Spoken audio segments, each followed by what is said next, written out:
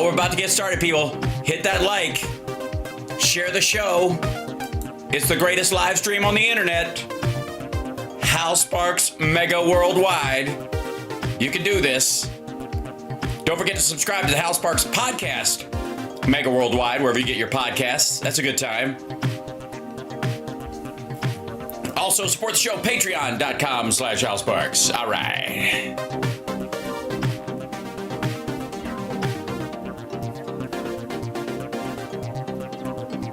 Once it was reluctantly aroused. It was hard to get it aroused, and it is hard to get it aroused, but we got it aroused. Michigan gave us Motang. I know words. I have the best words. No perverts. Stinks, Hillary. I hope they now go and take a look at the oranges. We've got entirely too many troublemakers here. Groovy.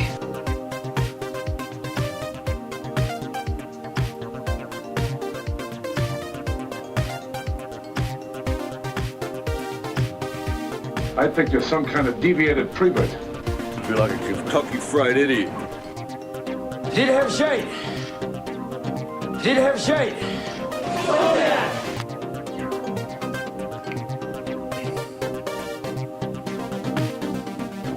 I'm just a happy camper.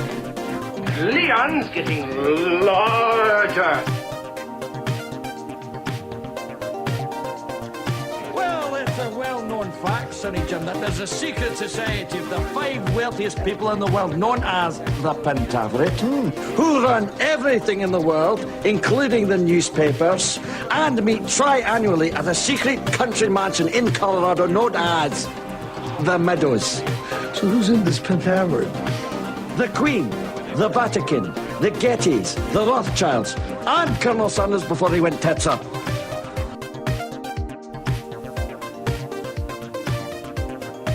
I am a HAL 9000 computer.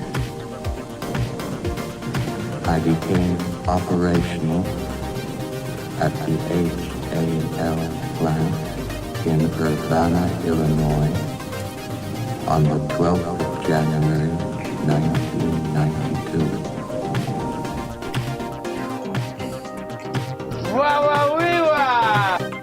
You lied to me.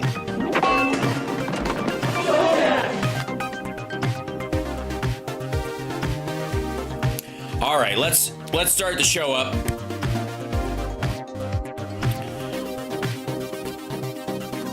Ladies and gentlemen, here we are. It's Hal Sparks Mega Worldwide. I'm your host, Hal Sparks, the most Hal Sparks you'll ever see. Now, it's annoying when people speak about themselves in the third person. One of the most annoying people on the planet does it all the time. His name is Donald Trump, and he's constantly calling himself Trump or referring to himself as Trump in the third person. And until such time as he is in the rearview mirror and that stupid trick doesn't seem to work anymore as some sort of mass hypnosis Jedi trick, I'm going to keep doing it. I'm Hal Sparks, and this is Hal Sparks, and I'm friggin' Hal Sparksin' all day long. And if you want some Hal Sparks, this is the place to get it. Like, subscribe, give a thumbs up, support the show, share the show out, and irritate the maggot in your life. Ladies and gentlemen, give the gift in this never-ending holiday season, obviously, which includes, I think, voting, Halloween voting, Thanksgiving, Christmas, New Year's, and then if you're really hanging in there, Valentine's Day. During that reason, if you want to give a great gift, share the show out. Annoy the maggot in your life by having it show up in their also watched feed, so they know that I'm out there and irritating the crap out of maggots everywhere. And I mean, my birthday was recently, passed on September 25th. And if you want to give me a gift personally, let me know when you vote. Vote early, bank your vote, make sure you voted so you don't have to worry about it anymore. You've done your civic duty. And then if just let me know. Just say, happy birthday, I voted. It's really terrific. And if you don't believe me, look how happy the chat room is. Look at these lovely folks. Look at the beautiful, wonderful people. Boston Brian's with us in the chat right now. He's also going to be on the radio with us tomorrow because Phil is traveling. So Boston Brian gets to do hour 2 with us tomorrow. Very exciting. it's a shame. It's a crying shame. It's a damn crying shame that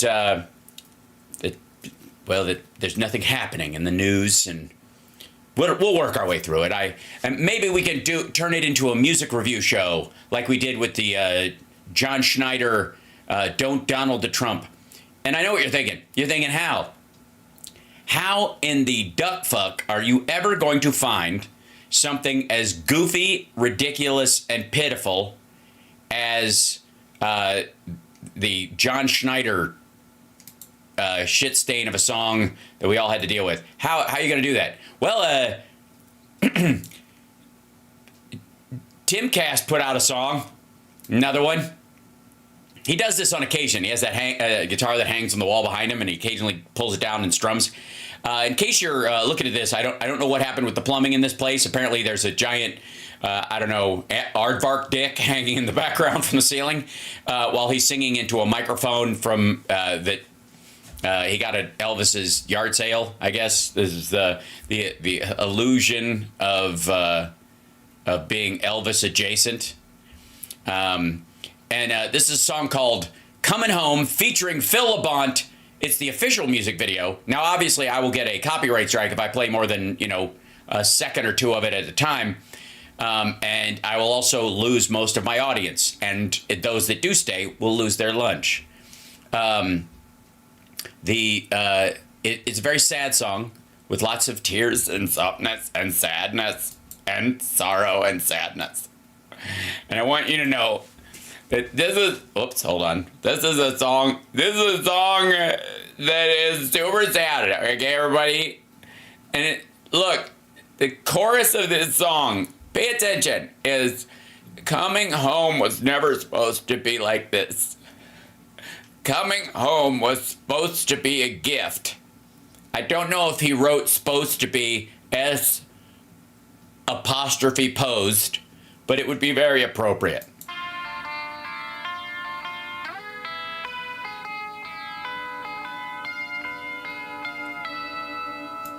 So far, he went through his guitar pedal and tried to find, where's annoying?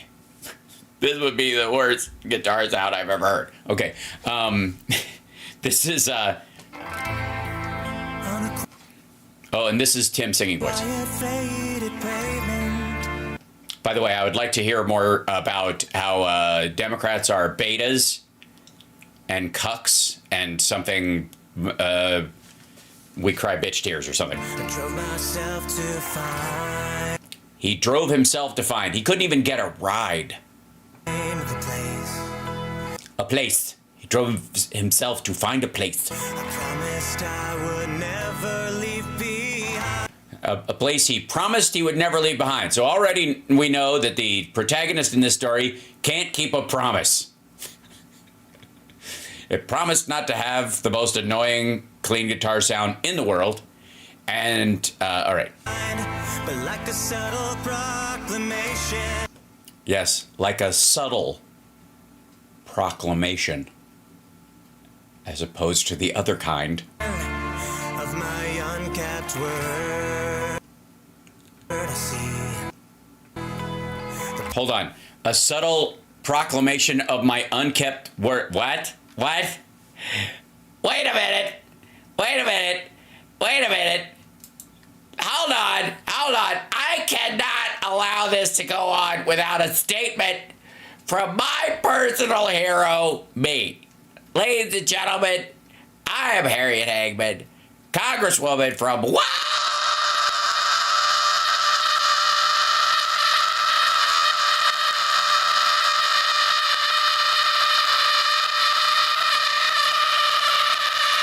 Wyoming. She introduced an anti-woke bill, and so we don't have more Bud Lights. And that's why the title of this is Anti-Woke Bills Introduced So Companies Don't Go Down Bud Light Road. By the way, Bud Light Road is in Wisconsin. I'm going to give you a couple of bill numbers that we've done. I'm a member of the Anti-Woke Caucus, and on September 18th, we passed Yeah. She's a member of the, he's a member of the anti-woke caucus. Everyone there dozes off. And let me tell you something. You might think that this lady is confused and upset, and more confused than upset about the anti-woke caucus is. But trust me, John Solomon knows, and that's why he's smiling like he's the only person in the elevator when he farted. HR 5339, and it's Protecting America's Investments from Woke Policies Act. What the purpose of this particular... The Protecting America's Companies from Woke... do we say the F? Woke Policies Act. Protecting America's It's particular bill is to make it so that companies are not forced to go down the Bud Light road, I guess. No, don't go down that Bud Light road. You'll never come back, ladies. Let me tell you, we would have a good old time. Hoot hoot! Yes, you'd say. And it allows our shareholders to not suffer the consequences of these investment policies based on ESG or DEI. That's terrible. So we're going to have the federal... This is great. The federal government is going to tell private companies how they can run themselves. What? We also have HR 3724. And that's a good one. I like HR 3724. It's got nice threads and a woody aftertaste. Woke Higher Education Act. Oh, no, not the Woke Higher Education Act. Let me guess. This handles universities that don't get federal funding. Again, trying to stop this woke nonsense from stop it! Permeating our universities and having real... Yeah, we don't want... Real quick, I don't want to interrupt you. Who am I on behalf of the people of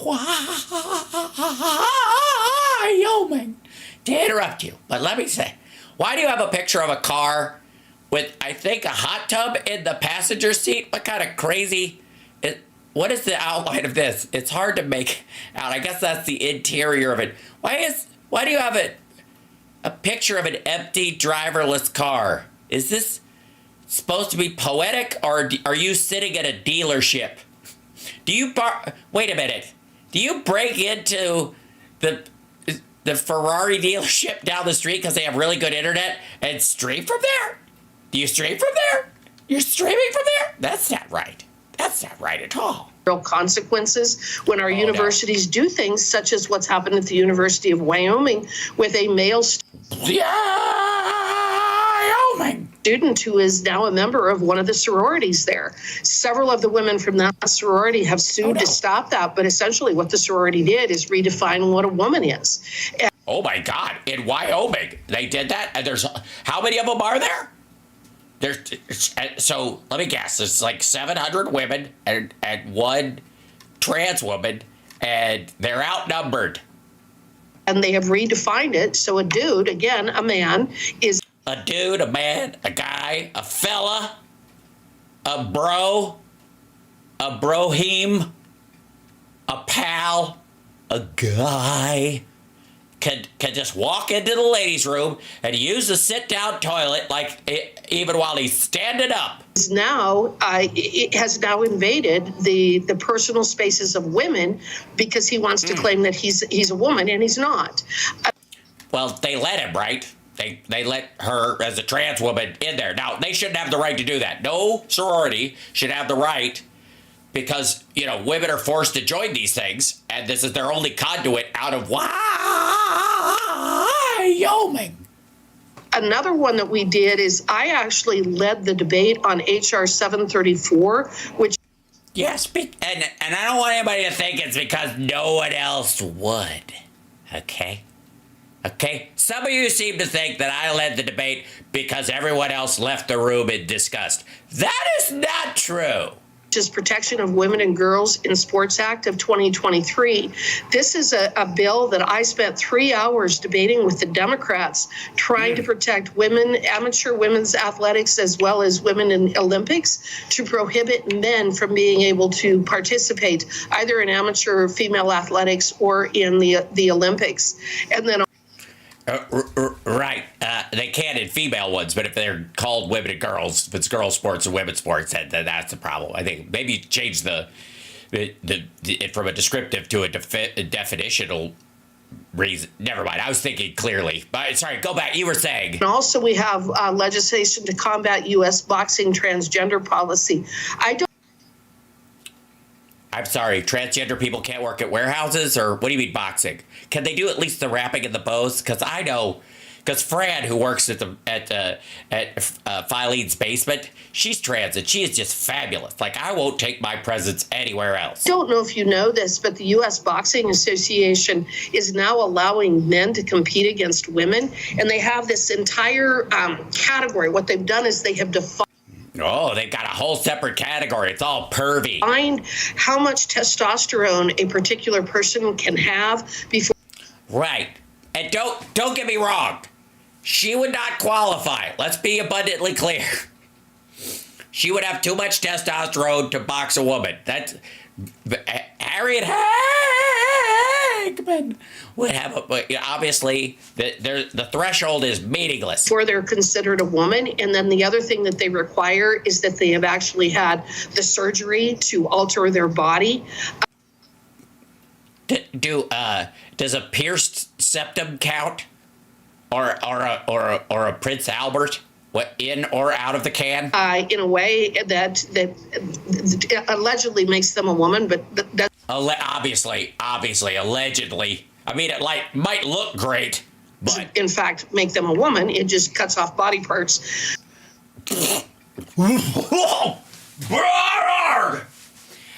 Sorry, I normally don't like to barf, and wow, big butt.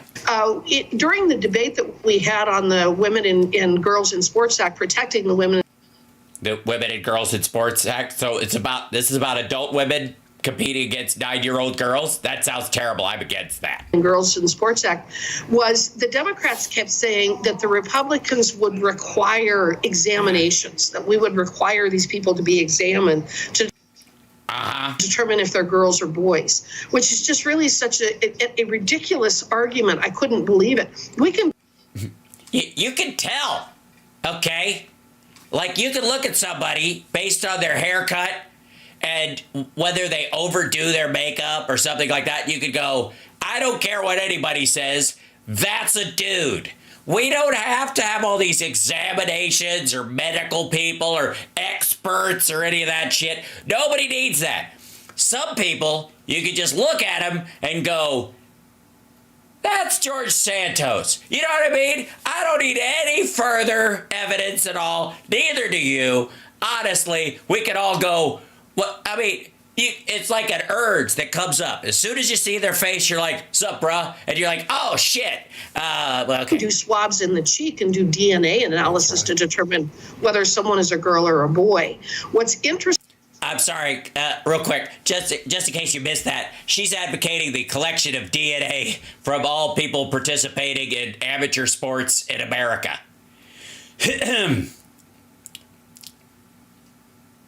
Yeah. Interesting is that because the Boxing Association is now allowing men to compete against. That's it. They just bail out on that. They're just like, fuck it. Oh no, no. We can't go to this because we have to go back to the Timcast song waiting for us, and it's so romantic. Can I just fast forward to the? So basically, the song is it's the story of a fella who promised he would never move out of his hometown, but apparently had to, because he had to go and seek his fortune to find this to win the hand of his lady love. I'm kidding. He just leaves for nondescript reasons. They don't really say. But when he comes back to visit or return, it looks like shit. And so they just filmed a bunch of empty, derelict buildings in an area where Tim does not live. I'm fairly certain this is supposed to be Tim in the future. I think it's the most accurate part of the whole thing. That's future Tim. And there's future Tim's car, and there's current Tim, and this is future Tim's house. And future Tim is very sad and crying through a wet window. Yeah, it's not supposed to be like this.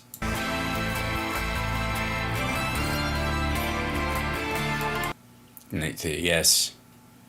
It's very sad strings. So sad. And I don't know if the story, none of the lyrics make sense. I listened to this song already, so because I can't play the whole thing, and I have to kind of know when I can show little pieces of it. But there seems to be no reference in the song that the person he's talking about came back home after going to summer camp and drowned or something.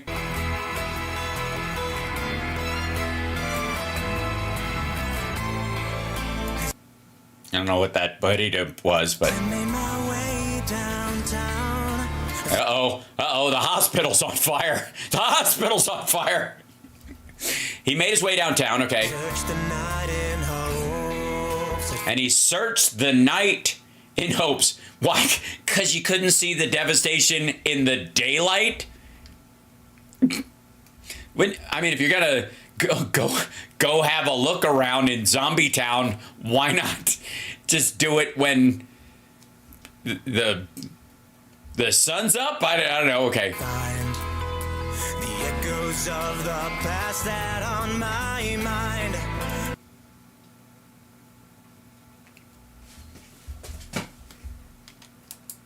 The echoes of the past that on my mind. Search the night in hopes to find. And hopes to find. The echoes of the past that on my mind. Oh, the echoes that the past had on my mind. The echo. So the past echoes on your mind, and we're using echoes as a past tense verb. Okay. But as every moment passes, yes, every moment. the hope within me fades. Yes, with every moment, the hope within him fades. And then he has to get hopeful again, just so more of it can fade. And then... Time, regret forms the words my tongue can find. Regret forms the words my tongue can't find. Okay. So you're having trouble with your pronunciation. I see. Did you slam your tongue in a car door? Or is this a bad time to find out you're allergic to fig Newtons? Or There's nothing left, just broken glass. that's that. Well, then I would definitely not walk around after dark in a town where there's nothing left but broken glass. So some of the glass survived, but the bricks and mortar, that had all got, obliterated? Okay, cool. Oh,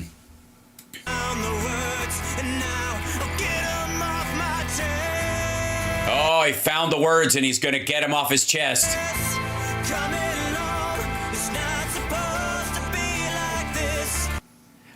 I see. Coming home is not supposed to be like this. It's you don't understand.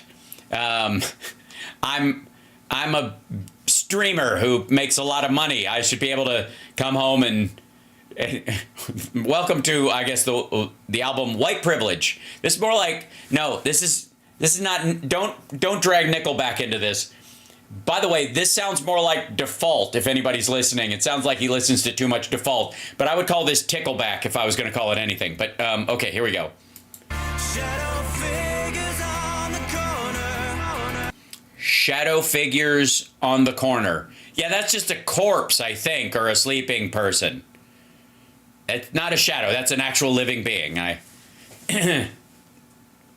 Not on the corner even. Looks seemingly in an alley, or maybe they dropped their keys. They're drunk coming home, and they're, you know, when you're hammered and you drop your keys and they fall into the dumpster, and you're like, motherfucker, and you're reaching under the dumpster to get them, and you start having flashbacks from one of the season-ending episodes of Walking Dead.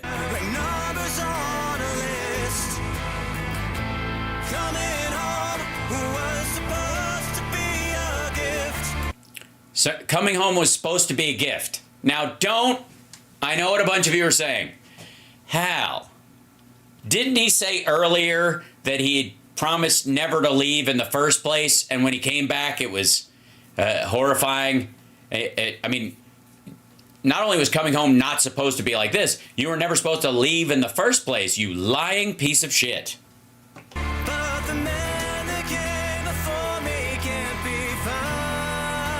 But the men that came before me can't be found. That's, I guess his Bukkake Club broke up.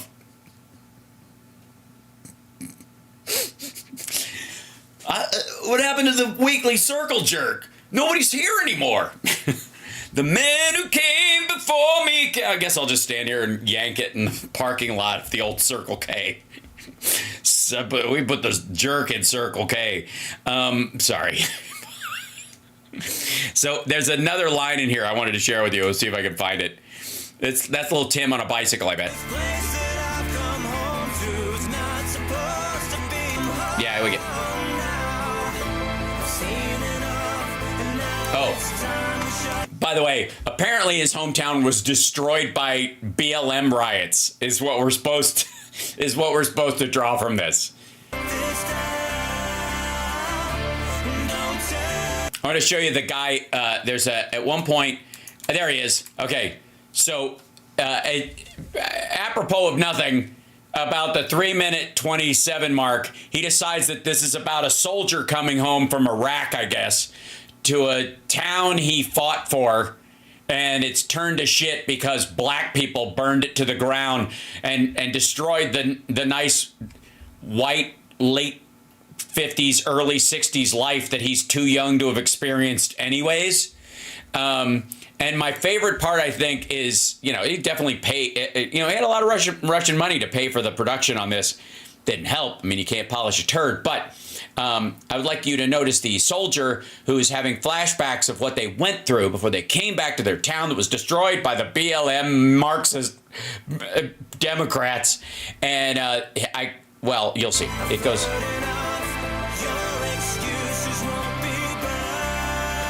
Yeah. So apparently, they almost died in the battle of collapsing drywall, while someone, I think, threw sand on them because they were fighting where there's sand.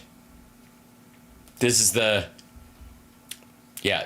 made up footage.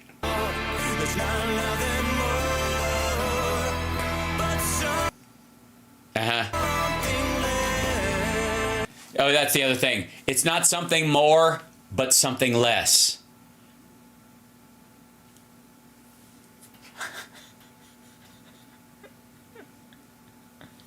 It's not supposed to be like this.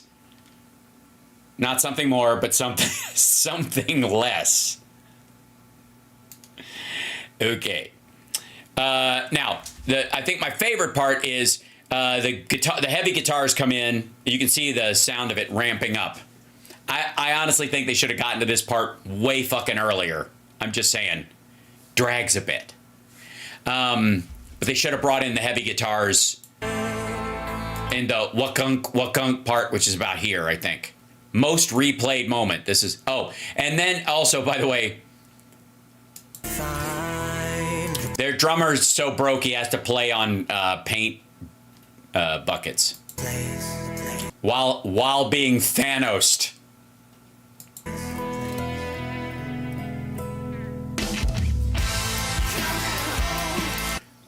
That guitar was so fucking hard it like broke the glass.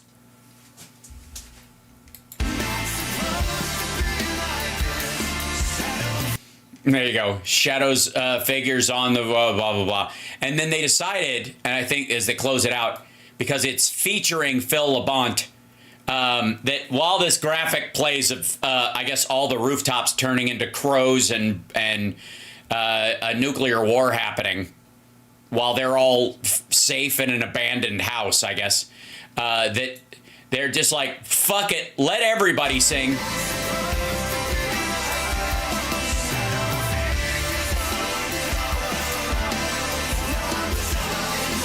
It's like not quite a round, but everybody Is this Scott Pilgrim? Yeah. So anyways, and then it gets very sad at the end. Yeah, and so here's the soldier that came home. Hold on. Trash House Records.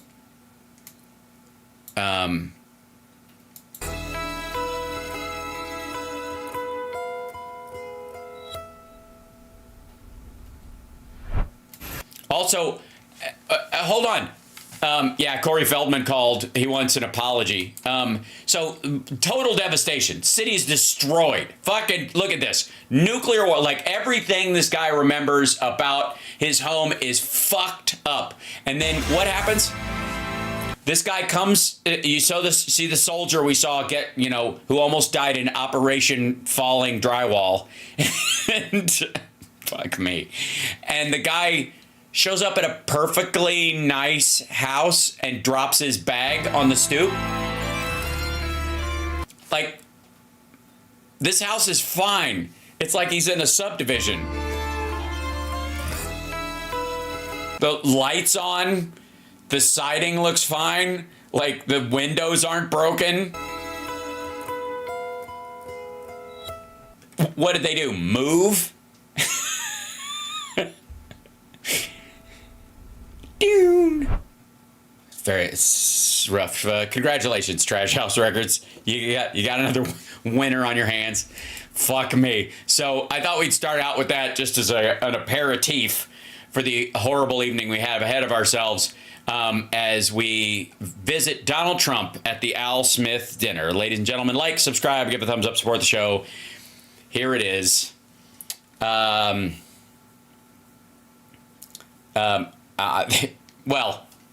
I've only seen like a half a clip of this online with the slices, the teeny little slices. So this is the full thing. Hi, folks. RSBN. If the president go away. Under no circumstances are you. Oh. This part I have seen. I would like to remind you of a phrase we constantly hear from Donald Trump, which is, "Isn't it nice to have a president that doesn't need a teleprompter?" How many times have we heard this asshole say that line? Think about it.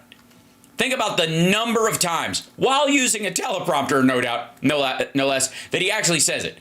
How many? Lots. Okay. Thank you, everybody. Well, thank you very much. It's an I'm just going to aim them towards my ears. I know how mics work. honor. And they told me under no circumstances are you allowed to use a teleprompter. And I got up here and I see there's this beautiful teleprompter. So here I am. Boo fuckity who? Everybody there thinks that's like his first joke. And is that Maria Bartiromo behind him? She looks like the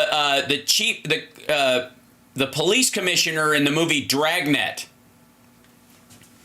with Dan Aykroyd and Tom Hanks. Check it.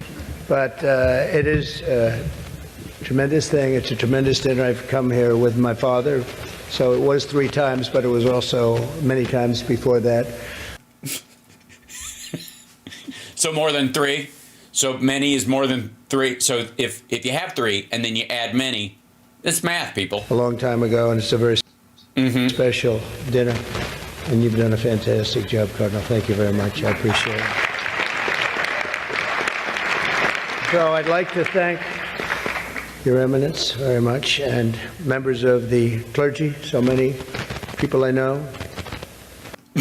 Uh-huh. Do you know them? Do you? Where? From Mass? From church? Speaker of the House Johnson.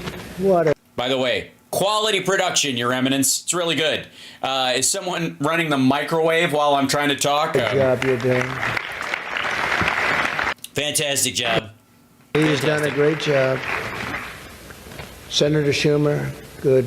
Yeah, I supported him. I don't know. He used to say that's true, and now I'm not sure he would, but I gave him his first check from an office in Beach Haven. Not true at all. And I was very proud of it. I don't know about lately. Now I was. It was his first check. No, it wasn't. It was your first check, dummy. And it probably wasn't even your fucking money. He was running, and I said, he's a good man. Senator Gillibrand, thank you very much. Thank you very much for working hard.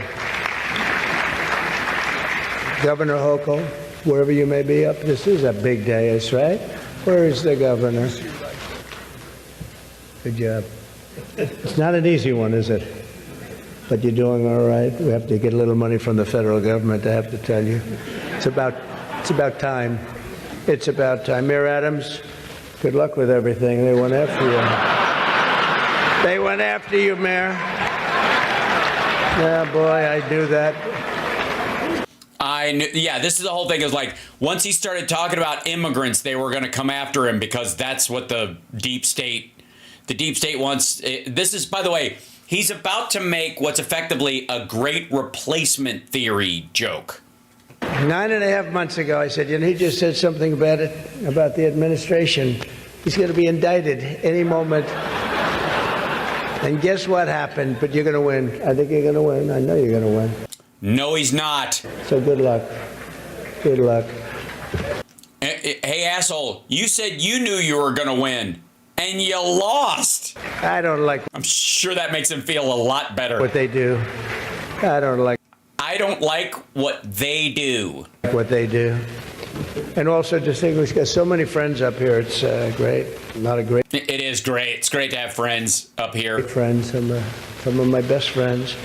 Oh, yeah? Like, for example? And you are right. They are distinguished and they are wealthy for the most part. A couple are having a hard time, but they're going to get over it. I also want to thank my very beautiful wife, and thank you for mentioning, but can you believe this? She did a book, and it's a really good book, and she worked hard on it, and it just became #1 on the New York Times list, so I think that's okay. That's not an easy thing to do, especially when your name is Trump and you're on the New York Times list. That must be selling like hotcakes. But thank you for mentioning. I appreciate it. Good job you did. It's a true pleasure to be with you this evening. Amazing pleasure. Okay, so far, awkward as fuck. Everybody, the audience is charitable. They want to laugh and they want to normalize this shit because they want to live in this kind of bubble that everything is the same as it always has been. Same as it ever was, but it isn't. And also, real quick, if I'm ever on a dais and I have some of my best friends are there, I will name drop at least one of them. And apparently it's a bunch, according to him. So you'd think you'd at least say 3. Doesn't, like, none of these people hang out with him. His wife doesn't hang out with him. Pleasure. And these days it's really a pleasure anywhere in New York without a subpoena for my appearance.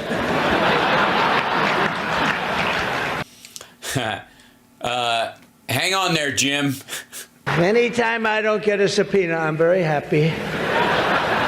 They've gone after me, Mr. Mayor. You're peanuts dear. Compared to what they've done to me. And you're going to be okay. But you're peanuts.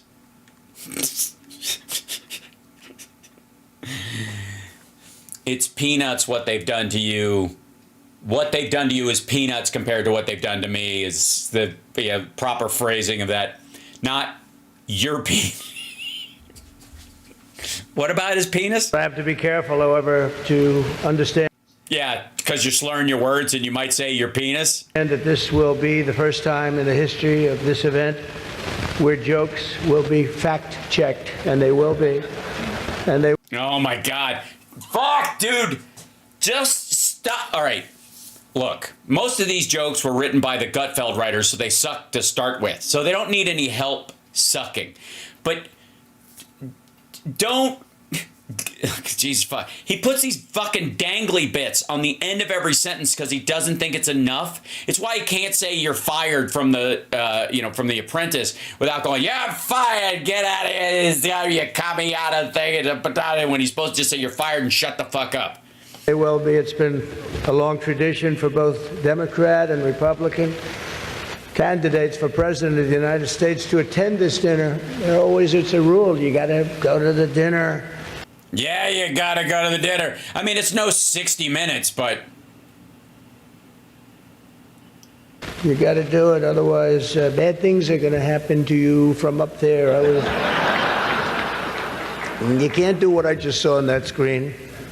But oh, by the way, she sent a video in because she's, her candidacy started 2.5 months ago, and she's on the road. So she's not coming to this thing, sitting with him and yucking it up in a fucking like formal gown with him in a fucking tuxedo, pretending he's normal when she's got a couple of weeks left to the election. Not gonna fucking happen. If this shit had started last year and she'd been campaigning since January or something, she probably would have been at this thing. My opponent feels like she does not have to be here, which is deeply disrespectful to the event and in particular to our great Catholic community. Very disrespectful.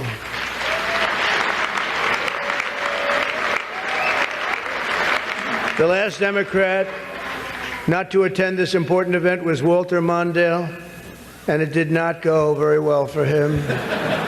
He lost 49 states and he won one, Minnesota. So I said, there's no way I'm missing it. Actually, it was not easy for me to get here tonight. Oh my fucking God. Gardner, I wasn't going to miss this thing, no matter, I didn't care. It's blocks from his apartment. I wasn't going to miss it, but that's true. Walter Mondale, 49-1. He was. Is it? So, hold on, let me mark that down. 49-1 Mondale. Got it. Okay. Is that true? Expected to do well. What? And it didn't work out. He doesn't know that's a joke. It shows Walter Mondale was not expected to do well. You there is a God. I mean, for those people that are questioning it. I understand the real reason that she's not here is she's hunting with her running mate, spending a lot of time hunting. In any event, it's a weird. You know the word weird. They call me weird. They call Jay. Oh, fuck you, dude. All right. First of all, the punchline that, if that's supposed to be a joke, that she's probably hunting with her running mate is like a slam that supposedly you don't have guns. Well, he does. Walls does hunt. And they both do have guns. But they just don't believe you need a fucking bump stock and a 100-round drum attached to your handgun for self-defense. So, again, and this dude can't even fire a gun. He can't actually own a gun in Florida or New York or California because he's a felon. Some states allow for it, I guess, but I don't know how the fuck. I guess you could be found with one and you won't be charged, but you can't buy one, whatever. And then he gets, anyways, it's weird, is all you have to say. And then reference they're weird, not you, whatever. But he can't do it without getting defensive. It's so fucking lame. Watch this. About a time hunting. In any event, it's a weird. You know the word weird. They call me weird. They call JD weird. Yeah, you're both fucking weird. This is weird. How you're talking is weird. We're very solid people. Saying solid as the counterbalance to weird is fucking weird. Normal, weird. That's like weird versus normal. Normal versus weird. That's not solid. You mushy fuck. This guy is calling us weird, but this was weird that the Democrat candidate is not here and with us tonight. No, it's unusual, stupid. It's uncommon. It's not weird. I want to also congratulate somebody's going to make us all healthy. RFK Jr., we love you. I don't see him. He's campaigning all over the place. He's campaigning. You're all over. Hello, you both. Nice to see you. Hello, you both. Hello, you both. Hello to both of you. Hello, Cheryl. I don't remember your name. Maybe he does. Maybe he remembers her name. You both doing a good. Nope. Good job. He's a great guy, too. He really is. He's going to make us a healthier place. We're going to let him go wild for a little while. Then I'm going to have to maybe rein him back. Because he's got some pretty wild ideas, but most of them are really good, I think. He's a good man, and he believes the environment, the healthy people. He wants healthy people. He wants healthy. Yes, he believes the environment, the healthy people. He wants healthy people. Jesus Christ. Healthy food, and he's going to do it. He's going to have a big chance to do it because we do need that. Okay, right now, I would like to send my thoughts and prayers out to Jim Gaffigan as a fellow comedian. Now, I don't know what Gaffigan's comedic brain synapses are like, whether he's a slow roller or a fast response guy. I'll give you an example. Jay Leno is often thought of as being kind of a soft peddler because of The Tonight Show, but in reality, he's actually super fucking quick, and he's got a very sharp sense of humor. He's got a really dickish, like Rickles-esque sense of humor when he unleashes it in a real comedy setting, in a real club setting, right? Very different from what he did. So I don't know if Gaffigan has that as well, because he's kind of seen as kind of a soft rolling family comic. But right now, just listening to this shit, I would be a twitchy fucking mess. I would be laughing my ass off. Would not have missed the Al Smith dinner for anything in the world. I still remember. Anything? Anything. It's a big fucking promise. I remember coming here as a very young guy with my father, Fred. He was a great guy, my father. You said the part about your dad earlier, before that you saw that in the notes, and then you couldn't stop it coming from your fucking eyes to bouncing off the back of your empty fucking skull and out your mouth. You've already done that part. He was a tough cookie, but he had a very big heart. He was, anytime we'd walk down yeah, for the white renters, sure. The street, and you don't see it too much anymore. There'd be people standing with tin cans. Oh, you mean when America was great originally? Back when America was great? The period you want to take us back to when it was great? Tin cans, and he would always take out. Yeah, you don't see tin cans anymore. Why is that? I don't know. Same reason there's not mercury in the welding seams of those tin cans. $100. Fucking aluminum, am I right? And put it in that can. And I always thought it was beautiful. And frankly, I even think more so now it was beautiful, because nowadays you don't see it so much.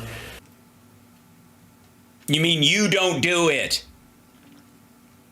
Your dad used to give to poor people when he saw them on occasion. It stood out to you as an important moment, but you don't do it. This motherfucker can't run a charity in New York State. But I miss him, and we used to come here very religiously.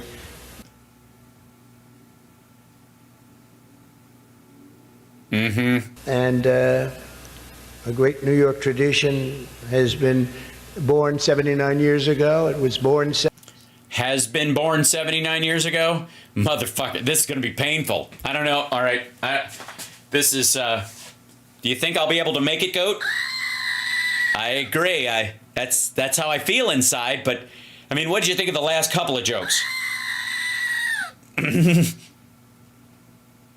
Should I get started again? I know. I feel the same way. All right. 79 years ago, and there are some people that were here for almost that length. I know many of them. By the way, look at Bloomberg. He's like, fuck. And it's not a pretty picture. Not a pretty picture. The two candidates for president. Well, there's somebody there who's like 90 years old, and he's like, ugh. She's totally unfuckable. Are supposed to exchange. Right, Your Eminence? Jesus Christ. Exchange good-natured barbs, and we get along very well. I didn't like Biden very much, and now I like him quite a bit. And now I say that she's much worse than him. He was a much better candidate than her, actually.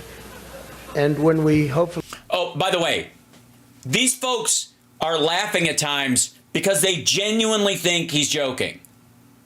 That laugh, when, I used to not like Biden, now I do. They think that's a hilarious, he's being sarcastic and ironic. He's just saying something sad and kind of a dig at her. He doesn't actually like him, and he doesn't actually mean it as a joke. He's just being a dick. Hopefully win, dispose of her, I like her a lot. Dispose of her. But right now I can't stand her. It's true. I can't stand. I've never liked people that I was competing against. When you do, a lot of bad things happen.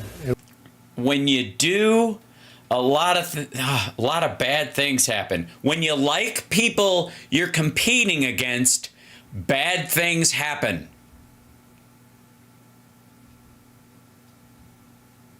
And we are doing well. By the way, the votes are starting to come in. You got to get out and vote. And Catholics, you got to vote for me. Just remember. You better remember I'm here. And she's not. I could have done that too. But you do. He regrets coming, by the way. He feels like she ditched out and left him there to feel like an asshole. He hated this. And I'll show you, because he's on Fox and Friends the next morning. We'll do that after this. Something that's incredible, the Catholic Church, you're helping the poor, educating children, and supporting the vulnerable. But if you really... Something my dad used to do whenever he would see a tin can, but you don't see a lot of anymore because I raised my sons just like my dad raised me, to not give a fuck. I wanted Vice President Harris to accept your invitation. I guess you should have told her the funds were going to bail out the looters and rioters in Minneapolis, and she would have been here, guaranteed she would have been here. Guaranteed. She would have been okay. She would have been okay with that. Yeah, that's supposed to be a joke, and it's just a shit dig, and that's why he gets like 3 whistles from the psychos that are there, like Boris Epstein and fucking like Kash Patel and those motherfuckers. That's who's yelling that stuff. But I know this isn't my normal... Everybody else is like moaning, or they're just sitting still. Look at this up here. ...normal crowd tonight, because it just isn't. It's not my normal crowd. Believe me, my normal crowd is younger, has a lot more energy, but you have certain advantages too. Also, Maria Bartiromo just took a picture of the back of his head. Like cash, lots of cash. But many of you are Manhattan liberals from the media and the Democrat Party. I always say the Democrat, you know, Chuck doesn't like that. He likes Democratic, and it sounds much more beautiful, the Democratic Party. I always say the Democrat Party because it sounds worse. Right, we know. You don't even understand the fucking words. It is true. He likes Democratic. Why don't they just change the name? This way, you know, it is Democrat. No, it isn't. It's the Democratic Party, and the people are referred to as Democrats. In the plural. We're not the Democratics. But I must say I was shocked when I heard that Kamala was skipping the Al Smith dinner. I'd really hoped that she would come, because we can't get enough of hearing her beautiful laugh. She laughs like crazy. We would recognize it any place in this room, and all polls are indicating I'm leading big with the Catholic vote. Jesus. Okay, so the joke was we would all love to hear her laugh or some shit like that. That's a Gutfeld kind of joke. And he couldn't leave it alone. He's got to fucking hang all these ornaments on everything and blow the joke. It's fucking brutal. Like that's why I said this morning, he didn't tell jokes at this thing. He passed them like kidney stones. As I should be. As I should be. But I don't think Kamala has given up yet. She hasn't. Instead of attending tonight, she's in Michigan receiving communion from Gretchen Whitmer.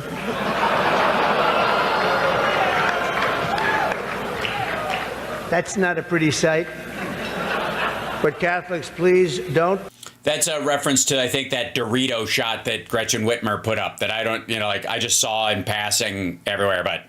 Be too insulted by Kamala's absence. If the Democrats, he says, thank you very much, I appreciate it. Wait a minute, what did he say? I couldn't hear what the guy yelled. If Democrats really wanted to have someone not be with us this evening, they would have just sent Joe Biden. And he says, thanks. But Catholics, please don't be too insulted by Kamala's absence. If the Democrats, he says, thank you very much, I appreciate it.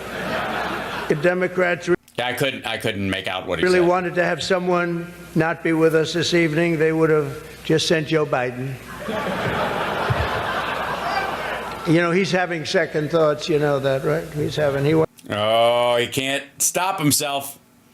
He's got prepared remarks, and everything turns into a fucking podcast with this dummy. Wants to come back. If she does any worse in the polls, they're going to bring him back again, I think. Chuck, he's going to do it. He's the one that got him out. That's the guy. That's the guy. Much more so than Crazy Nancy, I will tell you. Because I know him. He did it. Joe is almost... By the way, these people think these are like written bits or something when it's just him being an asshole. Disappeared from view. The only way he could be seen less is if he had a show on CNN. They had nothing. They've got nothing. Fake. These are the jokes that would have been at the correspondence dinner if he had the guts to show up to News, that. right? Fake. That term wasn't good. You know, they say that term is no longer in vogue because it's much worse than fake. I don't want to tell you what the real name is. I won't do it because all those cameras would shut off immediately. They don't like that. But apparently Joe didn't think it was fair for me to have the podium to myself with Kamala skipping the event. So he called, looked at me, and said, "Don't." Does anybody understand that? Yeah. I thought it was actually very good until just now.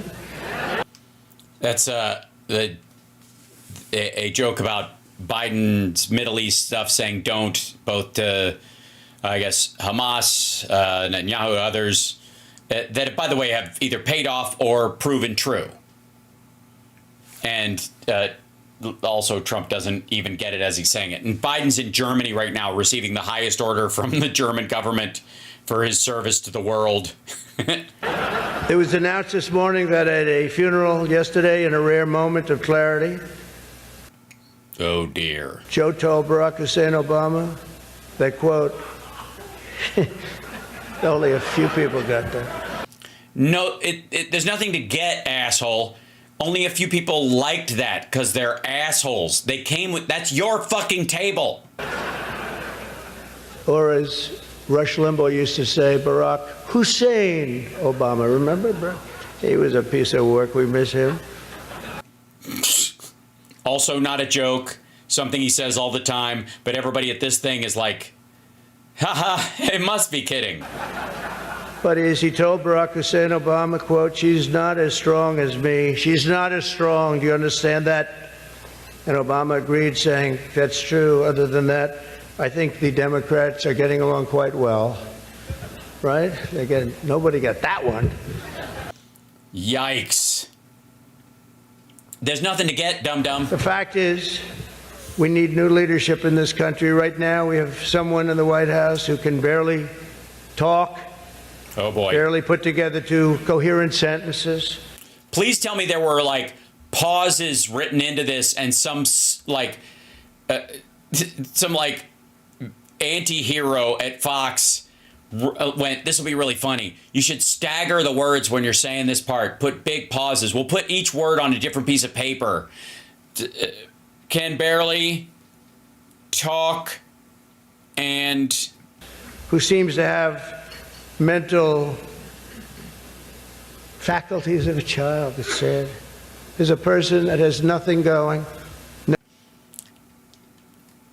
Yeah, if you're gonna mock someone's mental acuity, don't, I guess, deliver the joke as if you're having an ischemic stroke yourself. No intelligence whatsoever, but enough about Kamala Harris. Let's get on to something. I know Kamala's word because she spends a lot of time complaining. I won't agree to another debate. But the truth is I've debated twice this year, once against Joe Biden and once against David Muir of ABC. That was amazing, 11 times. None for the other side. Do you think that's fair news? I don't think so. That's fake. Okay, 11 fact checks, I think, is what he's talking about. And by the way, he's doing pretty good because it was like 29 to 32 lies, depending on how stringent you want to be, and he only got fact check 11 times. I don't know what's going to happen 3 weeks. You can get yourself a Trump combat knife, just like the one Ashley Babbitt had in her bag. From now, it's going to be very interesting. It just started. It's actually, isn't it sort of exciting?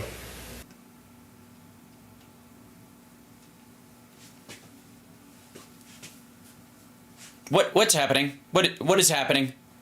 How hard is this shit? You're supposed to get up there, have like fucking 15 minutes worth of jokes, be off the cuff about a couple of things, nail it, and fucking stick the landing. Right? It really, isn't it just exciting what's going on? It is exciting. We're never going to have to deal with you ever fucking again. And the next time we see Trump all over the news, it'll be because he's facing another trial. He can't afford, his lawyers have quit, and he's fighting it on his own. And he started to pull a Weinstein where he comes into court with a fucking walker with tennis balls on the ends.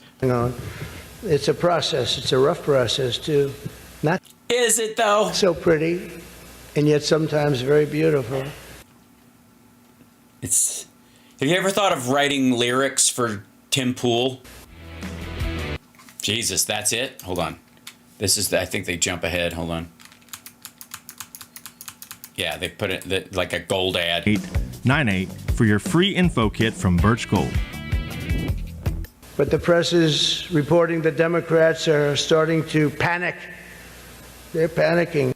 Really? Was panic in all caps underlined in red text? They are panicking because... Are they? The votes that are coming in very, very strong a certain way. Yeah.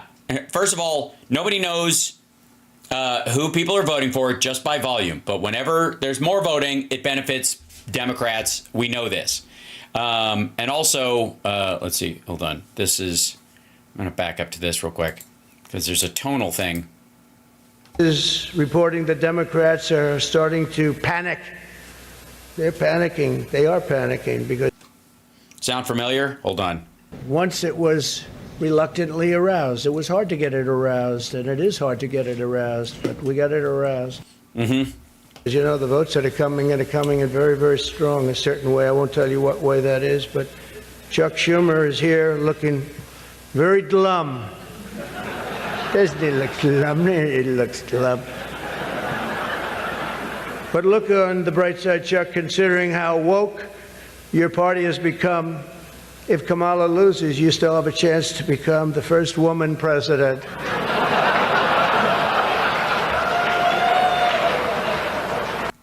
Nothing like an anti-trans slam in front of the Catholic Archdiocese of New York. And I actually said, do you mind if I do that?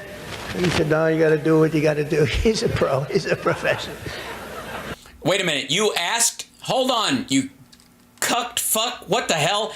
Let me get this straight. Donald Trump, maggots, explain this to me. Donald Trump asked permission from Chuck Schumer to do that joke about him. Like he came up and cleared it with him. A, like this is a fucking show. B, like Schumer would give a shit. And C, like Donald Trump has to ask permission to make an anti-woke joke? Like he fucking stuck his toe in the water. He tested the temperature. He licked his finger and stuck it in the air to see which way the wind blew. What are you talking about? Nah, he's a good man, actually. I hate to say it. Jesus. Don't ever use it against me, please. They'll say, this dinner was really setting me back when I say that. But I've known him a long time. There's a group called White Dudes for Harris. Have you seen this? White Dudes for Harris. Anybody know? Are some of you here? White Dudes for Harris. Doesn't sound like it. But I'm not worried about them at all because their wives and their wives' lovers are all voting for me. Every one of those people is voting for me. And as you may have seen, Kamala did. He doesn't understand the context of the joke. Every one of those people are voting for me. He just means two is more than one. Really. Listen to how he responds to that joke. So everybody else is laughing at it because it's just a joke. It's a written joke, whatever. It's a cuck joke. And it's very common on the right. And it's been around for a long time. Like, it's not even new. But watch how he responds to it. Like, he doesn't understand the concept of the joke. He just knows that he just said two people are voting for him and one person is voting for Harris. All voting for me. Every one of those people is voting for me. And as you may have seen, Kamala... See, he doesn't even understand it. He does not know what the joke he told was. Did an interview on Fox News yesterday. It went so poorly for her that the Democrats have been forced to install another 100 drop boxes throughout the city. And the upside really is Kamala now sees the benefit of... If it went very well, wouldn't voting be down and therefore fewer? What he means is the drop boxes are so they can cheat. That's it's a low-res 2020 joke. Deportation. She wants to deport people. She's vicious. She wants to deport people, and she wants to start by deporting Brett Baer, Fox. It's an interesting interview last night. Huh? A major issue in this race is child. God damn. Like I have to say, what he lacks in total commitment, he gains in monotonous misunderstanding of what's written on the page. Child care, and Kamala has put forward a concept of a plan. A lot of yeah, I wouldn't draw attention to those words. People don't like it. The only piece of advice I would have for her in the event that she wins would be not to let her husband Doug anywhere near the nannies. Just keep him away. That's a nasty one. That's nasty. I told these idiots that gave me this stuff, that's too tough. But you said it. You said it. I'm sorry. So this is how it works. You have to say anything that's put in front of you, even if you don't like it. But you're the greatest leader, MAGA is blah, blah, blah. Right. Oh, I did. You know, they told me the last time I did this, I was running against Crooked Hillary. And, I mean Hillary. No, I was running against Crooked Hillary, and I did it. And I thought it was a roast. So I was told it's a roast. And I had the meanest guy you've ever seen write stuff up. And, man, was the room angry. Even the Cardinal remembers. I went overboard. Don't you agree, Cardinal? It was, like, terrible. And I knew I was in trouble around midway through because, you know, people had not, even my own side was angry at me. They were saying, it's too much. But I did it anyway. I didn't give a Hold on. I didn't even give a shit? Around midway through because, you know, people had not, even my own side was angry at me. They were saying, it's too much. But I did it anyway. I didn't give a Campaigning can take a toll on a family and family life, although I hear that Kamala and her husband carve out some really beautiful alone time at the end of the day for an intimate dinner, just Doug, her, and the teleprompter that she uses quite well. Dude, you just made a point that you weren't allowed to use the teleprompter. That honestly, the teleprompter is his issue. It's no one else's. And by the way, she wouldn't have liked this tonight if she was told about no teleprompter. I can't believe I saw a teleprompter. They said they've never had a teleprompter in the history of this dinner. I told that to the Cardinal, right? And then a teleprompter pops up for, he must be a very important comedian to get that. They give you one, but not me. How about that one? Huh? Come here. Yeah, and you did a good job. Tradition holds that I'm supposed to tell a few self-deprecating jokes this evening. So here it goes.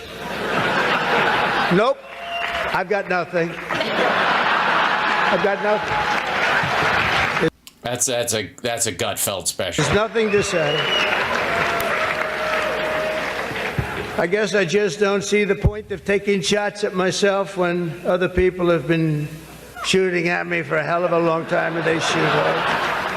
You know, they say about presidents, they say that Andrew Jackson was the... Oh, wait. Okay. So somebody wrote that in there as a joke about the assassination attempts. And he seems to have blown right past it and not recognized that that was what it was a reference to. That it's just being treated like shit. Boo fuckity who. President that was the most meanly treated. His wife. Meanly treated. Was he? Was he treated around the mean? In terms of average? She died of heartache. She was heartbroken at the way they treated him. And they say that second was Abraham Lincoln, but he was in charge of the Civil War, you know. He was in charge of it. Yeah, they had a vote, and they said, who wants to be in charge of the Civil War? So But those were the two, Andrew Jackson.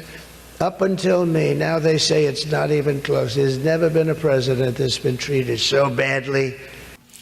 Catholics might remember Kennedy, considering his nephew is sitting like 5 people behind you on the dais, and that guy's father was killed when he was running to be the Democratic president.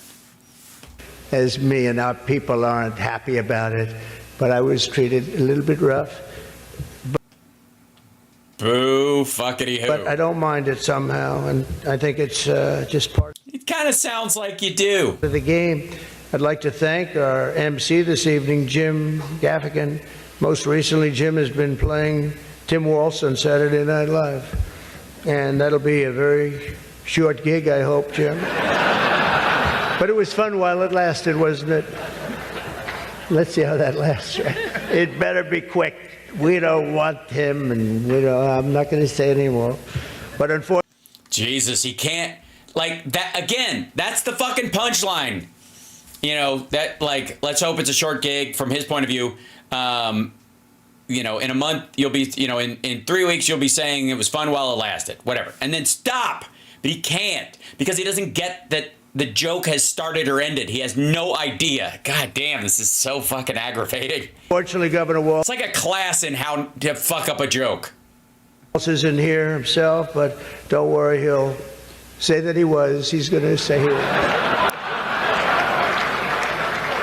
I used to think the Democrats were crazy for saying that men have periods, but then I met Tim Waltz.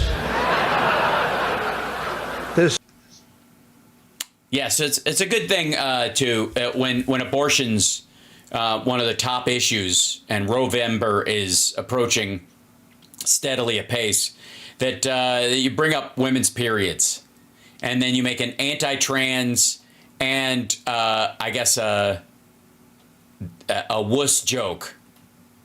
stupid show, The View, is so bad now that the other day I was watching it and thinking to myself, you know what? They really need to bring Rosie O'Donnell back. That show is bad. Those people are bad. Fuck me. Rosie O'Donnell back. Shut up. Like, this is like, you could tell as a comedian, this is bugging the as a writer, as someone who has written jokes for other people, for stand-ups and for television shows. Like when somebody gilds the lily, when they fucking add their little barnacles on the fucking lip of the whale, you're like, shut up. Just say the punchline and wait. Wait, he has no patience for anybody because he does not know where the joke is. I know every one of them, and they are bad news, I want to tell you. And it doesn't do very well either. I always like to say, you know, ratings are very important. When they don't do well, it doesn't do very well. God damn. As I look around the dais, I see all of the usual suspects. By the way, he seems to be worried about Trump right about now. Like, he literally is like, are you stroking out? I've seen a lot of this in person. Are you possessed, perhaps? For instance, Mayor Adams. I'd like to poke some fun at Eric, but I'm going to be nice. I just want to be nice because I know what it's like to be persecuted by the DOJ for speaking out against open borders. We were persecuted, Eric. I was persecuted, and so are you, Eric. Please tell me this is a setup. The mayor's dietary restrictions are well known, but I've got to say I've never met a person who's a vegan who liked turkey so much. Vegan. He's a vegan, is he? Is that one of the races on Star Trek in the season that I missed? A vegan. Fuck me. Something about him with turkey. I just found that out today. You know, I haven't been in New York that much. What? Don't let it, but you're going to win, Eric. We have another former New York City mayor with us. Yeah, you know what? There's no other jokes to be made there, and that pretty much fucking nailed it. Something about he eats turkey while he's a vegan. Or a vegan. Frankly, easily the worst in our history. And it's not Michael, that I can tell you. But he means Bloomberg, who is on his phone, by the way. And whoever the lady sitting next to him is, she's fucking been over this. She's not looking back. She's just like, she's got this kind of like look on her face like, is he still there? I'm surprised that Bill de Blasio was actually able to make it tonight, to be honest. He was a terrible mayor. I don't give a shit if this is comedy or not. He was a terrible mayor. He did a horrible job. That's not comedy, by the way, that's fact. But unlike the rest of New York, at least Bill doesn't have to worry about the criminals. They owe him big. He let them get away with a lot of stuff. Well, I'd better wrap up because Mayor Adams... Motherfucker. Okay, so that was the joke, as I can find it, is that de Blasio is a terrible mayor, but he doesn't have to worry about criminals, I guess, assaulting or robbing him because they owe him, because he let them out of jail. Is the theory behind that joke? And I honest to God can't tell you how it's written on the page, because it seems like he picked pieces from how it might have been written about how they owe him and just fucking blew it worse than any of the other ones because he's still mad. He's got a chapped ass about de Blasio. Adams told me earlier that I needed to make this one very quick, especially the city has reserved this room for a large group of illegal aliens coming in from Texas. That's right, they've reserved many rooms, a lot of rooms, too many rooms. A lot of rooms, too many rooms, lots of rooms, rooms, as far as the eye can see, rooms. I see the rooms. The horror. But in all seriousness, it's... That was serious, asshole. There was no joke there. You're just being a dick. It's an honor to be here. You're a serious dick. Here to support the city and the community. It's a great... To support the city and the community in their bullshit attempts at charity for asylum seekers. What the fuck, Catholics? Honestly. What's this whole bring me your tired shit? Community that I love. I've been here a long time and I love it. And then it's going to make a big comeback and I'm going to help it make a comeback. I'm going to... Maria, by the way, Maria's like, I made it through. She's treating herself with a giant slug city of and the community. It's a great community that I love. I've been here a long time and I love it. Up. And then it's going to make a big comeback and I'm going to help it make a comeback. I'm going to win. Nail it, Maria. Just like, literally in the middle, she goes, caught herself falling asleep and went, okay, something to wake mommy up. Oh. And I'm going to make a comeback. We're going to turn this thing around. And I want to pay tribute to a really incredible man, a man who was a tremendous politician. And actually the fact that he was Catholic it probably did him in, right? It probably, nobody knows for sure. Nobody knows. I just don't know. I'm guessing he's going to say JFK, but honest to God, I'm so fucking creeped out by this. What the? But he was a great guy, Al Smith. Great guy. Oh, Al Smith. So he was done in because he was Catholic. I see. Everyone says it. Happy warrior. I've said before that Al... Happy warrior. That's what Walls is called. Trump has no idea. Say it again. I'll say it again as many times as I have to, directly to the mayor and the governor. If I have the honor to be elected next month, we're going to see what happens. It's happening so fast, but if I have the honor, I look forward to working together to make this city greater than ever before. We're going to do that. We're going to be focused on our work with the governor.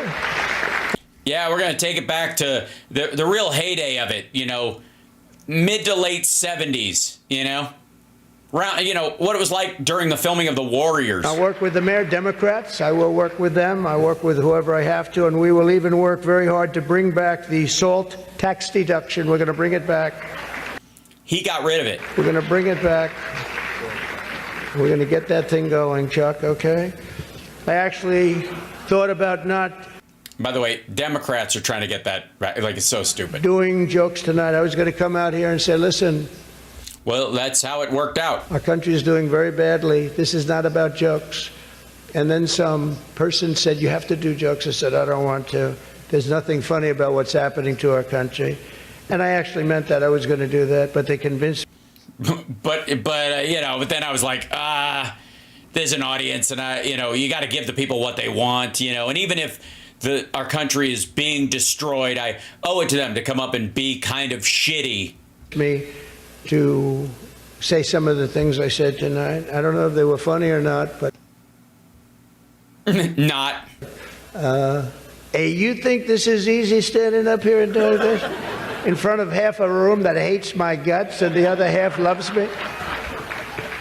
Half of us love me. Well, maybe it's, I think 75% love me. But nope. Also, wouldn't that mean that the inversion is true for Gaffigan, right? For Jim Gaffigan? Jim Gaffigan? Right? Would it be just as hard for him, if not harder, because your side is fucking mean? I actually do. I did think about that, and our country is doing very badly with respect to its open borders and inflation, crushing things happening in the Middle East. And yes, crushing things happening in the Middle East. Yeah, but I guess boohoo for Yahweh Sinwar. Ukraine, it's so sad to see what's happening in Ukraine. Wow. I had a lot of people very religious people come up to me tonight from Ukraine, and they're asking me for help. So. No, you did not. Not fucking at all. Not once. Nobody from Ukraine came up to you and asked you for help with the Ukraine situation. What the fuck? So sad to see so many people have been killed in Ukraine, and we're going to get it. We're going to get it settled up if we win. As I'm settled up, yeah. We'll divide the check. We'll go halvesies. President-elect, I'm going to get that done. I'm going to do it before we ever get back. We have to get it stopped. Too much killing. It's killing, and all of those cities are coming crashing down. Those beautiful golden domes are crashing down on their sides. They're so sad to see. The whole thing is so sad. So we're going to be, for all those people, there's so many people came up to the dais, and religious people from Ukraine, and I'm going to say, and I told them, don't worry, we're going to... Like, literally, they're going, who? I've been sitting here. Who the fuck is he talking about? Get it stopped. It's too bad it ever started. It should have never started. It wouldn't have started. But... total silence in the room. We're going to have our country respected again. We're going to make sure that it's respected, and we're going to go out and do very good things for ourselves as a country and for the world. These are challenging times for our beautiful USA, but I'm committed to working with every partner here in New York. God damn. It's like a dude giving his own eulogy. It's like they playing a tape. Like, if you're watching this, I'm already dead. And all across the nation to build an America that once again is strong and safe and proud and prosperous and free. We're going to make sure. Yeah, MAGA, MASA, MAFA, MAPA, whatever the fuck. Together we can create a future defined by great ambitions and grand achievements that once again inspires the dreams of our children, brings... But yeah, by the way, he's in 8th grade book report mode now, which is, under normal circumstances, the funniest part of his entire remarks. That whole, 8th grade shoulder... And in the middle of Tom Sawyer, they made a raft, and the raft was floating just fine until the engine showed up, and then the raft fell over, and I didn't read the rest yet. I'm gonna go home. Back the American dream. You don't hear about the American dream anymore. We're gonna make it possible for them to have the American dream. This is a very religious evening to me. It really is. It represents... Sorry, this is getting annoying.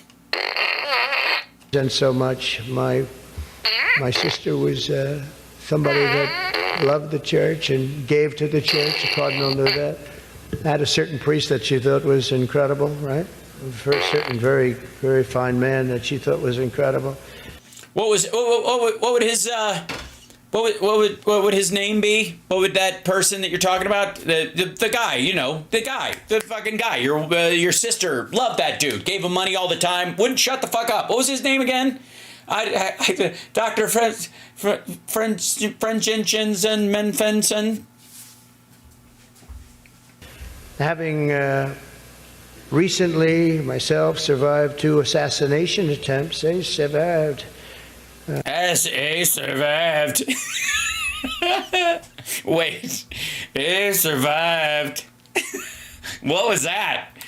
Wait, having recently survived 2 assassination attempts, he survived. And that she thought was incredible.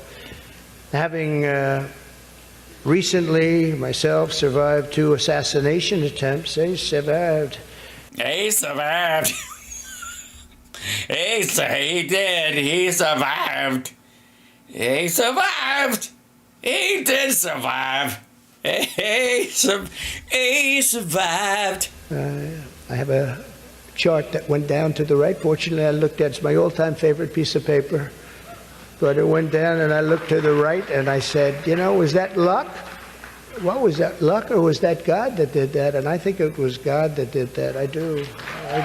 Really? You think God was like, you know what? I feel like I want to kill that firefighter, but it wouldn't be fair if I didn't nick Trump first.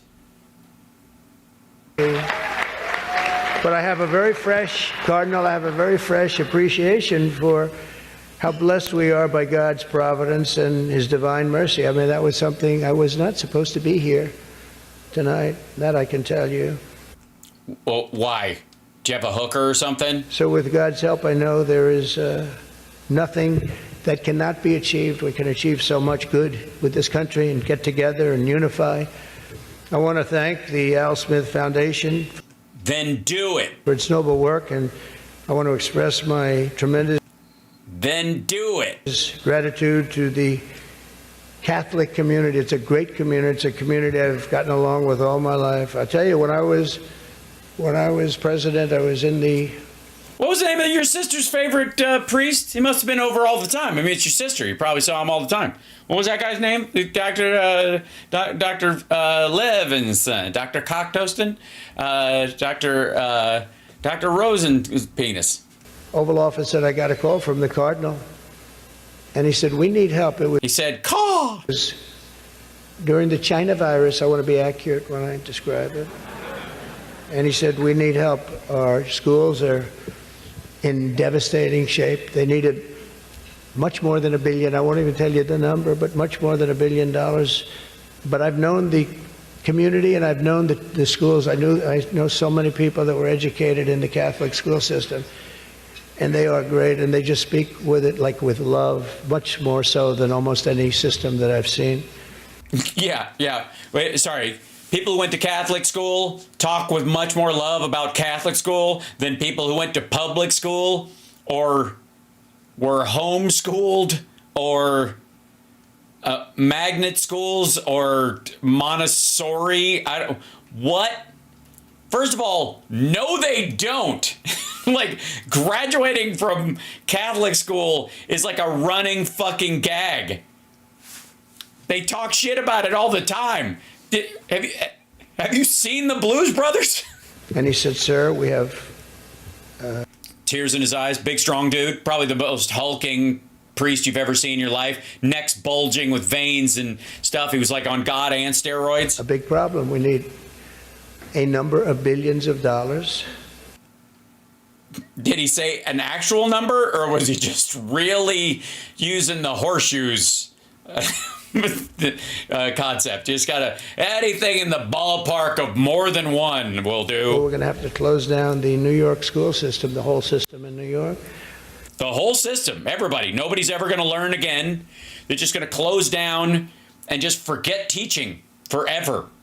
And they'll never be able to reopen it because what do you expect, God to help? And I said, give me 15 minutes. I think I can find it. And we gave him billions of dollars. And you know what? He stayed open, and they thrived. And to this day... This is one of those things where, like, I bought your vote. This is like, you farmers better vote for me. I gave you a bunch of taxpayer money. I hear you did just about the best job there is in education. So, just about. And that was always an honor. That was always. And every time he sees me, he says, "Thank you very much." I said, "I know what you're talking about, but we work together." Do you? We were a good partnership, right? We got that money in about 15 minutes. Yeah, from Chuck Schumer, the Jew sitting next to you. What the fuck? Billions, and it was put to very good use. But I just want to thank everybody. This is a special evening.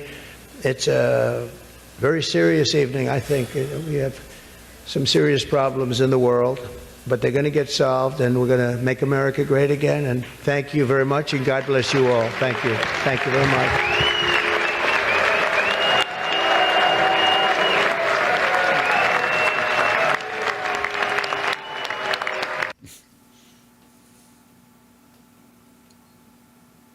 Bloomberg and the lady with him, I don't know her name or who she is, not standing. These folks over here, especially the women, not standing. We'll see if Cheryl Hines stands up. Yep. She's taking her time, though.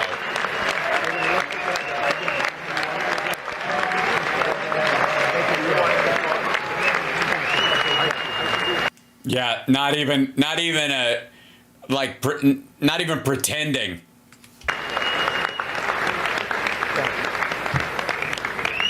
Thank you, President Trump. This concludes our first half of the program. Good to see you. Come get Mr. President. Okay, hold on. So this is, if I may, God damn, that was fucking brutal. So Trump went on then, by the way, hit the like, by the way, subscribe. This is Hal Sparks, Mega Worldwide. I'm Hal Sparks, the most Hal Sparks you'll ever meet. While you're looking for someone to Hal Sparks in your general vicinity, I will be there to Hal Sparks everywhere that I can possibly, including, by the way, this Sunday at the Improv on Melrose in Los Angeles, Sunday night, I will be doing a cancer benefit, to benefit the cure to cancer, not cancer itself. I think it's important to make that distinction because the name of it is like Comics for Cancer or something like that. And I just want to say for the record that I am not for it. I was not informed of the title ahead of time. I would have said clearly Comics Against Cancer would have been a much better title. But then they were worried we would lose, 1 out of 12 of the astrological signs in Los Angeles wouldn't show up, and cancers are big givers apparently, so they didn't want them to feel excluded. So including I think the woman that Paul Stanley was trying to have sex with in one of his songs, where she's a dancer, a romancer. I'm a Capricorn, she's a Cancer. We want that woman to still feel like she can come to the show. And I believe she would be in her mid to late 70s now. So it might even be a bigger concern for her. So that said, Trump, that was as brutal as you thought. Then the next morning, he skips out on this black podcast he's supposed to go to. And he goes to Fox and Friends in the morning, and then Bongholio's podcast, but it's not in his normal studio. It's like at the Sirius XM studios or something like that. I'm going to try and find that. I think it's on Rumble, but for later, because I think I might be doing a bunch of extra stuff this weekend just because to make up for the shows I didn't get to do this week. Hit the like, share the show, etc., etc., etc. Now, if I may, this is him on Fox and Friends. Thanks for tormenting. Absolutely. So, hey, we covered the whole thing. Don't forget. All right. So there's Gaffigan. Right here in the Sit right over here. I'm the official audio guy for today. You have, Mr. President, welcome back. There's some talk. You have so many jammers. There was some talk about Trump sitting on a towel during the thing. This is his jacket. Look how long his jacket is. The other thing, too, is he's got to be shrinking because she's not that tall. And I don't know if it's the lens or whatever. But I think he's starting to shrink. He's going into his Pat Robertson phase, and he's not nearly as tall as he says he is. With you, we can't even use. I know we have to use these hard lines. Let's put it right here, like that. Okay. Very good. Good job. They had to mic him up on set. Like, they couldn't go to break and bring him in. That's usually what happens. In case you don't know, when you do a morning show, which I've done a myriad over the years, they either mic you up with a remote mic, a lav, and then you put the pack in your back pocket or hang it on your pants if you want to. But a lot of these shows, the mics are actually in the cushions. And so they go to break, and when they come back, they go, our guest today, blah, blah, blah. And they keep a single shot on whoever the host introing is. And then when they open up to the wide shot, you're already sitting there. Apparently he was late or blew it off or didn't give a fuck or whatever. And so Ducey has to dress him. Wow. All right. Glad you're here. We'll all sit down. 3, 2, 1. There we go. How are you? I'm good. This is very nice. Big night last night. I've never sat in the middle. It's great. Right? Yeah, it's usually where they put the woman in the short skirt, you fucking creep. That's what the flowers are there to do, so that all the pervy old men who watch Fox and Friends can go, today's the day. I'm going to see some vajayjay. That's what that's for, just so you know. The men sit, like this. The woman is meant to sit straight down the cannon of the camera in a short skirt, and they're hoping, like the regular male viewers of the show, the old men that watch the show, are hoping they get fucking basic instincted. I don't think anyone, no one sat in the middle. I've never seen. Yeah, except the woman. Anybody? He's in the woman's seat. There's no shame in that. Just say it, Trump. You're sitting in the vagina seat. Normally, that's the seat where the woman who gets grabbed would sit. You've got the really good light. This is the good lighting. How do we look? Oh, not so good. Mr. President, don't you always do that first? The biggest interview, the smallest, the first thing you look at, you grab the lights, you go, move that pole over, you come over here. You're a producer. Lighting is very important. No, let's turn down the lights. No, I'm only. Well, what did you think of last night? What did you think of last night? I thought it It's a nice room, good lighting. That kind of turn the lights down. I don't like it. Anyways, I don't normally do. We're just chit chatting. was great. I thought, Yeah, Ducey is 6'1". The fuck is happening? This guy must be 6'9". She's got to be 6'3". Look how big her head is. Look how big his head is. Look at this guy's 6'1". Look at his head. Look at Trump's head. I got it. Has this all been bullshit, or is this like old Hollywood stuff? Are we going to find out that everybody in the Trump administration was meant to walk in a trough while he walked on on planks that they built above the ground and make him look taller? It was for the Catholic Church, really, and for a lot of good people, a lot of good causes, and unusual. Yeah, what were those causes? The Catholic Church? Actually, she didn't show up. You would have thought she would have shown up last night. You were surprised. We were all surprised. But they told me it's only teleprompter for the comedian. I said, give me the comedian. No, I didn't get, so I had to do it sort of like, and I liked it better. I think I liked it better. But no, he did not.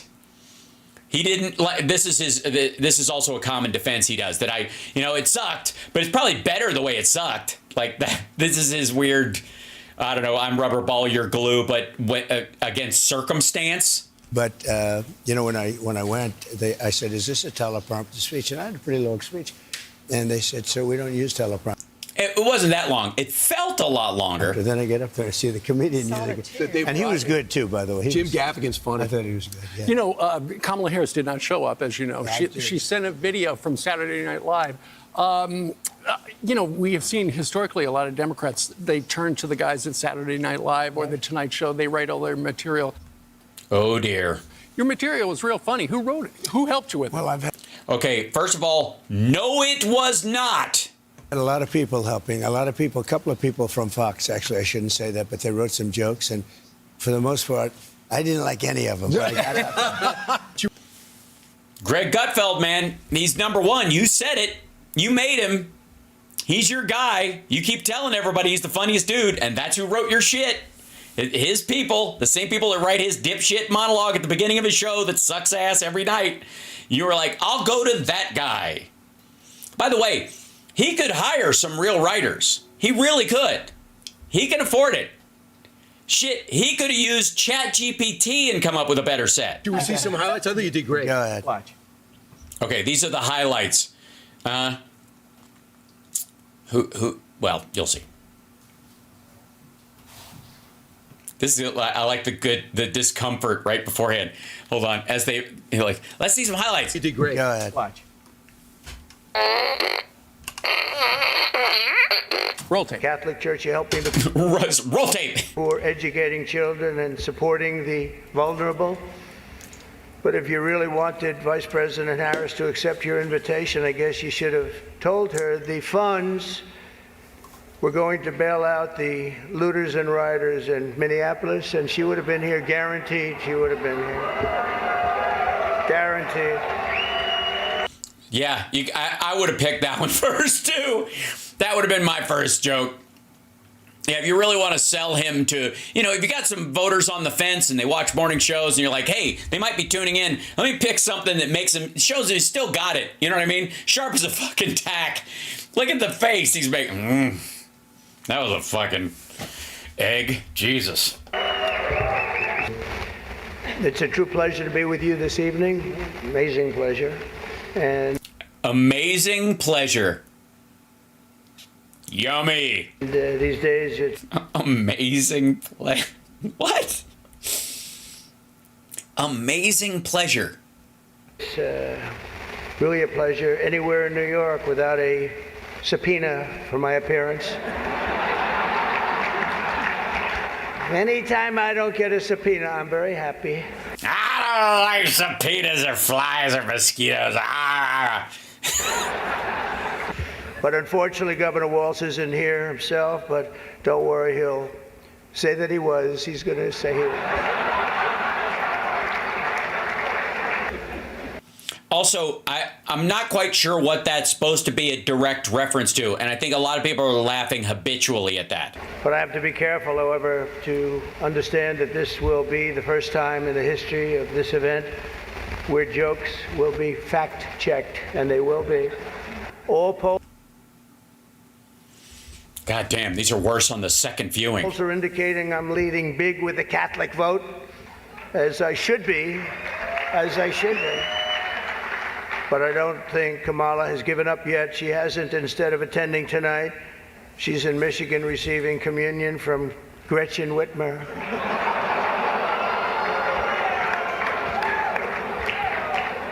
Mr. President, you had a balance. That was so funny. Oh my God, that was so funny. I don't get it. Okay, so just so you know, Whitmer put out this video where she was like giving a Dorito to some woman or whatever. It was, let's just say, very queer-coded and sexual, the way it came across. And I guess Whitmer has apologized for it. But I got to tell you, like, everybody who saw it was just kind of like, that's naughty. Like, nobody that I know of, and again, you know, consider the source. But, like, everybody that I saw or that spoke about it were like, ooh, I'm trying not to like this. Oh, it's because you got to tell these jokes, but you're sitting next to people that don't like you at all. Chuck Schumer's so how right was there. that?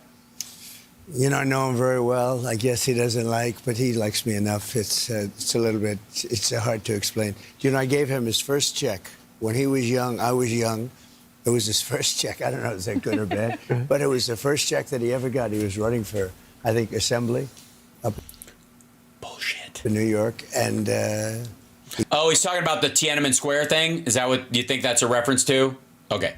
He got it from me, so we should blame you for the rise of Chuck Schumer. Right. It's all on blame you. me for defeating Al D'Amato. It was New York. What did Mayor Adams say to you? Because y'all, I mean, he's a Democrat, you're a Republican, but you can relate because of these subpoenas. Yeah. Letitia James, she was in the back row. The weaponization. No, look, I've been investigated more than Alphonse Capone. I said, no, he has not.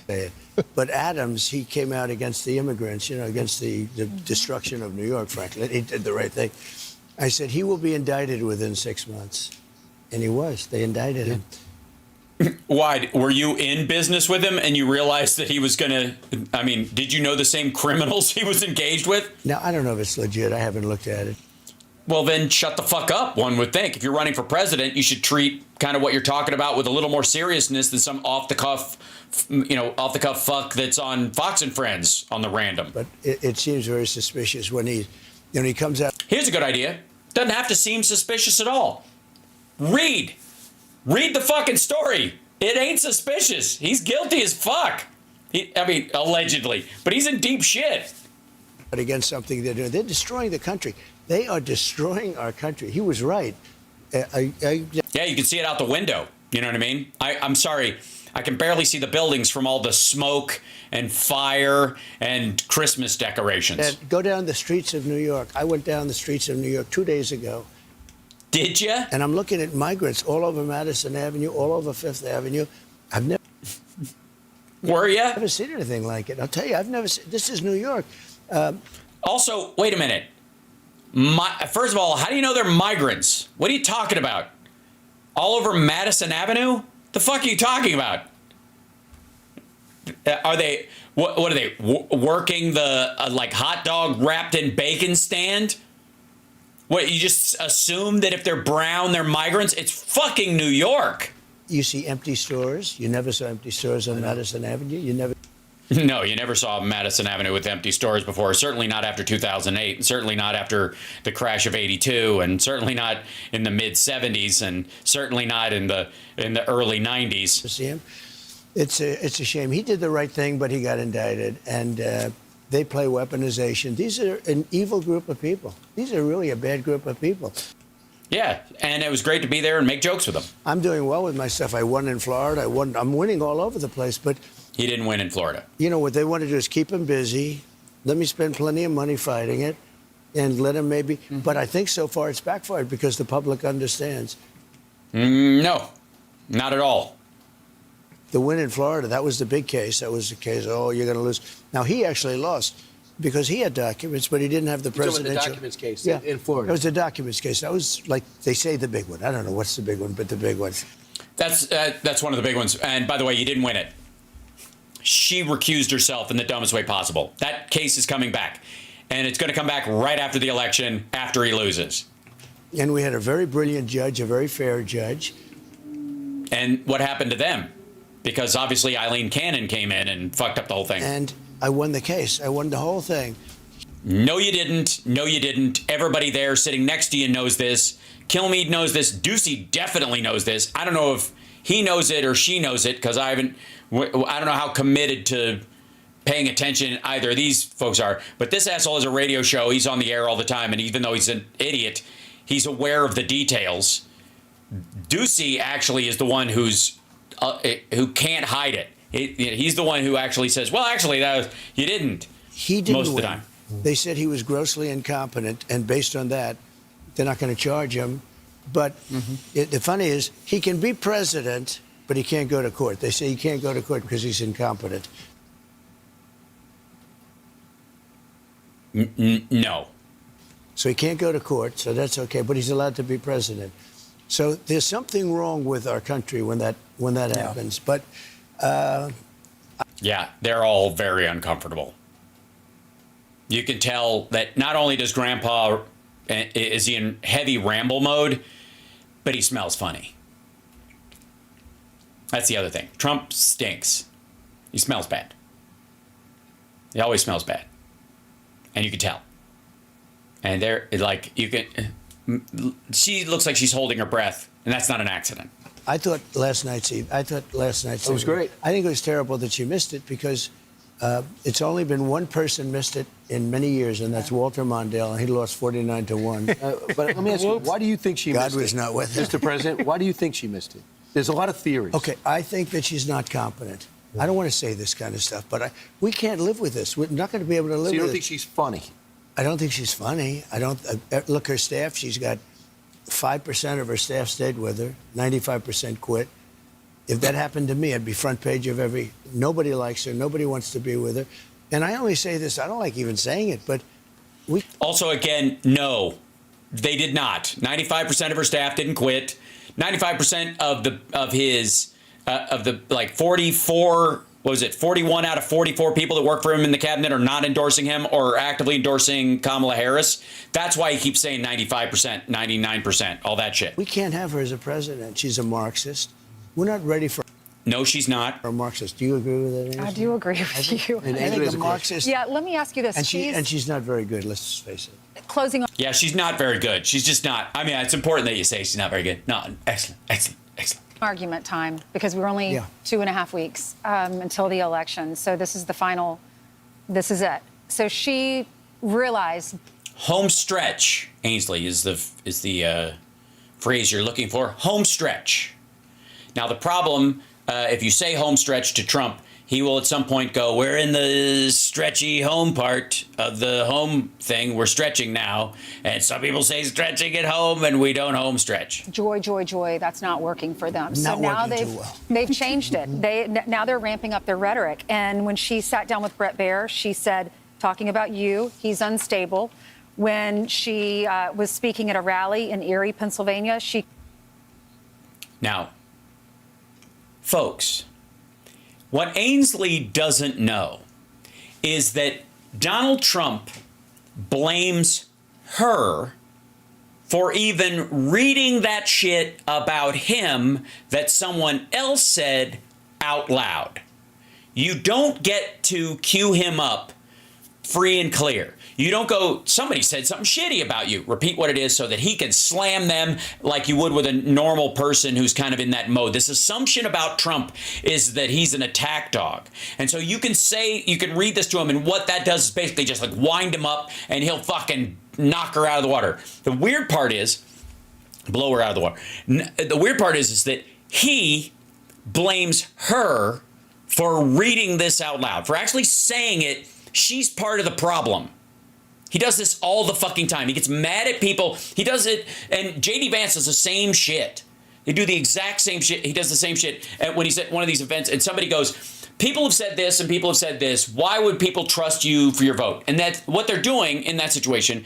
And all politicians seemingly learn this trick fairly early on, that this is an opportunity to sell yourself. Why would this voter trust you? Here's why they can trust me. Because I do this, this, and this, and my opponent does this, this, and this, or won't do this, this, and this. It's pretty simple. But the minute you get defensive about the person who asked you the question, you look like a shitheel. When you get angry at them for asking you, as a surrogate for voters you have not yet convinced, you look like a dick. You look weak. And Trump has never grasped that, and J.D. Vance will never get the chance to. He called you unstable and unhinged. And then in this new ad... And fat. Also, she pointed that you have a nunt, and your skin is weirdly oranged, and you don't know how to blend your temples. They've rolled out. She's saying unhinged, more unstable, and unchecked. And then this caller that called into Charlemagne the God, his Breakfast Club show... See him getting mad at her for... You're not supposed to read these things.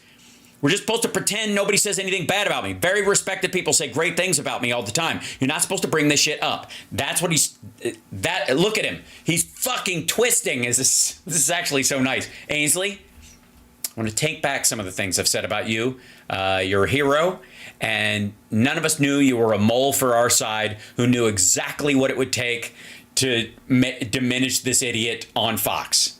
Yeah.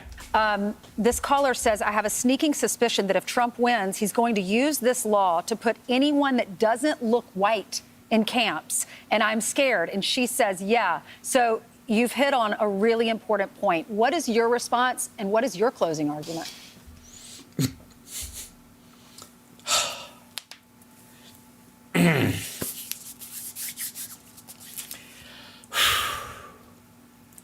Here we go.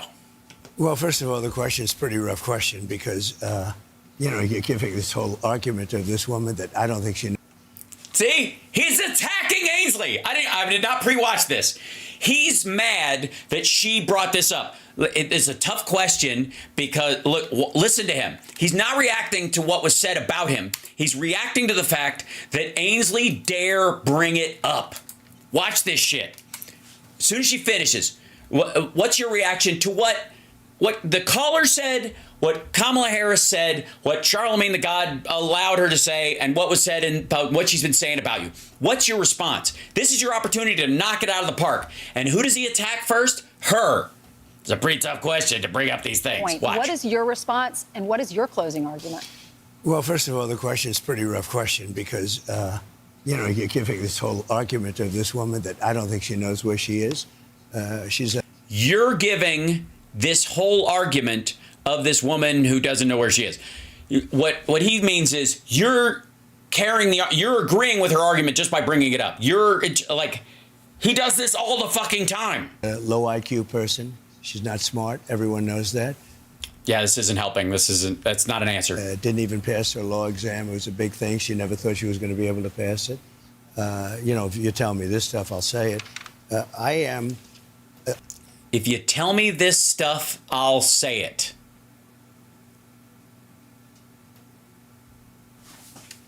What does that mean? You think it's like his staff, he's like, tell me something about her that I can slam because I don't know anything about her, and he's just regurgitating a sentence he said in passing weeks ago? You know, if you tell me this stuff, I'll say it. I am a person that they are a threat to democracy. These people are misinformation people. They'll say, They're misinformation people. Go out with this one. They've tried many different things. They tried, he's a dictator. He's going to take over the whole world. He's a this. Every week they try something else. So far it hasn't worked. I guess. By the way, every week they are simply responding to shit he says. The dictator thing came from his remarks. Democrats did not go, he's like, we've referred to him as a fascist and that kind of stuff, but he was the one who brought up, I'm going to be a dictator on day one. That's him. Yes, that's the attack they have for this week. It doesn't seem to be working. I am the most stable human being. Remember, they said, I am the most stable human being. Well, that settles it. I don't even know why. Way to just end the argument right there. I am the most stable human being. Why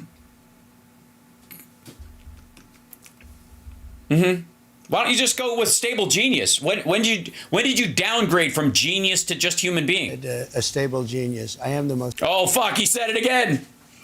And Kilmeade fucking loves it. Look at how happy Kilmeade is when he says stable genius.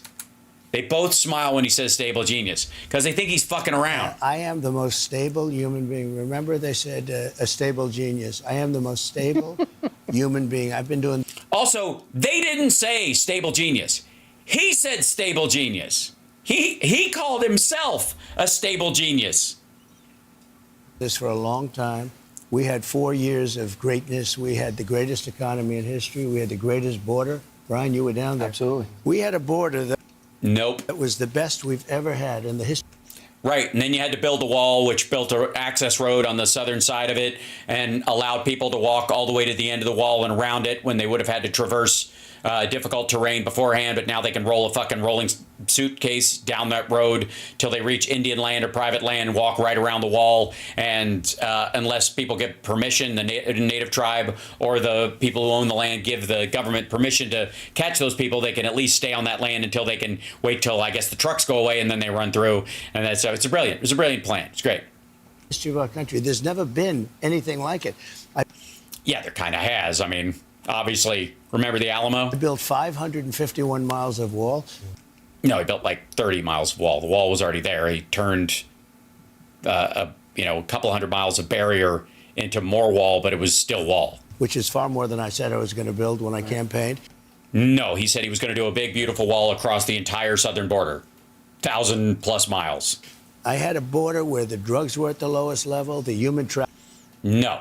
COVID brought everything to a standstill. You don't get points for fucking things up so much that cartel members don't want to come into the United States because they're afraid of dying of COVID. Traffickers in women. They traffic in women.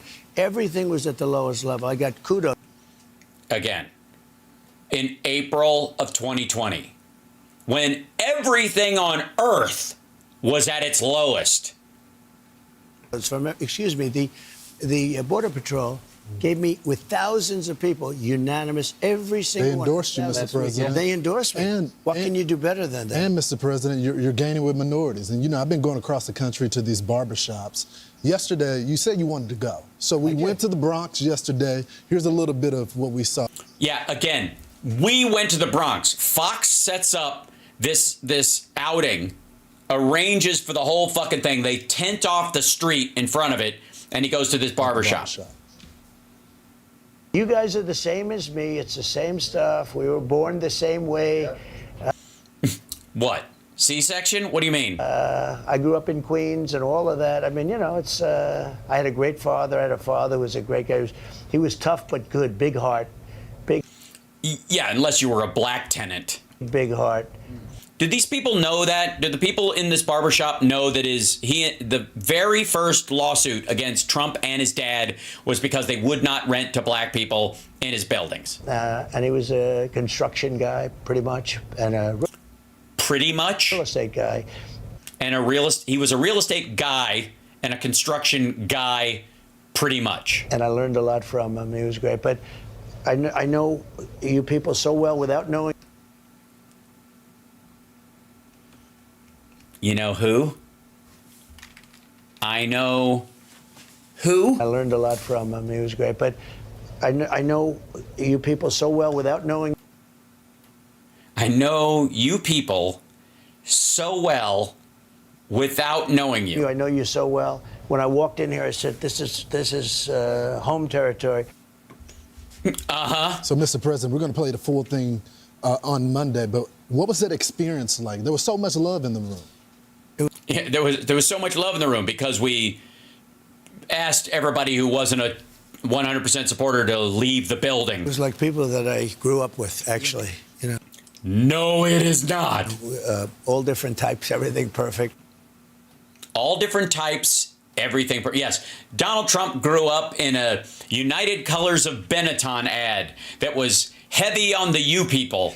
The area was incredible. The traffic, there were thousands and many thousands of people standing outside this barbershop. The owner was great. Yeah, it's New York. That's true of everywhere. The son is actually the owner. He's already made that passage. But the people were fantastic. We could have stayed there for 2 hours, right? It was great. Why do you think you had to leave early? I think they're giving you a shot. They haven't voted for Republicans in years like this. So what are you doing on the ground differently that is attracting black men, Hispanic men? I just saw a Hispanic oh boy poll where I'm at 52%. Nobody's ever seen that before. Republicans never been there before. I'm at 52%. And with black men, I'm at 32% and 31%. This is sort of throwing their formulas off a little bit. You know, this is a little. No, I got news for you. All right. 100% of the voting age black men in the United States, 100%, if you count every last one of them, is about 4% of the U.S. population. 4%. Are their votes important? Everybody's vote's important. But are any of them in areas like swing districts or something? Is he going to take New York because he got a bunch of sycophantic, like misogynistic, borderline racist, anti-immigrant black dudes and Hispanic dudes to side with him? Okay? Which are, by the way, of that 4%, they're like 4% of that 4%. No. It's not going to shift shit. What's he trying to do? What is this about? Is this about actually getting a large group of black voters to vote for him? No. It's to allow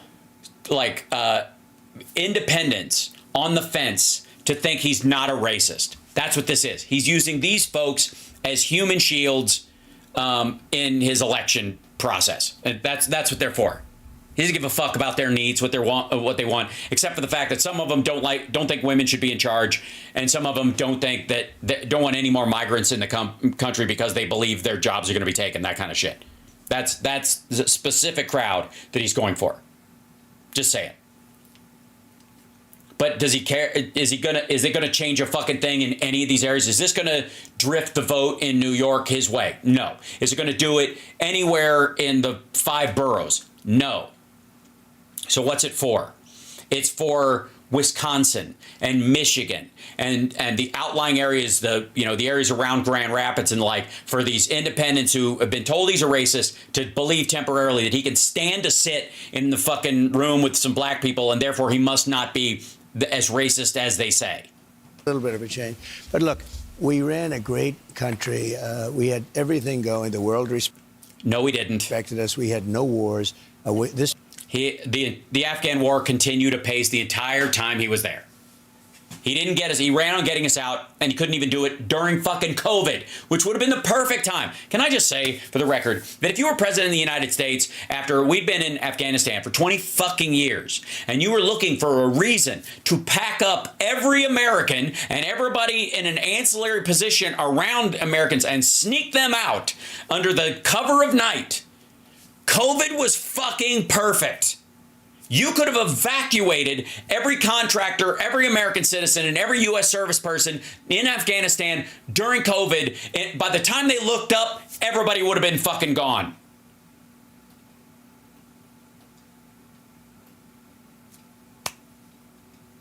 Seriously. If he wanted to, if he's actually committed to this shit, and he hadn't been scared by the generals who were telling him that if you pull out, there's going to be some deaths, because that's how it's going to work. We've been there so long. If you try moving people out, they're going to start killing people. The Taliban's going to start moving through, all that shit, right? Oh, yeah, don't forget Syria. Fuck the Kurds, exactly. The people who helped us fight ISIS. After he beat ISIS, he leaves the Kurds to get slaughtered. And then he moves the soldiers that were in Syria to guard, petroleum refineries in Saudi Arabia to act as human shields against Houthi missiles aimed at Saudi Arabia. We just stand our soldiers around their fucking gas refining facilities so that if the Houthis try to blow the place up, they'll kill some of our soldiers, and so maybe they won't dare. Get the fuck out of here. No wars. And also, Biden didn't start Ukraine. Biden didn't start fucking Gaza and Israel. Both of those have been going on for a long fucking time. And Biden actually said to Ukraine, they're coming in. Be prepared to repel this because they're definitely coming in. And everybody, including a lot of our European allies, were like, nah, they always do this. And Biden was fucking right. This group will cause us World War III. They have no idea what they're doing. And I hate to talk that way, but we can't let this woman get in. It's two people, and she's and you talk about unstable. She's a whack job. And how about the vice president? How about? Well, yes, I do talk about unstable. What do you mean she's a whack job? You say that about Jack Smith, and the dude worked at The Hague. The guy prosecuted war criminals. Trump thinks he's a whack job and deranged because he has a fucking beard. But Waltz, I mean, he's not. He's a sweetheart. He's a good guy. He's very smart and an excellent governor. Qualified to be doing this. He is. I mean, you have to look at the vice president very seriously, and you compare. Really? So J.D. Vance, not even through his first Senate term, never been elected, but hasn't been reelected once.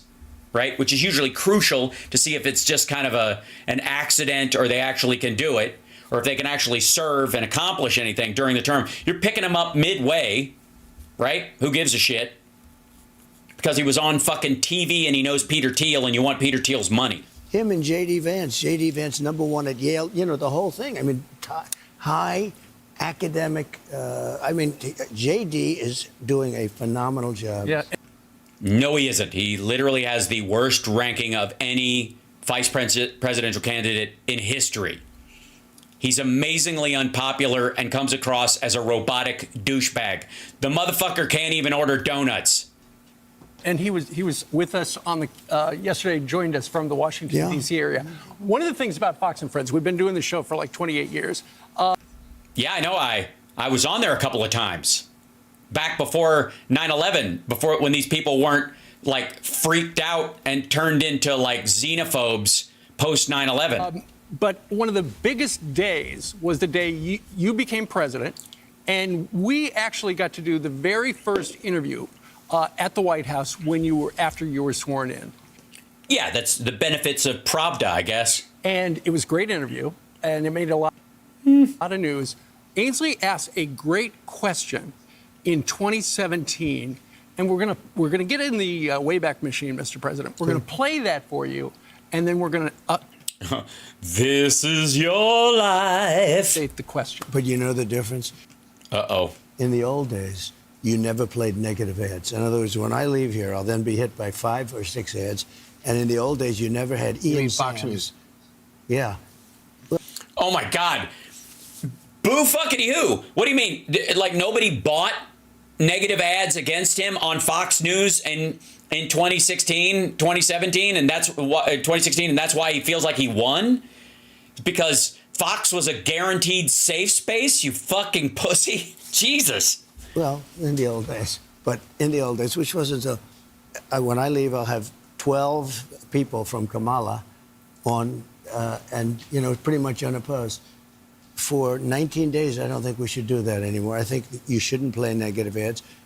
It's very tough. You do a show, and I complain all the time about it. I love... Yes, I know. You've been complaining about her complaining, but you complain constantly. You fucking tit. And again, I think he's shrinking while we watch. Complaining. I love complaining. Like, have everything perfect. But when I leave here, I'll have 200 people from... Because they buy time on Fox. And, you know, by the time you do it, you say, what are you doing? It's sort of a net, net neutral. Well... Yeah. Tough shit. I'm sorry. Are you supposed to be in a sort of... are you complaining that you're not in a protected class and the mean brown lady is allowed to have equal time on the network, and that to you is a violation of your right to be a privileged prick? Yeah, I think that's exactly what he's saying. Now that I think about it, it pretty much sums it up. We'll see what happens. This is not an ad. This is actually, here we are in the East Room of the White House, your president, 2017. Ainsley's got a great question for you. Watch this. And Trump's like, I don't want to see pictures of myself when I was younger and fatter before Ozempic. What grade would you give yourself from an A to an F? Well, I think I know what you're going to say. Well, let's hear it. I think, yeah. No, I wouldn't do that. I think in terms of effort, which means something, but I give myself an A+. Okay, effort. But that's, you know, results are more important. This is his first interview as president. His first, and this isn't the fucking end of his term. This isn't during some sort of peaceful transfer. This is at the fucking beginning. How would you grade yourself? Important. In terms of messaging, I would... This is February 28th of 2017. He's been president for a little over a month. A little over a month, like 40 days plus. Give myself a C or a C+. Really? For what? Number of water glasses you're allowed to have on one table when no one else can have one? What the fuck are they supposed to do? Are these their glasses and yours is one in the back, and they're not allowed to have water and have to sit on a fucking bench, and you sit there with 4 glasses of water going, you look thirsty. What the fuck kind of power play horseshit is this? Can I just, aside from all the other goofy bullshit that's going on in this interview and this question. And that surprised us. So here we are, years later. I don't remember those young people right there. I know. Hold on. Let me get the tail end. That's, you know, results are more important. In terms of messaging, I would give myself a C or a C+. And that surprised us. So here we are. Oh, by the way, there's the reason he gave, and he said this several times during his presidency, that his messaging is a C or C+, because it's other people's responsibility to come up with the messaging. What's the sales pitch? And so my team has a shitty track record of selling the bullshit that I think should work. Every time I say something, people look at me like I'm a fucking dumbass. So it must be the message, not the concept. It couldn't possibly be that my idea is fucking horrible. It's how I'm communicating it. Years later, I don't remember those young people right there. I know. What kind of a grade would you give yourself for the campaign thus far? You got 2.5 more weeks. So look, I've had 3 campaigns, and I won the first one. I did much better in the second one, getting millions more votes. And this one, I can say there's more enthusiasm, and we had a lot of enthusiasm for both. You know, I won. We got 10 to 12 million votes more the second time, which is a lot. Never happened before. I think this is... Hey, look at notice everybody touching their nose and like, don't say you won. Fucking Dominion lawsuit. Shit. The best campaign. A for effort? Oh, for effort. What about for... Nobody works What like about me. for the message? I think I have to go higher than an A. It does. So what about messaging? Well, a message, I'll have to tell you that in, on the 6th, I think. All about results. Because I don't know. It's all about results. I mean, the message, I think I'm saying, look, The message is we're going to do a great job. We're not going to get into wars. We're not going to have a third world war. So importantly, we're going to have a strong Yeah, I don't know why other people haven't run on that before. border. We're going to have the greatest economy. We're going to bring back the economy. We're not going to have inflation. We're going to drill, baby, drill. We're going to get energy prices down at least 50% in 1 year. Right. And I'll put that on your show so you can interview me in a year if I don't do it. But we're going to. By the way, in a year or so, probably a little bit longer, but not by much, it's going to drop that much anyways because of the oil glut. Again, OPEC just revised down their demand numbers for next year, for this year, but also for next year.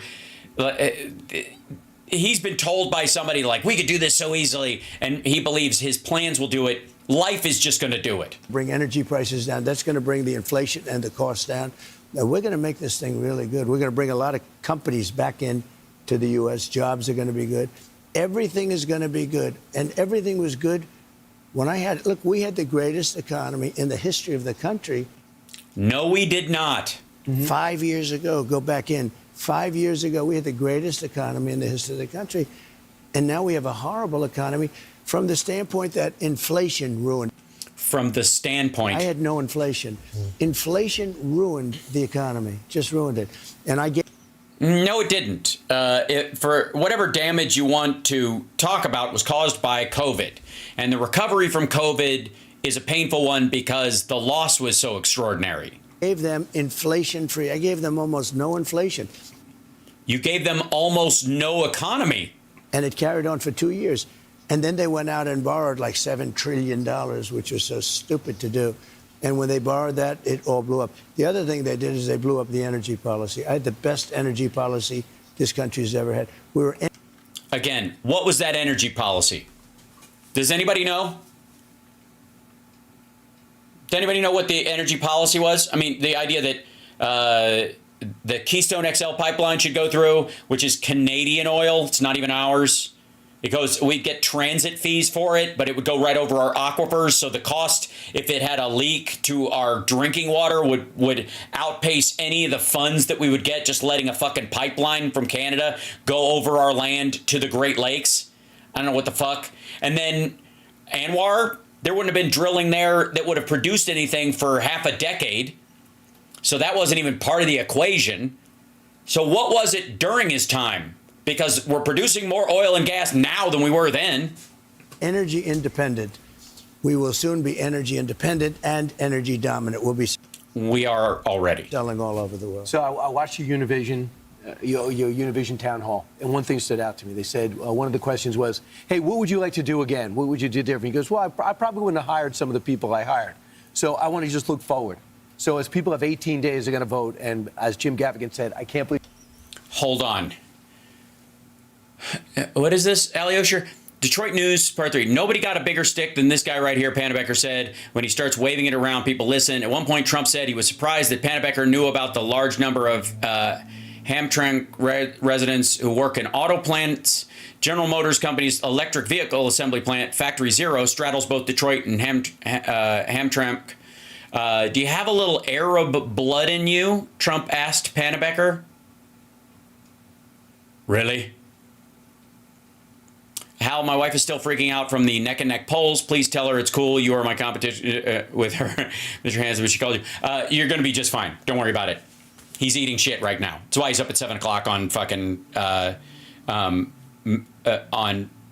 Fox and Friends, and why he goes to fucking Bongholio's show right after this, and then he's got a rally at night. He's got no coasting room at all. She's going to win. I believe anybody's undecided at this point. I know. But let's say he votes. Can you give people, that was a great line. Can you give people a vision of what your cabinet will look like? Can you throw out some of the names? Because you don't. Yeah, George Papadopoulos, PhD, Carter Page, PhD. You need a binder from Chris Christie or Jared Kushner. You know it. So can you give people out there who you're going to be make a rough, you could easily punt on this question, I hope you won't, an idea of what your team will look like? Hashtag the best people. What the fuck? I mean, look at the track record, asshole. Hashtag the best people. Elon Musk is going to clean up all the wasted fraud, because if anybody knows fraud and waste, it's the dude with that waste and as big a fraud as he is. Well, a lot of the people that you had last night will be a part of it. We had some tremendous people. In that room really had some... Sorry, the Archdiocese? What are you going to put Jim Gaffigan in charge of? Look, RFK Jr. is going to be in charge of health stuff? Great people. Wait, Cardinal Dolan? Oh, I'd put him in, right? Right? No. Honestly, and he looked good. He lost weight. He looked nice and thin. I said, the what nicest are you doing? guy, isn't he? Right? No, he's a great guy, and that's why I did it to a large... You know, by the way, he called me during COVID, and he said the Catholic Church needs... All right, yeah, he's just bailing on this entirely. Yeah, he's going to pardon Diddy and put him in charge of the Department of Freak-Offs. Billions of dollars to keep the school going. And the schools, are, you know, they run great schools. And I got him the money during COVID, and I think it meant a lot to him. I think it meant a lot to the Catholic people. I got him $1.7 billion. Yeah, I bought those votes. They're mine. That's what he's saying. He does this with the fucking farmers, too. And they had a great school system during COVID. Wait, Tim Pool left Twitter? Come on, don't toy with me. Is it because of all the blocking stuff that he's going to have to deal with people, you know, he can't block people anymore? A lot of people left because of that. I think it was like they had a fifth growth over at Blue Sky. Like they got a fifth more users at Blue Sky in like a week because of the changes. And they kept it open. I know I did a feature with him then. I know you're doing the weave. Yeah. So you always come back. Yeah, totally. That's what he's doing, the weave. Anyways, can I get you back on track? Yeah, you know what the weave is? Can I tell you what the weave is? And the weave is his way of pretending he doesn't use a teleprompter part 2. Because what the weave is, he's got the teleprompter up, he's doing his fucking speech, and then he gets distracted and goes on this rambly bullshit, and then he looks back over and they're flashing part of what his speech is and where he should get onto it so that he gets back in line with what he was initially saying, right? And then he goes and then he tries to make a little transition from what he was saying. I don't know. Anyways, we will make American automakers the most biggest priority. That's the weave. The weave is like falling off a cliff mentally while you're reading the teleprompter because he's fucking bored and can't stay focused, and then finding his way back to it because they're flashing it at him. So, just to the question, can you throw some names out of the people? I thought I got out of it. No, you told me the weave. You told me about the weave. No, it's all about the weave. You know, sometimes I get, they say, it's either genius, it's so brilliant, I go from here, and then it being, but you always come right back to where it's supposed to be. Yeah, you do. You go bing, and then you always come back to where you accept when you're obviously trying not to, which is what you just fucking said. I just want you to some say it's total genius, some say, oh, well, what's going on here? No, yeah, most people. It's pretty good, I tell you. Look, I think it's a little bit early. I have great people at every position, but I don't like talking. Have you? Do you? It's a little early, but he's got great people at every position, such as. Thought it. Blue Sky is the guy who created Twitter. Jack Dorsey created Blue Sky. Afterwards, it was like a Twitter competitor. Once Twitter was bought, Dorsey started Blue Sky. It's a stupid name. Threads is better, but even then it's clunky. Like maybe every minute of everything. You said RFK Jr. Oh, he's going to be a part of it. You know, he had a big impact because he's very much into women's health and health. Uh-huh. Yeah, he's worried about women's sexual health. Ask Cheryl. 5 women in particular so far. Health. And he's very much into the environment, which a lot of people like. People really like him. He looked good last night. He's in very good shape. Yeah. No, he did not look good last night. I would like to say for the record that RFK Jr. looks like somebody from Puppetry of the Penis squunched their balls up into a form and went, if you squint, it looks like Bobby. Yeah, he is in good shape. I saw the pictures of him with the whole thing. And you don't take your shirt off and bench press if you're not in good shape. Oh, it's pretty good. So you got You ever seen the footage of Alex Jones with his shirt off? Are you out of your fucking mind? I do it.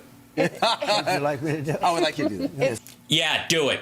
Fucking do it. I mean, we'd all lose weight, but seems that we know Pennsylvania, Michigan, two very important states. It looks like this might come down to Pennsylvania. Elon Musk has been there campaigning for you. Why do you think he is so vocal and such an avid supporter? Well, he said because you promised him a pardon. That if we don't win, this country is finished. He actually says it. He says, you know, that they are the threat to democracy. They're all about sound bites, and these people are sick.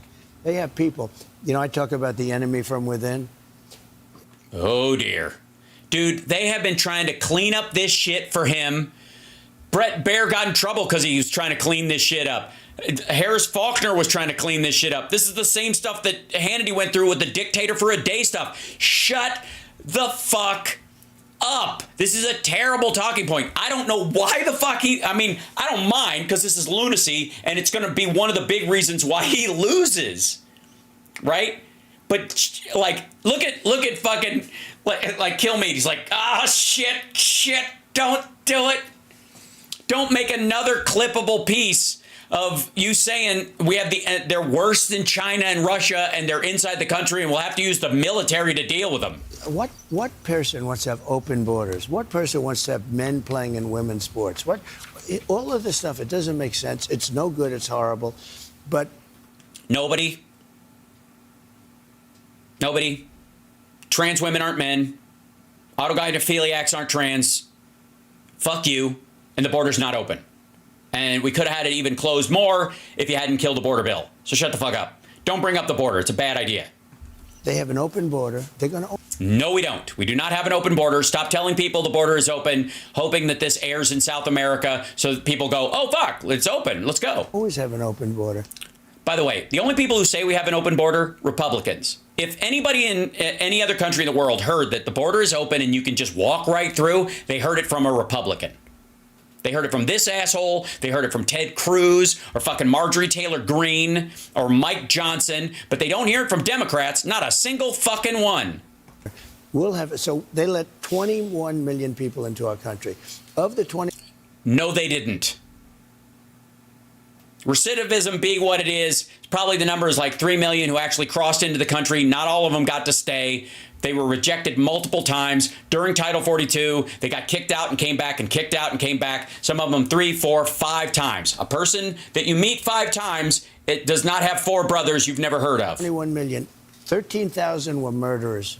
13,099 to be exact. Also, these are the people who are in the federal penitentiary system, I believe, who have been in there for like a decade. Like people serving, there 13,099 undocumented immigrants, illegal immigrants that committed murder or violent crimes who are in the American prison system, many of which happened during his presidency. Drug deal, and this is all over the world. This isn't just South America. Drug dealers came in. Everybody's coming in. They emptied their jails from all over the world. They emptied their jails into our beautiful country. Yeah. So, and how'd they get here from Africa? Did they row in a boat or whatever? Did they do a Con Air into Mexico and make them walk across? We have a problem. I mean, we have to straighten it out. We have to get these people out. They empty jails from all over the world. Jails. In those... So you're saying jails? Jails, you have dealers, you have murderers, you have gang members. They took all their gangs in Venezuela, dumped them into the United States. No, they did not. They put them in a giant Supermax prison down there, and you can see them in fucking lines in just their underwear and face tattoos. Venezuela crime is down 72%. No, it is not. Because their criminals are in the United States. No. It's down 27% from the max, which was post-COVID, after everybody went back out into the streets and started doing shit again. And it's down that much because they started locking up their gang members and putting them in giant prisons down there. It's going down further. So, Mr. President, how do you handle that? Because you're right. They're here. You see Trinidad de Agua taking over apartment complex. Yeah. Read the New York Post. Although ABC says, oh... Read the New York Post. Yeah, of course. That's all you need. Look at Ducey. How the fuck did it come to this? Just a handful of apartment complexes. Can you believe it? How would you like them in your the community? Democrats say, well, it's not that bad. They've taken over big sections of the town with weapons that the Army doesn't. So, Mr. President. All right. Yeah, there's a reason why one of the dudes had a single shot AK-47, a non-automatic, just a regular, like an AK-47 that is not fully automatic. Because that's what you can get in the United States. You didn't smuggle a fucking AK-47 in. But the government, our government forces don't have those weapons because we don't use Russian guns. What are you talking about? It was like 2 Glocks and a rifle in that video that he keeps talking about. Again, what the fuck is he like? This is so stupid. I don't understand why people don't, like, they have to be cocking their head when they hear this shit. And he insists on doing this. Like, our army doesn't even have this. You know what I mean? And after you get rid of the criminals, okay, you wipe out all the gangs.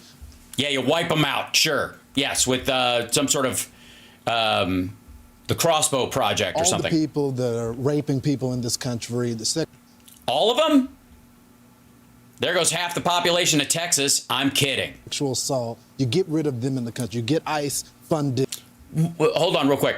What about the homegrown ones? We're just going to let them go? And they're deported. By the way, how do you handle the big rest? proportion? It is a huge proportion. How do you handle?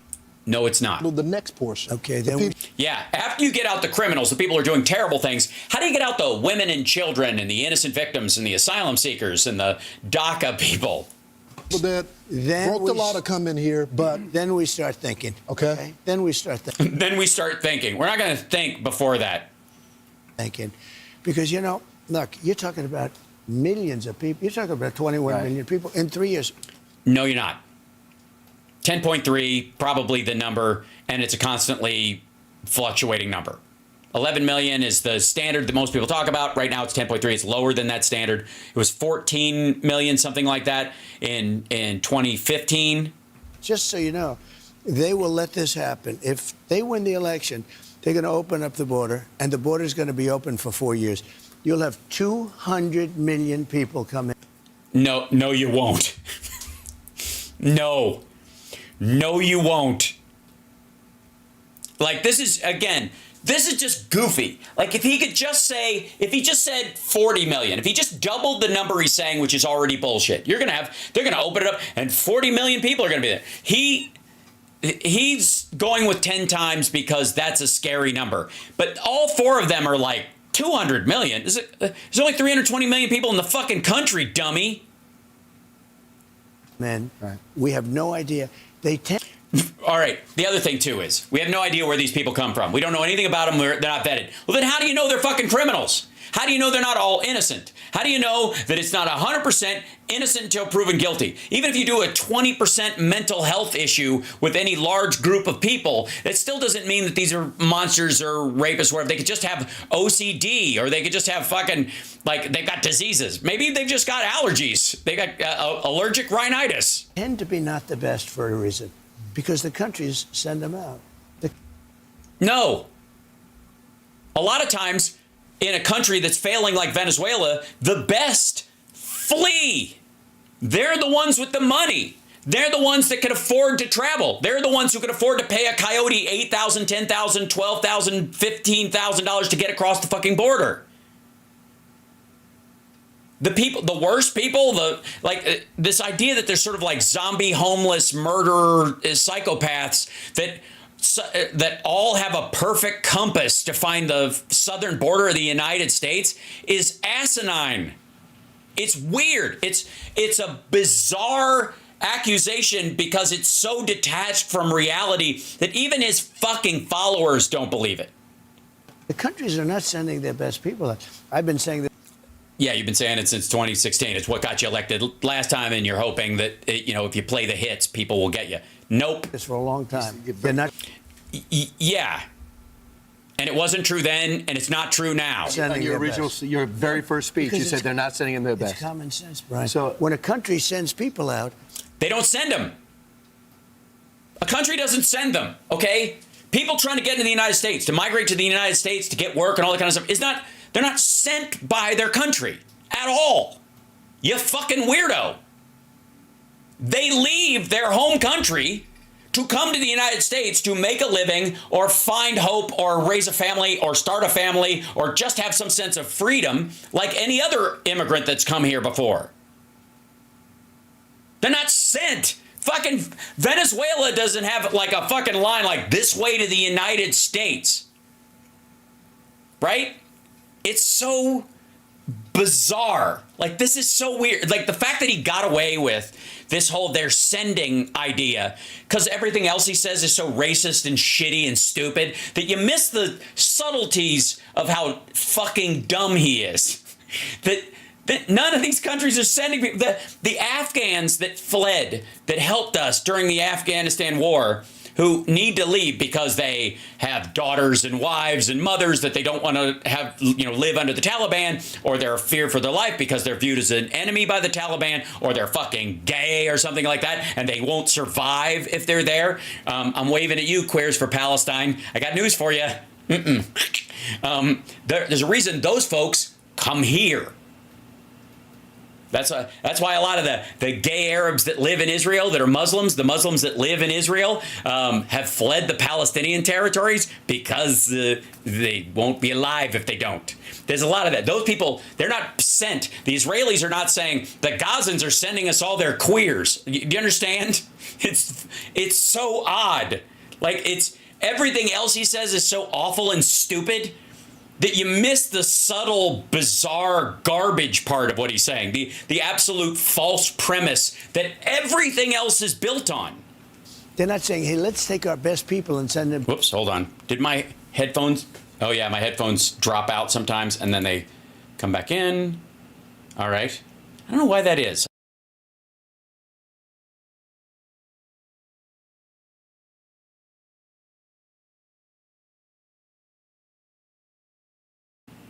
It's a weird thing. Sometimes my hip, check it to check. Yeah. Sometimes my headphones just disconnect for a minute. I don't know what happens. We talked about this, Rob and I, before the show, that I always, some reason, the left ear pod, whatever I'm using, anytime I get a set, they last a little while and then the left one dies.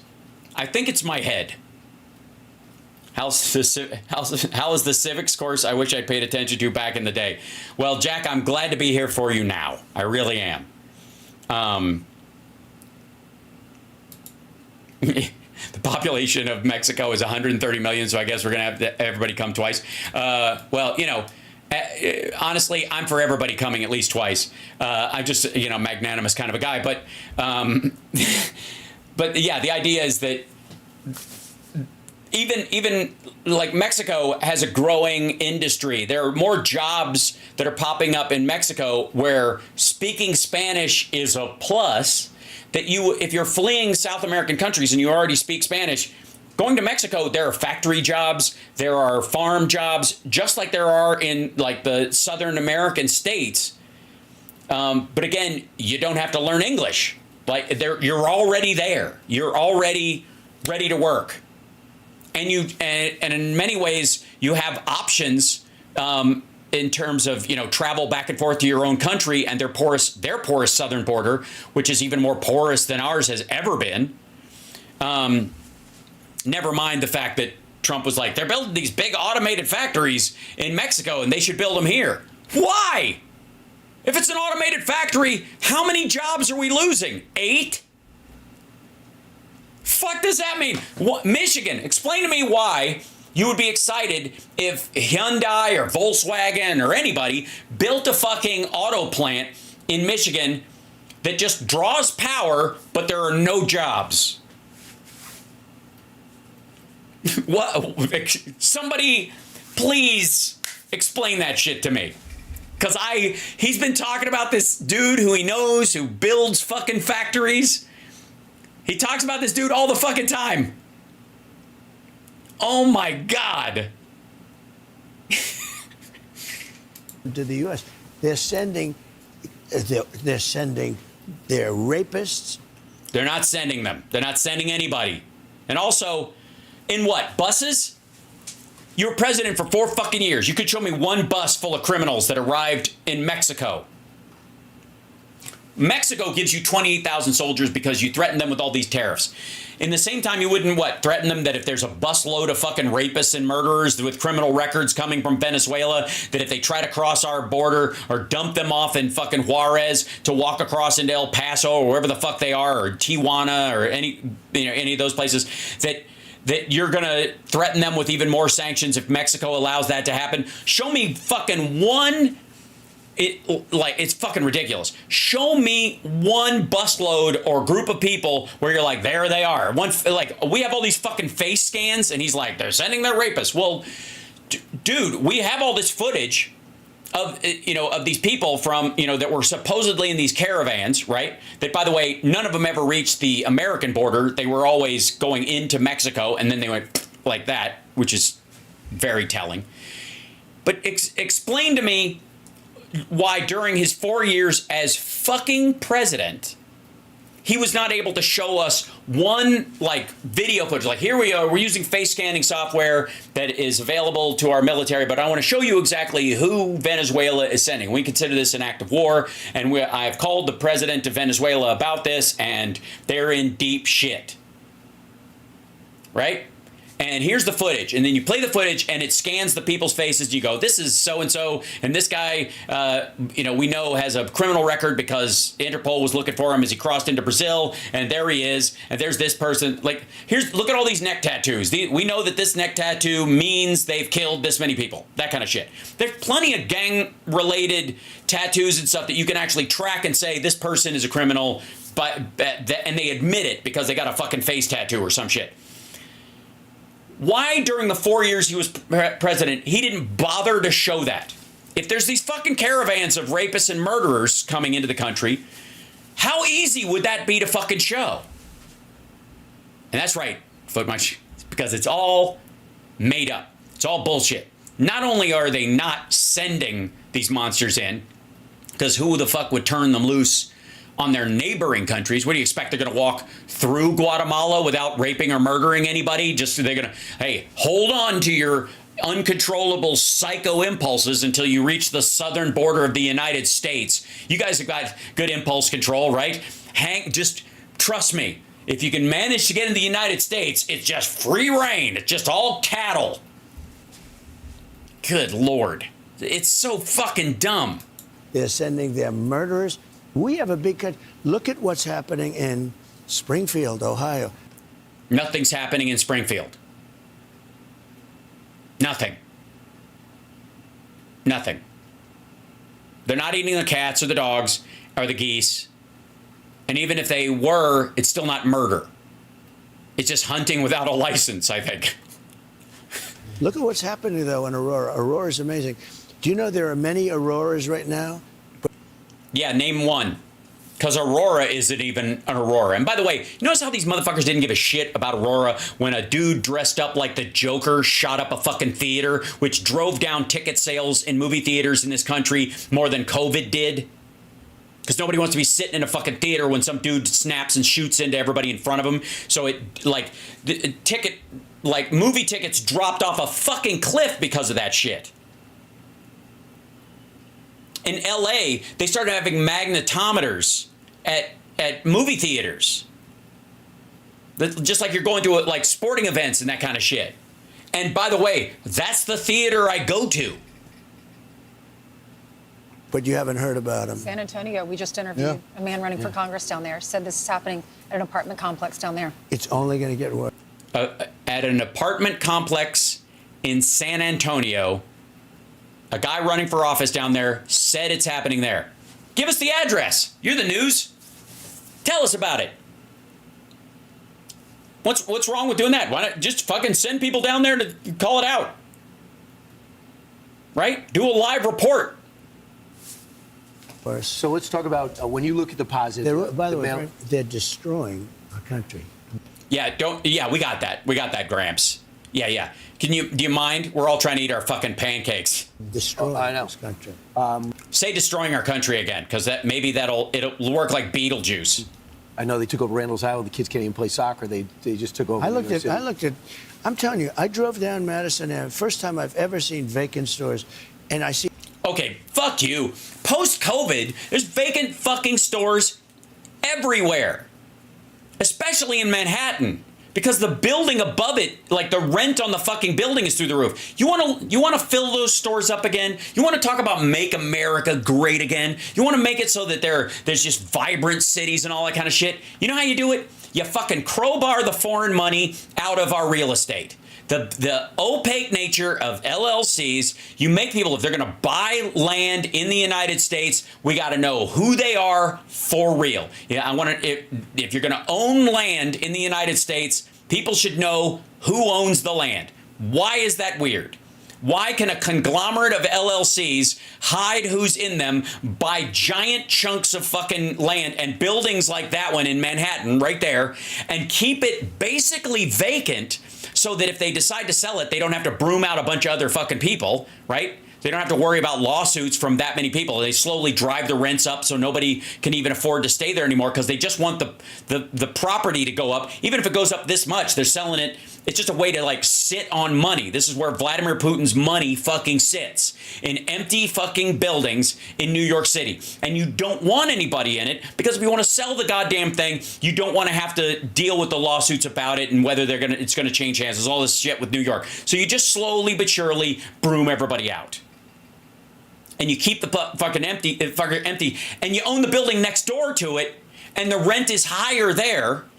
This is the one you can rent in, because that's the one you'll use as a moneymaker that will pay for this one that stays empty. And if you need to bail, you sell this one, and with this one, this is the one you rent in. And the rent is twice as high because there's half the number of units available.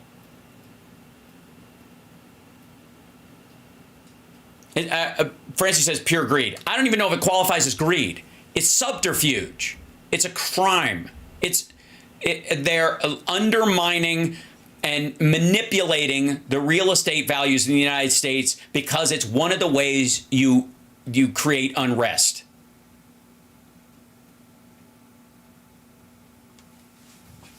Migrants from foreign countries, the people that came in, they're sleeping all over the streets. Can I get you that when you? No, they are not. Also, like, how the fuck, even if he sees homeless people on Madison Avenue, wherever the fuck he was, where do you get that they're fucking migrants? Right? I mean, it's the city that refuses to sleep, or refuses to nap, as I like to call it. And so, how do you know they're not just New Yorkers who got drunk and fell asleep on a fucking park bench, or tent squatters that are Americans?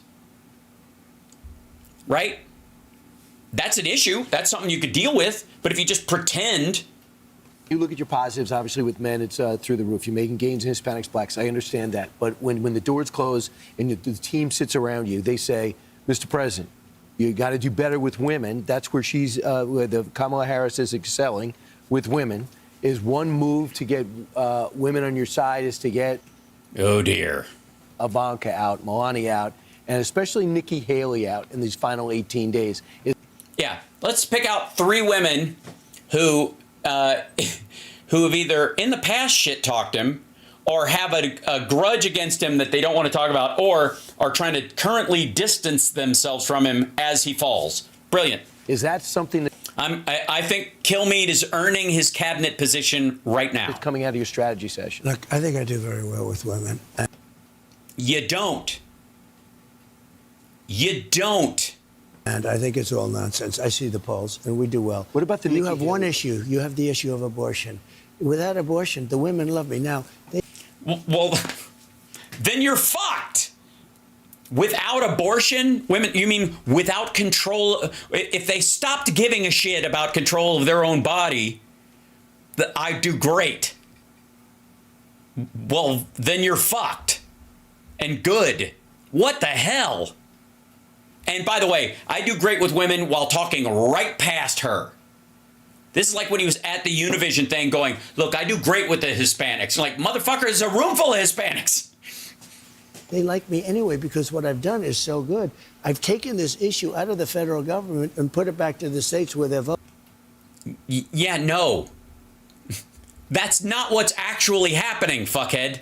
That's literally the opposite of what's happening. You caused your biggest problem in the election. It's he knows this. That's why he's like, everybody told me it should go back to the states. Everybody wants it to be back in the states because he wants to distance himself from the decision.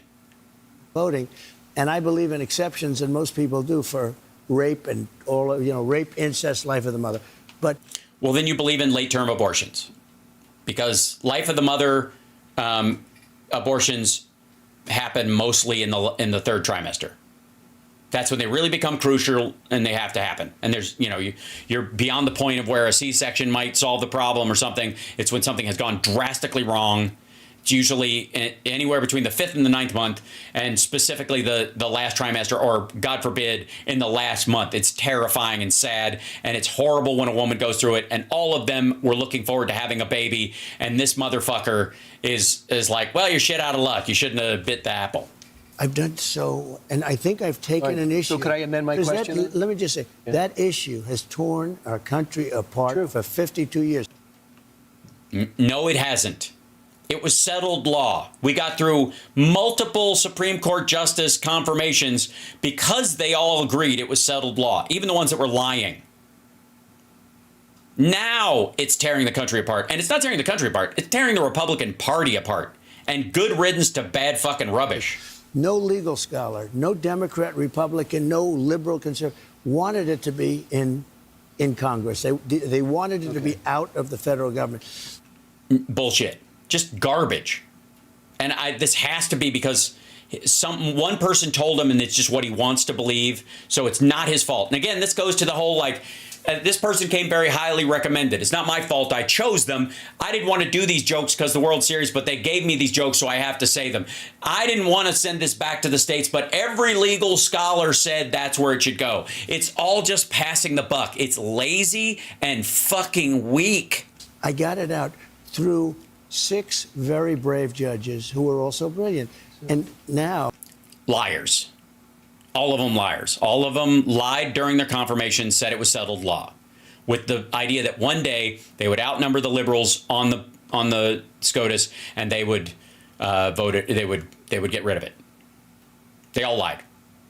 Amy Coney Barrett, probably the most direct. Kavanaugh, absolutely. The rest of them lied more subtly, never thinking they would get the chance. But those two were put in there specifically because they were the deciding vote, the number that got them over the hump where they could make this decision specifically. That's why Trump got 3. That's why Mitch McConnell held out. I mean, as much as he wants the fucking evangelicals to hate Mitch McConnell, they fucking don't, because they all know he got 3 judges because of Mitch McConnell. And that's why they had enough votes to overturn Roe. And once he's done it, he's just going to fuck it up. Oh, they're voting. Ohio voted, and it's actually a very liberal vote. Kansas, very liberal vote. But right, which is exactly why the pro-lifers are going to insist on a nationwide ban as soon as they can get one. People are voting. You think they're just going to give up? Does he think the people that killed Dr. Tiller are just going to give up? They're like, well, the people voted state by state. I guess that's it. They wanted it to be in the states and a vote of the people. But that issue, maybe some women. Okay. But they're going to find. Maybe some women. Some women want bodily autonomy, but some women just like being trad wives who listen to their husband. I'm going to do a... This year, Betty voted. Well, the country's coming together now over that. And they get... No, they're not. Well, I will say women across the political spectrum are coming together based on this to vote against you. To vote. They're actually voting on the issue. Yes, they're voting against it being a state's choice. They're voting for Kamala Harris. A segment of the Republican Party that likes Nikki Haley, and they are reluctant to jump. That would be him. Into your column. She wants to help. She said, if he calls me, I'm there. You guys used to be tight. In the last 18 days, will you call her and say, come out with me? Yeah, I'll do it. Yeah, whatever. What I have to do. But let me just tell you. Yeah, I'll do what I have to do. Nikki Haley and I fought, and I beat her by 50, 60, 90 points. I beat her in her own state by numbers that nobody's ever been beaten by. I beat Nikki badly. I beat everyone else, too, badly. No, you lost 40%. You've already been president. You were already president for 4 fucking years, and you lost 40% of the primary vote. Biden didn't. Even with RFK and Marianne Williamson and whoever else the fuck running, he didn't lose that many. None of them got a fucking toehold. Nikki got a fucking toehold, and she kept it. And even though she's pretending to support this asshole to save her own fucking life so maggots don't try to kill her, her supporters aren't. They're not going to throw the fucking lever for him now because she said so. Frankly, I set records, both in speed. Dude, you know who set the records? Anybody who ran unopposed. You know who beat you in that record and how you beat people and how long? Joe Biden. 89% of the vote the entire time, right out of the gate. Nobody else got a fucking shot because they didn't earn it. He was and he was in office at the time. And in the magnitude of the win. Jesus Christ. George H.W. Bush ran unopposed for his second term. Like, you do realize that most of the time when a president runs for a second time, there's either a minor challenge or none at all. That's the record. The record is, you've already been president. We know who you are. We don't need to run anybody else. And everybody else knows you can do it again and get elected because you did the last time. And everybody keeps saying that. They don't say get Ron, and Ron did very well. Yeah, he didn't do as well as Nikki, though. She stayed in and beat him. And people continued to vote for her after she dropped out. Think about that for a second. But again, I beat everybody by numbers that have never happened before. Again, you know, the best numbers you can have is run unopposed. They are. If you had to run it all, you didn't set the record. The record is baseline, is batting 300. And they keep talking about Nikki. I like Nikki. Nikki, I don't think should have done what she did, and that's fine that she did it. But even in her own state, in South Carolina, where she was the governor, I beat her by a number that nobody ever heard. She by dropped 50 He doesn't even remember. points or something. And then they say, oh, when is Nikki coming back in? Nikki is in. Nikki is helping us already. But she is? Why? By not running against you anymore? It's just people keep saying, when do you bring... They don't say, when are you bringing this one? Everybody is in, and Nikki is already in. You know, she's out campaigning. And Elon... No, she's not. Musk is... Look. Elon Musk has been in a fucking high school gymnasium. I watched a rocket ship land 4 days ago. That was stunning. I watched a rocket ship. You talk about people. This guy is unbelievable. Oh, you mean the thing he did with government money? The government contract that he's doing, that his engineers are doing, while he's selling fake robots and a fucking toaster bus? On the phone. I'm talking to somebody on the phone, and I'm half falling asleep. An important guy, but a very boring guy. And I'm like this. And the television's sort of like the sound is off. And I see this massive, like 20-story, you know, things like 20 stories tall. No, it's not. And I'm looking. I thought it was a space movie or something. Yeah. This guy is so brilliant, and I watch it come down, and you can see it's still in good shape, but it's burned to hell because it was traveling at 10,000 miles an hour. You know, so it's like a piece of fire, and it's coming. It is. It's like a piece of fire. Dude can paint a picture. And I said, "Oh man, that's going to crash into the gantry. This is not good, right? Right." And I said, "Well," and then I see the two arms grab it, boom, and it's like perfect. I said, "That could only be Elon." I called. He said, "That was me." So think of it. This guy is campaigning. He is actually campaigning for me in Pennsylvania. Right. He thinks that my winning, and a lot of people love him. I mean, he is. You know what he did with that Starlink? How he helped North Carolina. Yes. Again, the government paid for Starlink. They also have the fucking Amazon system. And Georgia. So grateful. I mean, they had no communication. I was there. He had it there in record time. I called him. I said, could you do... They asked me, do I know him? Yes, I know. He gave me the nicest... It's amazing they can't take a fucking commercial break when he's there. They have to at some point, right? Endorsement, really, of anybody. So, Mr. When you do morning shows, it's usually a 4 to 7 minute segment, and then they're doing ads. His endorsement meant a lot. This motherfucker will not shut up, and they can't talk to him like a normal person. Go, hey, we got to take a break. We'll come right back with the president. So, Mr. President, we got some viewer questions. Yeah. They wanted to set it up. Oh, dear. For you. Ainsley has the first one. Well, okay, so this is, she was watching the show yesterday, Paula. She lives in Claxton, Georgia. Yeah. And I'm sure you've heard of the Claxton Fruitcake Company, I have. the largest fruitcake company in the world. Yeah, he's definitely heard of it. Yeah, absolutely. Big holiday guy, Trump. Yeah, all up in some fruitcake. We get it every Christmas. Yeah, they sell them at Walmart and all There is kinds no of number Sam's 10. store. I want one He has no idea. immediately. So she's I want one immediately. No one wants a fruitcake. part of the family that produces these fruitcakes, and she had a question for you. Yeah. Here's Paula. Good morning, President Trump. My name is Paula Parker Claxton. Parla Parker Claxton. Hello, President Trump. Hey, man, I love me some fruitcake, buddy. Shit. You know what I love when they got them, when they got gumdrops in them, and you're in the middle of it, and you're like, is that fruit, or did my fillings just come out? I don't even know. My family owns a wholesale and retail fruitcake bakery in Claxton, Georgia. But, you know, that's not a crime yet. When you were elected president of the United States, what... He was already elected president, lady. Keep up. When was this? I mean, this does look like video from a phone in 2015. Nice work, Fox. What plans do you have to curb the rising cost of operating a small business, inflation, and labor costs?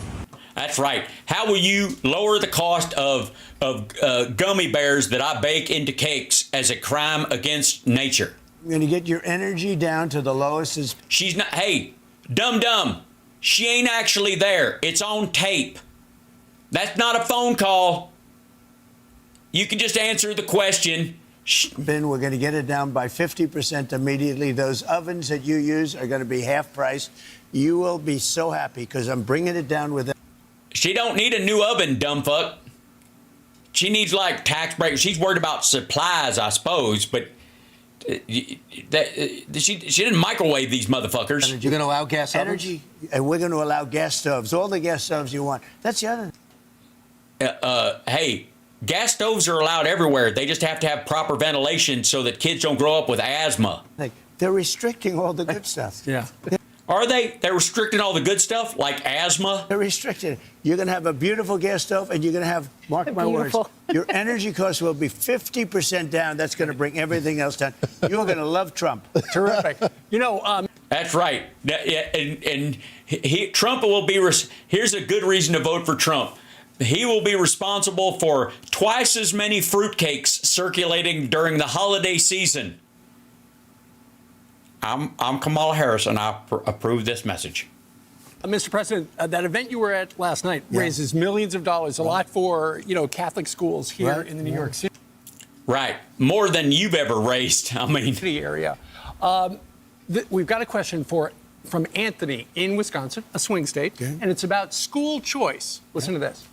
Yeah, Anthony's worried about school choice. Can I choose not to go to school? Can we have snow days in the summer?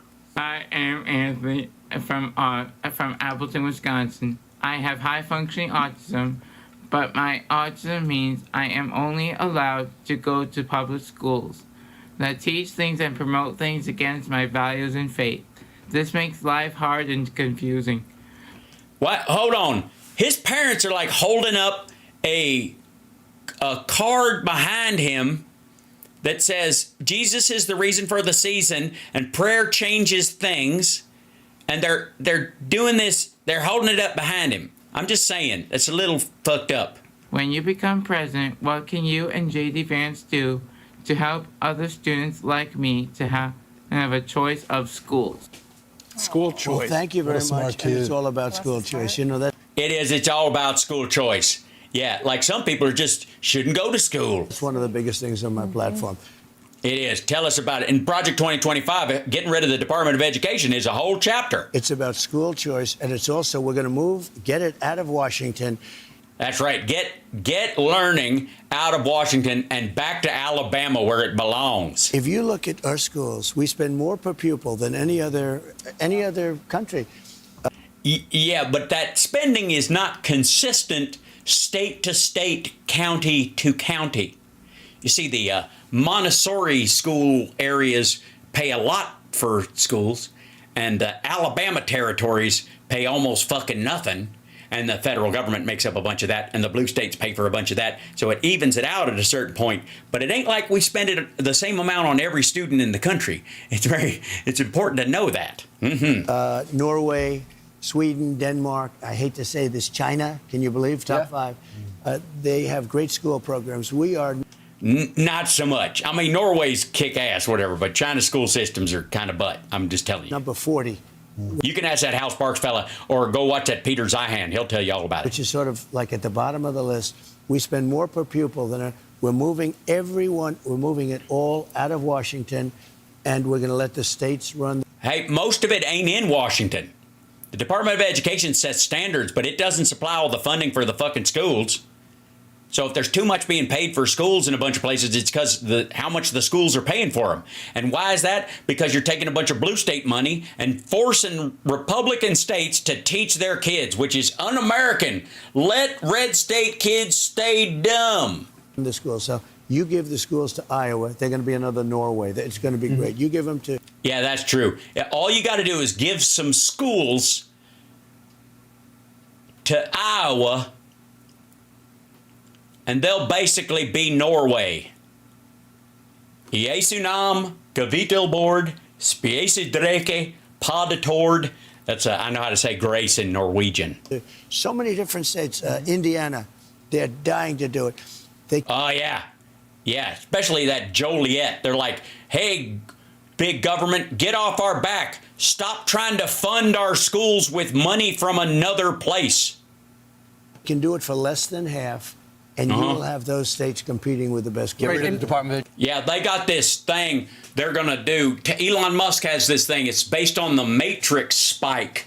You just shove it in the back of people's heads and like, oh, I know Kung Fu. Like that. It's so good. It's totally going to work. Education. It's going to go. Right. And every building in Washington, you know, you go by. Oh, thank you very much, J.D. Christie. It's nice to see you again as well. Department of Education. I'm going to have one person working there, maybe with a secretary. I don't mean a secretary. You want it all. You want it all to be local now. So stenographer, because we want to make sure they're teaching English, right? Let's say reading, writing, and arithmetic. None of the above. That's right. Basically, we want everybody to have a baseline education and nothing else.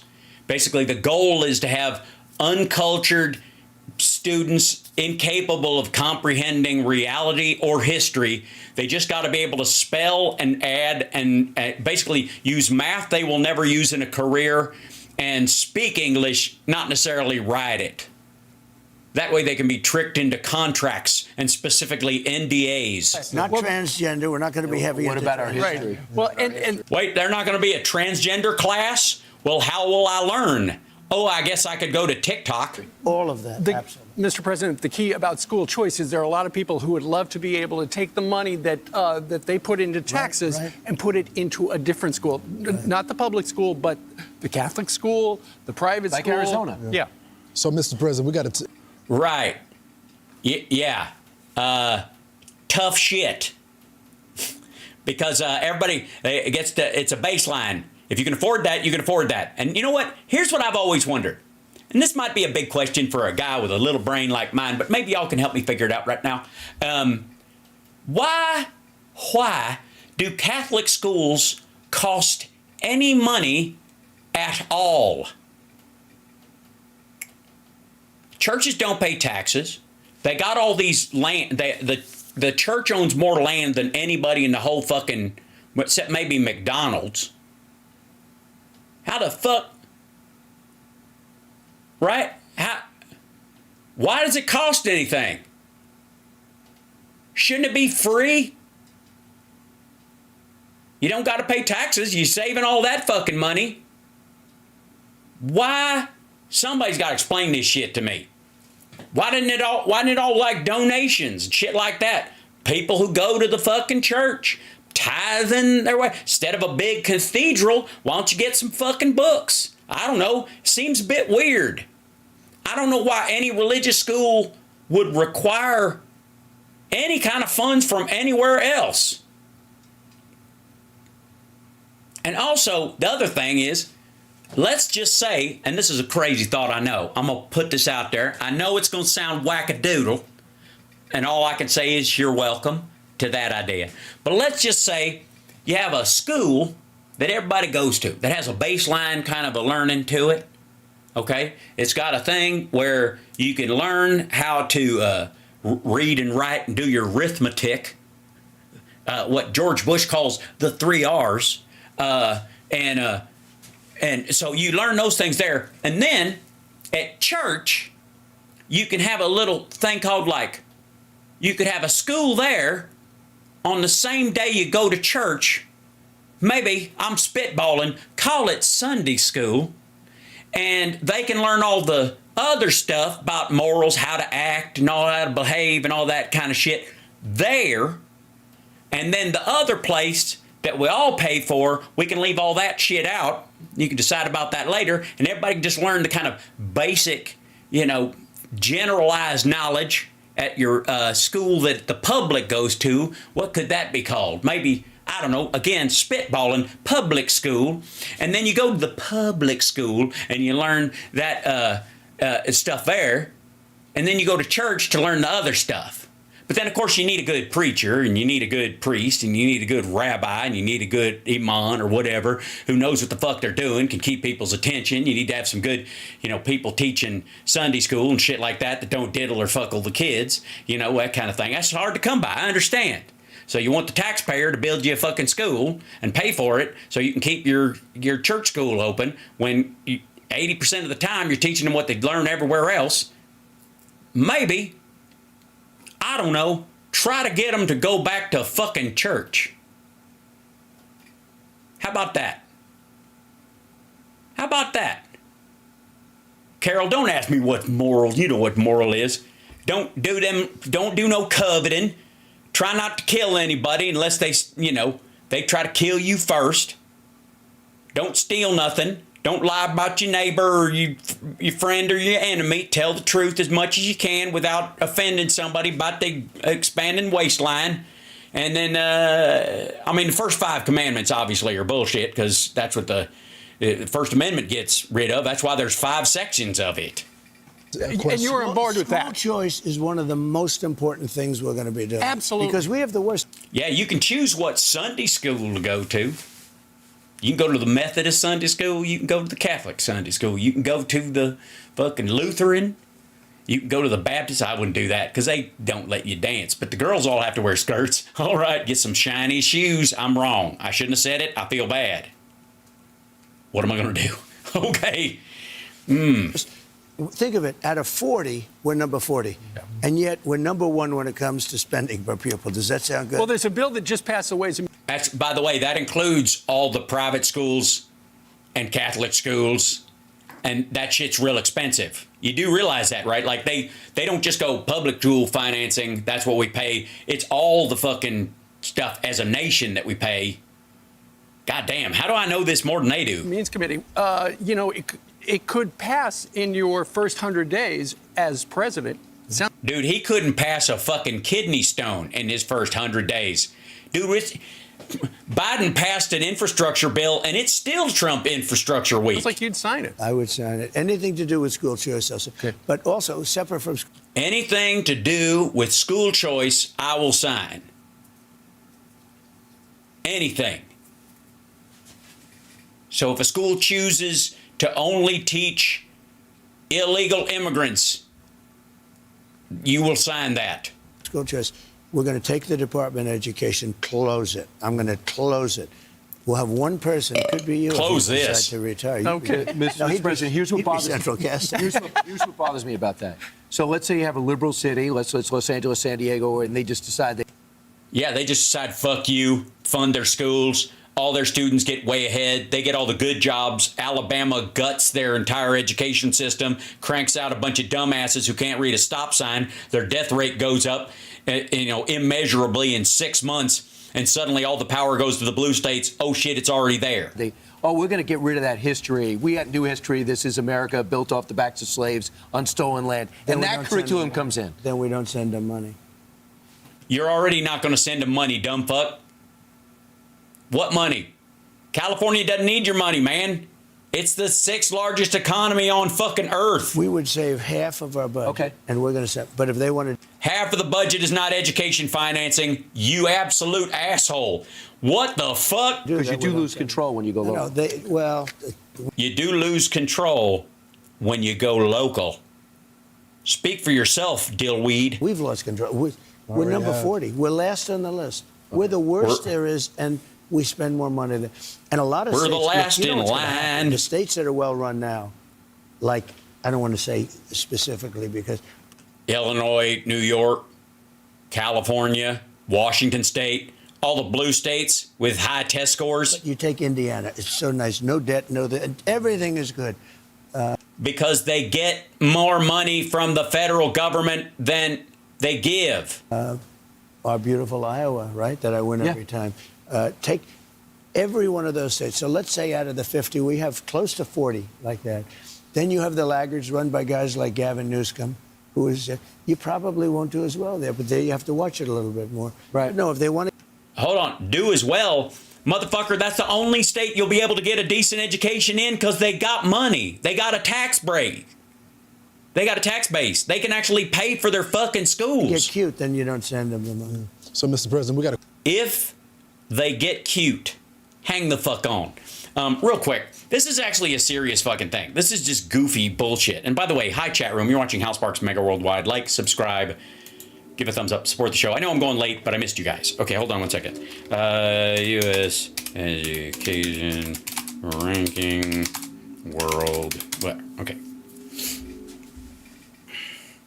The United States is 12th in the world. Not 40th, 12th. According to the IMD World Competitiveness Center, however, in university rankings, the U.S. has a strong presence with 7 of the top 10 universities and 13 of the top 20 being American. 7 out of 10 of the best universities on earth are in the United States. 13 of the top 20 are in the United States. And we are 12th worldwide. And what do you think? Do you think California and Washington State and Chicago and fucking New York City are weighing that number down? Or do you think that we'd be a fucking 3 if it wasn't for fucking Alabama and southern Georgia and northern and the fucking panhandle of Florida and chunks of Texas? We're 12th, you dumb motherfucker. And the southern states drag down the blue states. Rural areas that are anti-education, inner city areas that are anti-education, drag it down too. Because learning's gotten a bad rap with a certain group of people.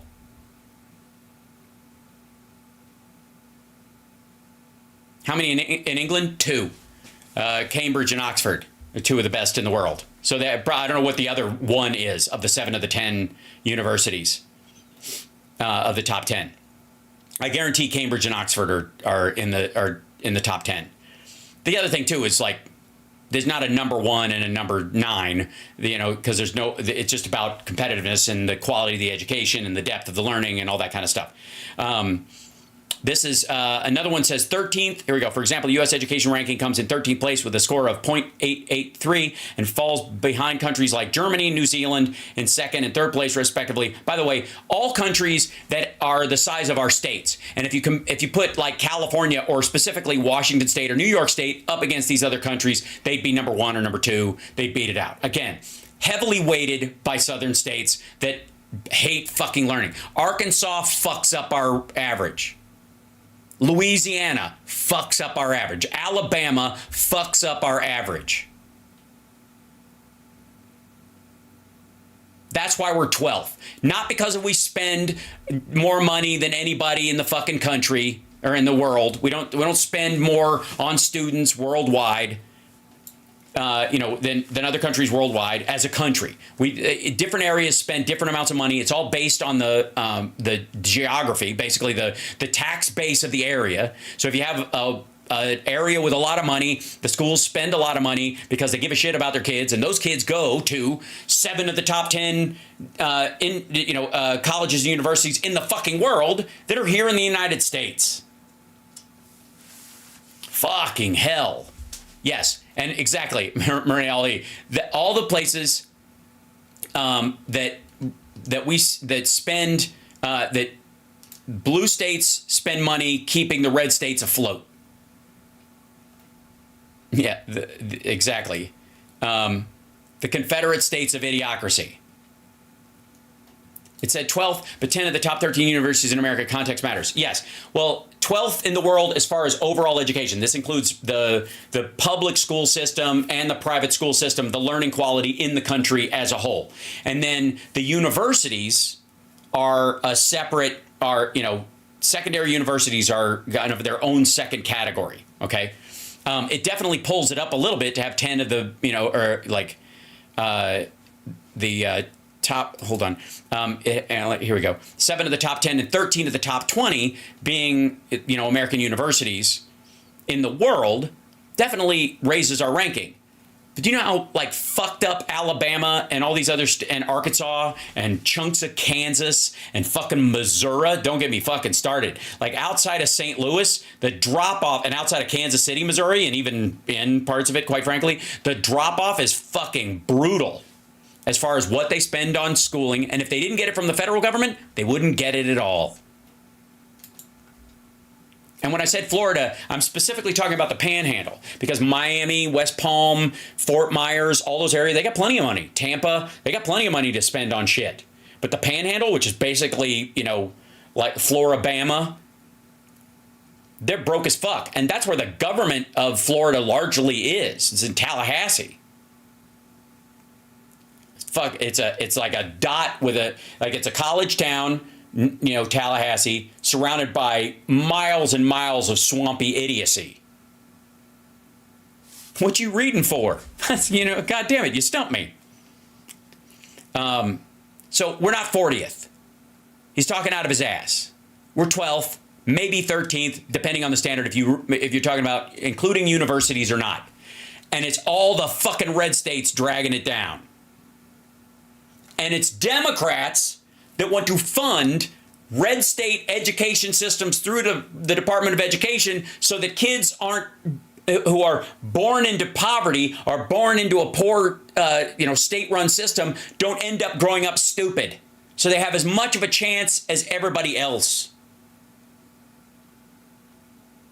That's Democrats doing that. That's the magnanimity of the fucking blue states and blue cities saying we're cool with giving a little more of our tax dollars than we get back, so that if we have to hire somebody at some point and they happen to grow up in Alabama, we know that they can understand what a fucking yield sign is and don't get killed on their way to work.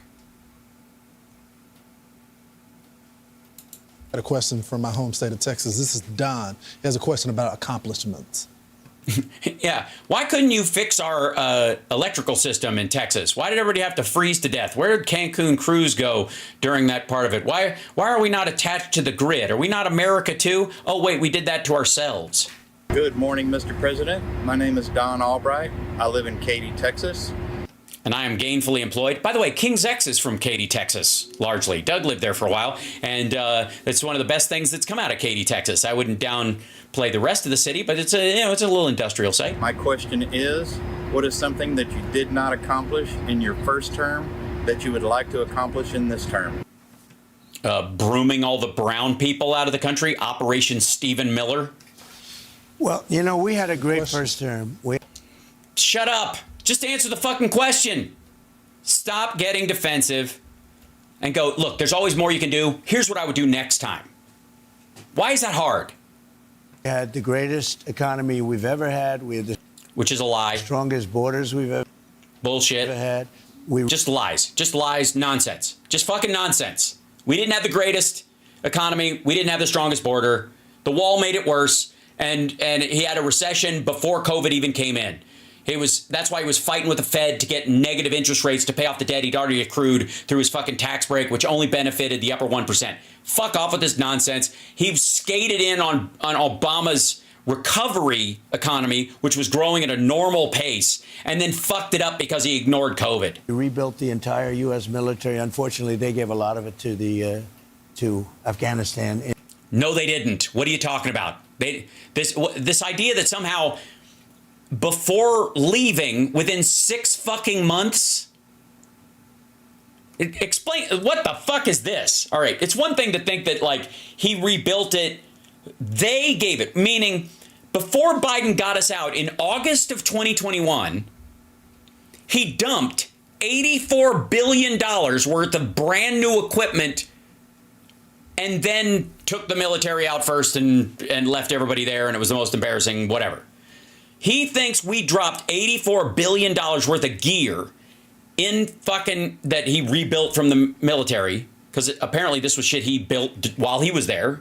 So did he send that shit over there and leave it? In one of the worst times ever. One of the worst times ever? You mean when we finally got out of a 20-year war that should have never started in the first fucking place? I think the biggest thing for me in terms of government is great people. I had great people.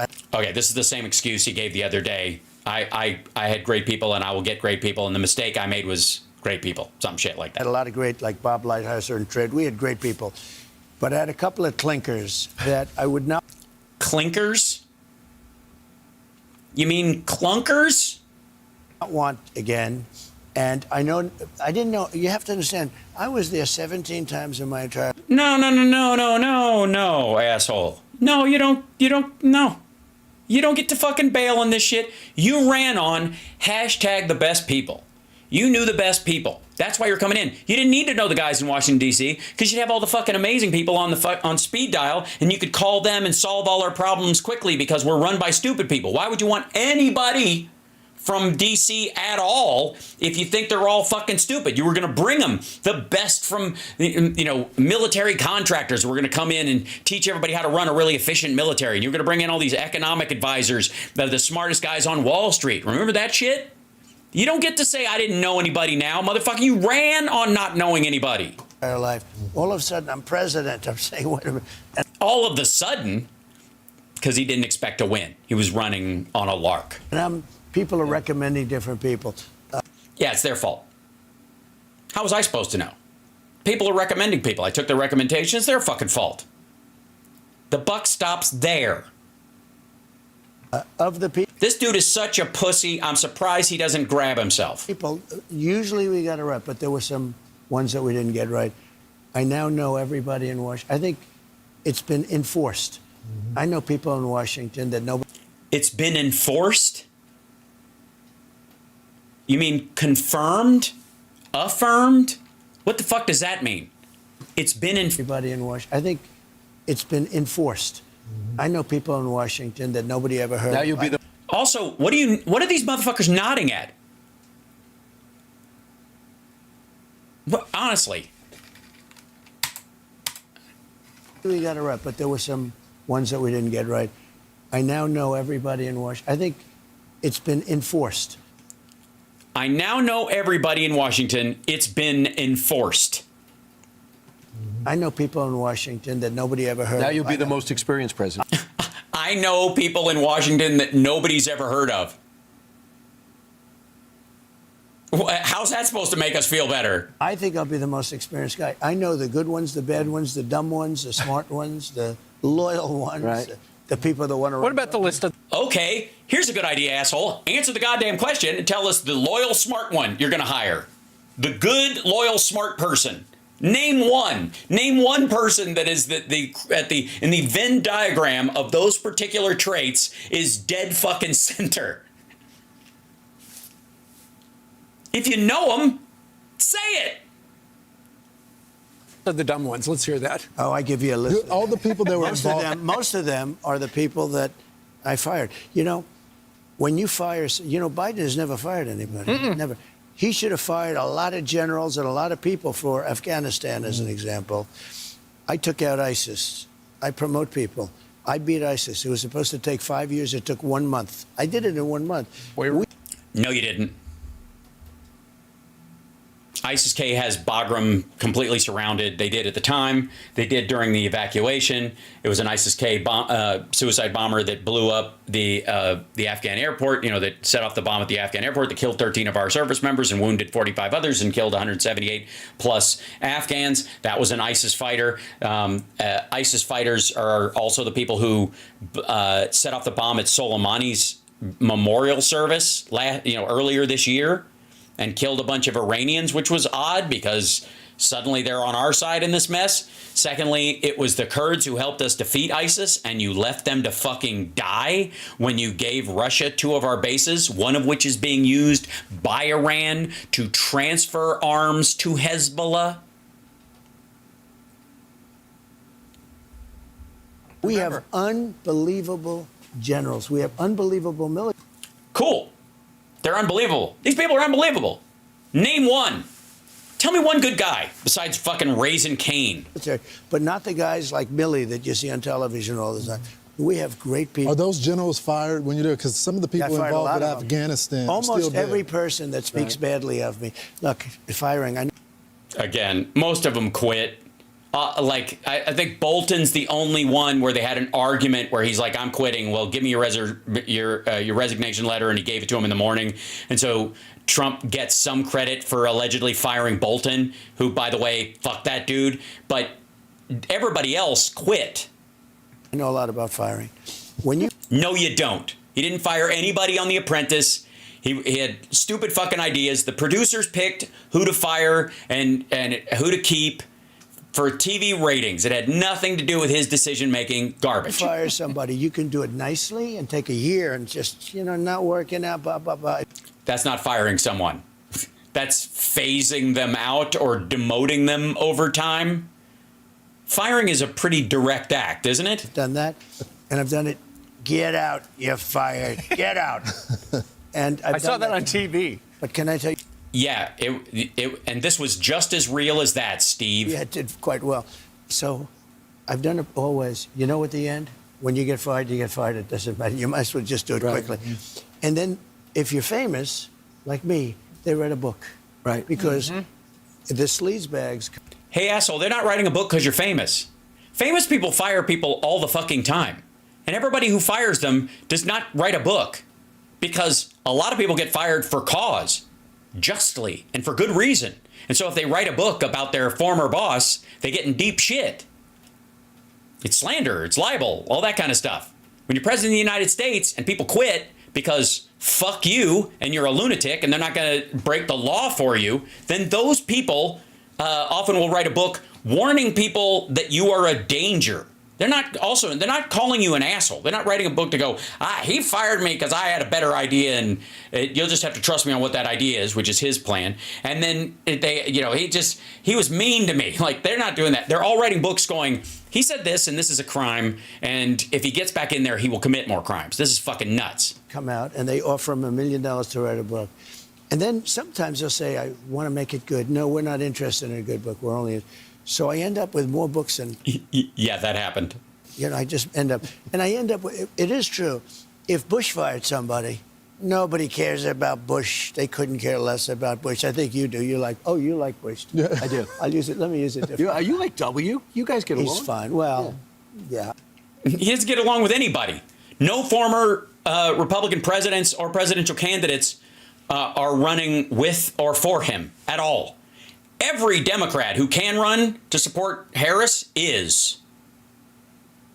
All of our living presidents. Fucking Jimmy Carter's 100 years old, and he voted for her. He made a point of doing it. But I disagreed with what he did so much. Right. I just disagreed with. So I disagreed with what. Oh yeah, what was that? Us into the Middle East. We spent $10 trillion. We got nothing. So except death. Well then, why? Except death. Why didn't you get out? You ran on getting us out of Afghanistan. Why didn't you do it? 4 fucking years, nothing. You punted it into the next term. So you like kids? Here's a 10-year-old from Tennessee has a question for the 45th president. Yeah, if you want us to slow it down so you can understand him, if his grammar and his words are too complex for you. President Trump, I'm Daniel, and I'm 10, and I'm from Tennessee. What was your favorite president when you were little? Who was your favorite president when you were little? So I liked Ronald Reagan. I thought he was... Yeah, when you were little. Yeah, how little were you when you were with Reagan? I mean, by the way, penis size doesn't count because you're always little. Look, I didn't love his trade policy. I'm a very good trade. I've made some great trade deals for us, the USMCA. Right. No, you can't take credit for the USMCA when you're shitting on Mexico that they're trying to build a bunch of Chinese factories and sneak cars in, because if the USMCA had protected against that, it would be worth something. Like, this is just fun. This is dumb. That wasn't his strength, but he had a great dignity about it. Also, what was wrong with Reagan's trade policy? What are you talking about? Other than the fact that you want to get rid of the income tax and go back to tariffs and act like we live in fucking feudal times. And Ronald Reagan, you could say, there's our president, more than any others, really any of the others. Great presidents, well, Lincoln was probably a great president, although I voted. Yeah, you were little when he was president, right? Was said, why wasn't that settled? You know, I'm a guy that, it doesn't make sense. We had a civil war. Well, half the country left before he got there. Yeah, but you'd almost say, like, why wasn't that? As an example. I don't know. Hey, why don't you ask him? Why wasn't it settled, you fucking lunatic? Ask him. Ask that guy. Ask him why it wasn't settled.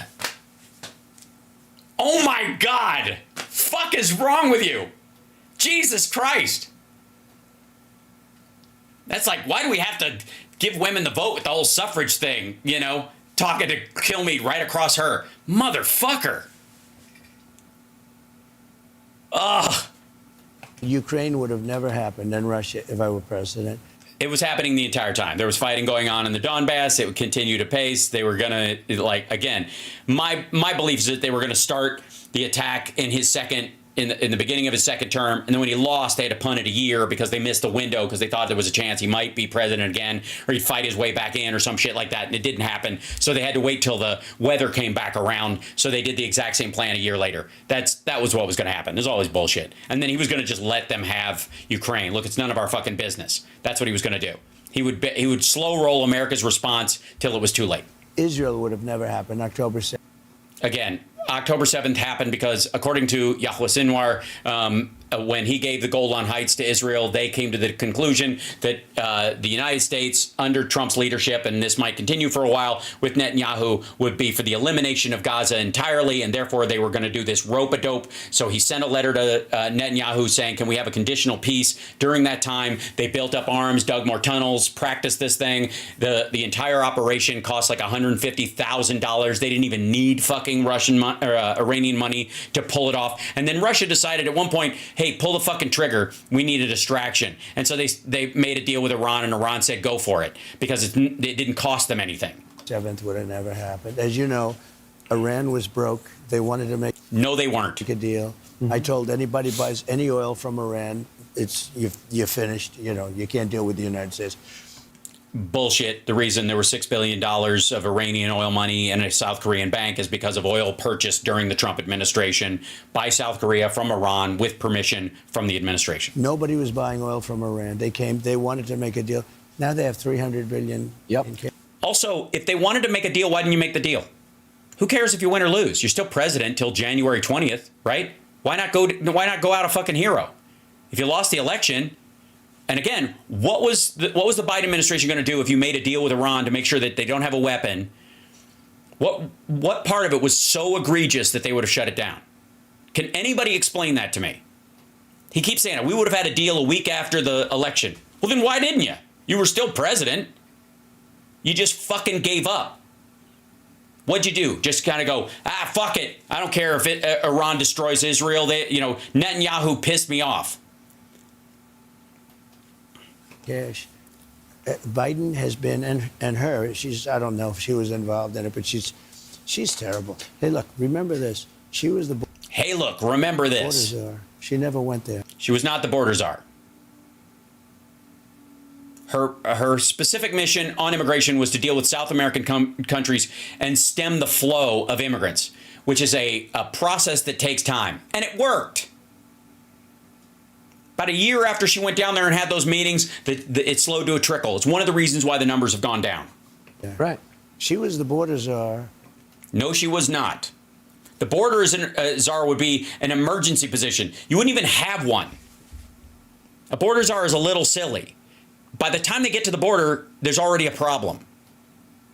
You wouldn't even want to have a border czar that, and if they did, the majority of their job would be dealing with the flow of migrants before they reach the border, well before. And the Border Patrol. The one thing you have to remember, the Border Patrol gave the strongest endorsement that anybody's ever seen. He's the best there is. There's never been. He's the greatest president, the greatest at the border.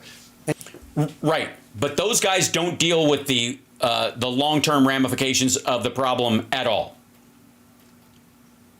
They're hammers talking about nails. They do a great job, but the strategy dealing with it long-term isn't their gig. The removal of those people, even once they're in the country, which is ICE's job, is not their gig. Customs and Border Patrol deals with ports of entry and people crossing the border illegally on the southern border. That's it. They don't have anything to do with the strategy that would stop the flow of those people in the first fucking place long term, or deal with the ramifications of the people who are already here, or anything like fucking DACA. They take those jobs by and large because a lot of those folks believe that immigration should be stopped. I mean, that's the gig. I mean, if you hate criminals a lot, one of the best jobs you can have is not being necessarily a cop. It's being a prison guard. Because they got to listen, and they're already busted, and you can't necessarily violate their rights, and even if you do, you can get away with it. It's a big difference between being an ICE agent and being a Border Patrol agent. One deals with something that's acute. The other one deals with investigations and gathering up and dealing with, larger gangs and criminal groups and that kind of stuff. And she's terrible. Just being a patrol person is a security guard, and again, they do good work, but it's a specific job. Well, that was their policy. And these guys are great, by the way. These are great. You know them very well from the show. Oh, yeah. We got the best. From the show? Best endorsement. And that really says it all. And I think the border is a bigger thing than inflation and the economy. I watch your polling where it says the economy and inflation at number 1, 2. And then it says, always says, like the 3. I think the border is bigger. I got elected in 2016 on the. It is with his people. That's why he thinks this. His people are more racist than broke. The people who live at the villages are doing just fine financially. Inflation in the economy is not the biggest thing for them. They're doing just fine. The people who are doing the fucking Trump boat parades, the assholes is front row Joes, they're financially set. None of them are fucking broke, or they wouldn't be able to go to fucking 200 goddamn rallies dressed in costume. They wouldn't be able to cosplay as fucking Tea Partiers at all these events, or dress in have multiple brick suits to wear. They have plenty of fucking money.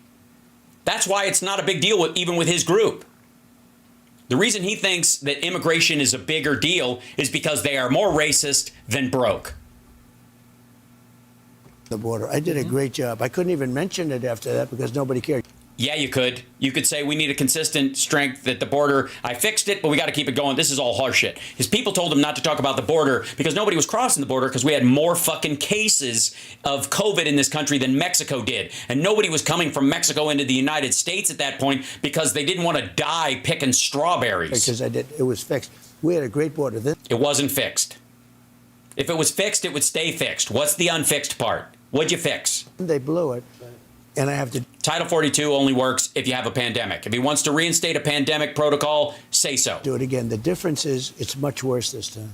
Mm-hmm. Right. Because they're allowing millions of people into our country that should. No, they're not. Be here. So, Mr. President. Now, it's recidivism. They're coming and going. And we got a fun one. But we'll fix it. We got a 6-year-old from Massachusetts, and he wants to know about your favorite animal. Let's watch. Okay, this is the I like cows thing.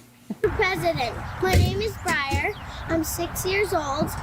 I live on the farm in Massachusetts.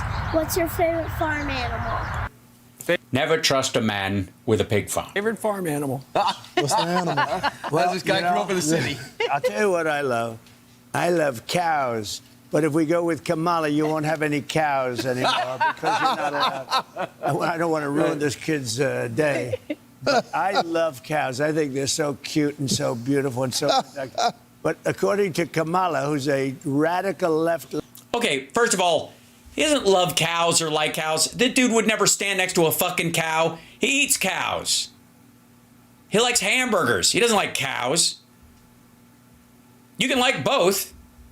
That's why I was for Prop 2. That's why I helped raise money for Prop 2, to make sure that farm animals that are killed for their meat are treated humanely during their life. That there's a standard, right? Yeah, that's how you can like both, okay? He eats cows. He doesn't give a fuck about them. Lunatic. You will not have any cows anymore, so we have to vote her out. To eat. They're not going to just kill all the hoofed animals on the plains. They're not going to hunt down all the fucking bison because they're farting too much. You're an idiot. If you like cows, you have to vote. I know. Mr. President, I got a question for you. Either today or tomorrow, you're going to McDonald's. You're going to be working the fryer. Are you going to wear... No, he's not. Wear the paper hat. I'm going to do everything. I tell you what. You're going to do it. A friend of mine He owns... is going to do it. No. The idea that they're going to let this asshole near boiling hot grease is ridiculous. If they do, they're worse than we think. McDonald's someplace. Oh, I'm going. Because she lied. You don't think she ever worked at McDonald's? I know she did. We checked it out. Unless somebody comes up with something. We checked it out. They said she never worked here. She even picked garbage. The store. We went to the manager. The manager's been there forever. No, they haven't. The manager of that McDonald's is not fucking 65 years old. Do you remember her? No, she never worked here. They know. Okay. No, so will you wear the paper bullshit hat? And you know who else stopped talking about it? The press. If I said I worked at McDonald's and it turned out not to be true, this would be the front page of that stupid New York Times, the worst paper. It is the worst rag. The New York Times is the worst most to say. They would have me front page for months. Nobody, I can't get any. That's why I have to do it myself. That's why I'm doing it. So you're going to get trained and you're going to make French fries? Well, I don't know how much the training will be. Not too much salt. It's not going to be. Oh. Just not that much. I love that salt. So I don't know how you do it. You were at the barber shop yesterday in the Bronx. You did the Al Smith dinner last night. You probably didn't get home until 1 or 2 in the morning. And you know what else I did? And then you're here. Well, I got in. Okay, this was a crazy day. We did your thing. I did 5 other things. And then on top of it, I came back and I was really, really like tight because I'm the keynote speaker at the Al Smith. So what happens is... You were really tight? I said, let's go. I want to go. Sir, you have an interview with Tyrus. He's a large guy, by the way. Yeah. Is he a great guy? And he's a very smart guy. He is great. And he's been so good to me. And he said, listen, there's no election here. You're going to win this thing in election. And he's been saying that for a long time. Yes. Yeah, he's an idiot. Whenever they talk about he's funny. Whatever, and Gutfeld. Wait a minute. So are we supposed to believe he did the Tyrus interview after the Al Smith dinner last night? You know, he didn't like me originally, and then he said, well, I don't like everything Gutfeld, done. but you can like him. Do you not like me? No, he's great. him. Yeah. But he had the They're highest, like brothers. He had his highest rating in the history of the show. Oh, yeah. Yeah, we're proud of him. But Tyrus, he has a website, and he said, would you do my show? So like 2-3 weeks, I agreed. So I came home. I'm running because I'd like to at least see my speech, you know, like before I get up before all these killers. And I'm running, and Sir Tyrus is waiting for you. Oh. And I have to put on the tuxedo. In theory, white tie, but a lot of people didn't have white tie, but they had tuxedo. And I'm running. You mean black tie? And you know what I did? Rather than saying, Tyrus, I can't make it, I said, let's go, Tyrus, let's do a quick one. So I knocked it out. That was a all right. You're going to be back on it. He's great. He's a great guy. And Mr. President, you're going to... Sorry, what, knocked it out, did you? What did you do? You sat there and talked to a sycophant who thinks you're going to win for 25 minutes? And that's your job? That's work. You're saying that's more work during your work day? A chit-chat with a dude who can't wait to pelican your fucking balls in his lower jaw? Be back on the campaign. Actually, you got another event to go to. So thank you for giving us some time. You know what the event I have now? No. A very big event. I'm going to see Rupert Murdoch. Okay. That's a big event. I don't know if he's thrilled that I say it. Please tell him we also thank you. I'm going to tell him something. By the way, this is the most fucked up part of the whole thing, which is saying a lot considering the you people clip from the fucking barber shop and the why didn't we make a deal on the Civil War in front of the black dude. Fuck me. This part where he's like, they think he's joking when he says they shouldn't run negative ads against him on Fox between now and the election. Very simple, because I can't talk to anybody else about it. Don't put on negative commercials for 21 days. Don't put them, and don't put on their horrible. Yeah, he's laughing because he either thinks he's joking or he's like, this fucking guy. Well, people that come and lie. Don't put on horrible people that come and lie, meaning don't bring on Democrats who make my job harder. Don't bring on Pete Buttigieg. He makes me look like an even bigger dickhead than I do. I'm going to say, Rupert, please do it this way. Right. And then we're going to have a victory, because I think everyone wants to have a victory. And then we'll have a victory. If there are no negative ads and Democrats are not allowed on Fox News between now and the election, then we'll have a victory. If I have a total blackout of my opposition on this network, then my own base that watch this channel will vote for me. But, Jesus Christ. It's a great channel that we have with Tyrus. Oh, good. There you go. All right, Mr. President, thank you so much. Thank you very much. Good luck. Appreciate you. Thank you, man. I'm Steve. He's doing that fucking hand jerk thing a bunch. He picked it up again. He did it at the barbershop, and he did it like wherever, like at the Al Smith dinner and stuff. He's gotten back to that whole thing because I think partly because, you know, I think half the time when he does it, it's because he's about to fall over. When somebody reaches out and shakes his hand, he's about to fall, and so he kind of jerks himself back forward to steady himself. Man. Okay. I have kept you guys late.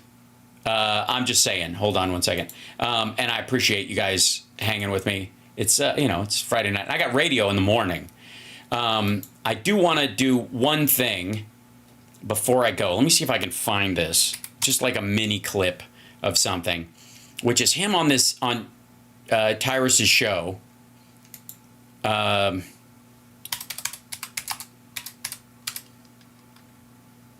Yeah, there it is. See if the media went on. Yeah. Let's see. I'm gonna go to top. We'll go to these. Yeah. So here's just this is a little slice of it. He goes. There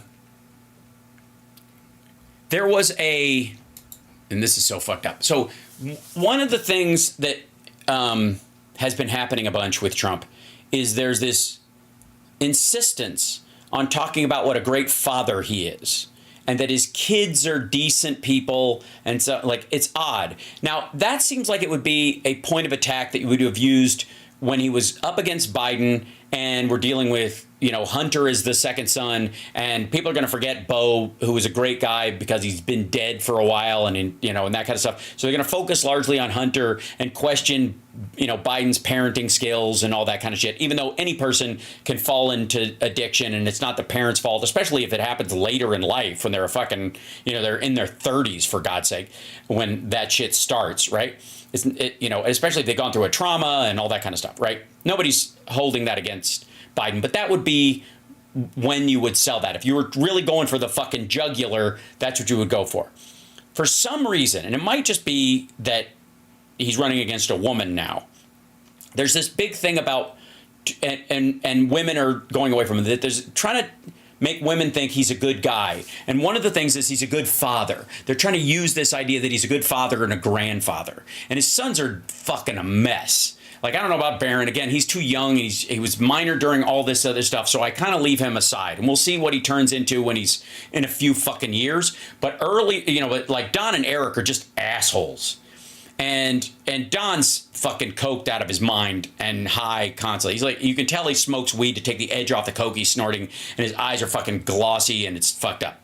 One of the things they keep doing is this: you're a great dad and a great father. What's your secret, right? And Tyrus goes into some of this shit and asks, you know, Trump about this. This is Tyrus. And Tyrus, I don't know how tall he is. We'll have to look it up or whatever. But Trump is shrinking. And yet at the same time, he's wearing high waters. I don't understand that at all. It's very weird. But here we go. This is, maybe it's his diaper when it squinches, it pulls his pants up. We don't know. But he's asking him about being a father and a grandfather. Who have said things like, you've paid medical bills. You paid mortgages, rents, you've helped get family members. There's one story in here where a brother came in with a business plan, nobody would hear him. You gave him 10 minutes, you shook his hand, and you cut him a check. Yeah. Why is it so hard for you and even your team? I'm a little upset. These are things that I think the American... By the way, a brother, I don't know what the fuck he's talking about. One of the biggest stories about his family is the fact that his nephew, I believe it was, his brother Fred's kid, has a son who is disabled and incapacitated and has, like, you know, I believe, you know, he's locked in, he can't, you know, express, but he can see, he knows his family members just can't express it. And Trump was like, why don't you just let him die and buy yourself a condo? You're spending away all this money keeping this dead weight alive. It's fucking gross.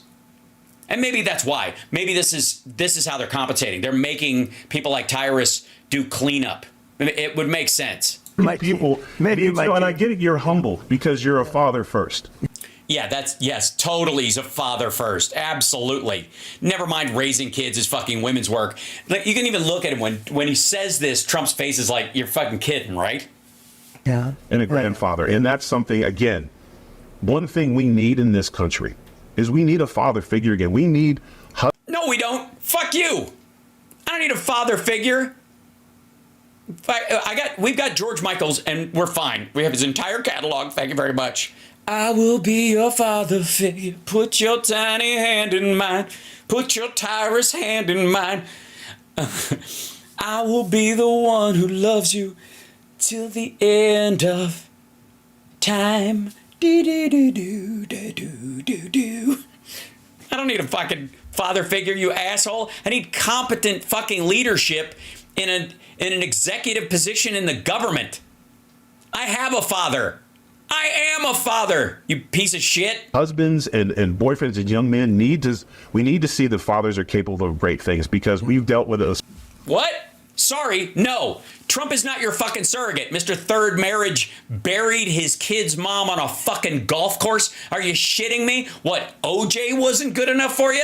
You don't, I'm sorry. What other father figure, like, we lost fucking Cosby. It's a shame Epstein didn't have any children of his own. Especially in the last 3.5 years, right? A complete dismemberment of what it is to be a man. We're under attack. What? For everything. We are. No, we're not. No, we're fucking not. Sorry, but being a serial sexual assaulter and rapist is not integral to manhood. Fuck you.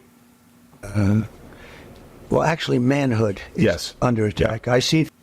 Yes, I understand that there's like old men that dye their hair piss colored and wear a bunch of orange makeup and wear shoulder pads to cover their drooping, sagging, tittied body that are chipping away at the masculinity of the fucking country. Meanwhile, liberals can't even lift weights and have terrible muscle structure. Things that are so beautiful, and the next day I see they're knocking the hell out of somebody for doing something that a day before I said, what a wonderful thing. Oh, yeah? What would that be? Sexual assault? No, we have to get back a little bit more. You know, the other thing under attack is religion. Religion was like the glue that kept this country together. And oh, yeah? Which one? So many people are mocking it now. They mock it, and it just kept our country together. Sorry, you think mocking religion is new in this country? You're fucking kidding me, right? I'm sorry. Have you ever seen Sam Kinnison's bit about whether Jesus is coming back? Yeah, I'll come back. I'll come back as soon as I can play the piano again. I'm the only savior who can use his hand as a whistle. Right. Yeah, mocking religion. That's the problem. But it's absolutely under attack. Also,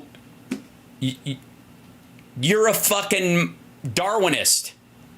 This asshole is not a Christian by any stretch. Neither is Tyrus. Neither one of these fuckers goes to church. I'm sorry. I can't be the only person. I have a Bible on my desk. It's kind of a fresh wound with me. And under attack by this administration.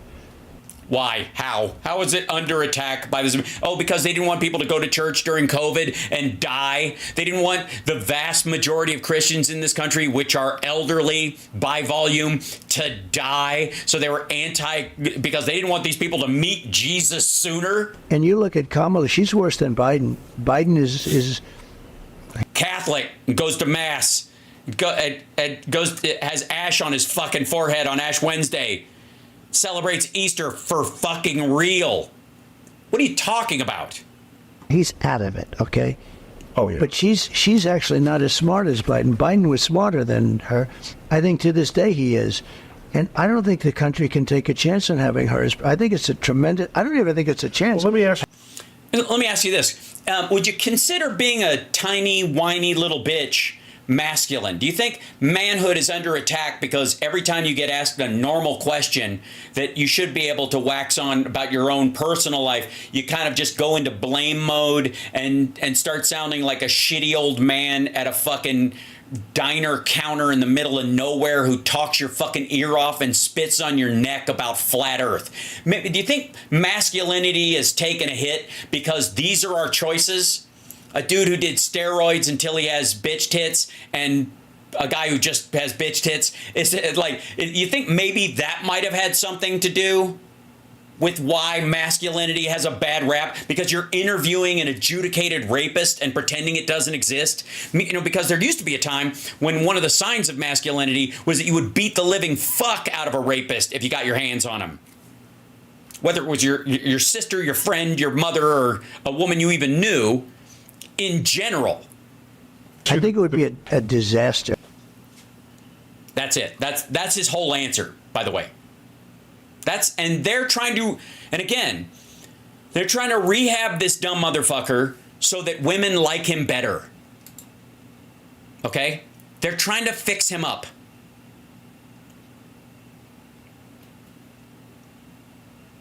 Okay, and then, all right, let's see the manhood is under attack. There's a bunch of,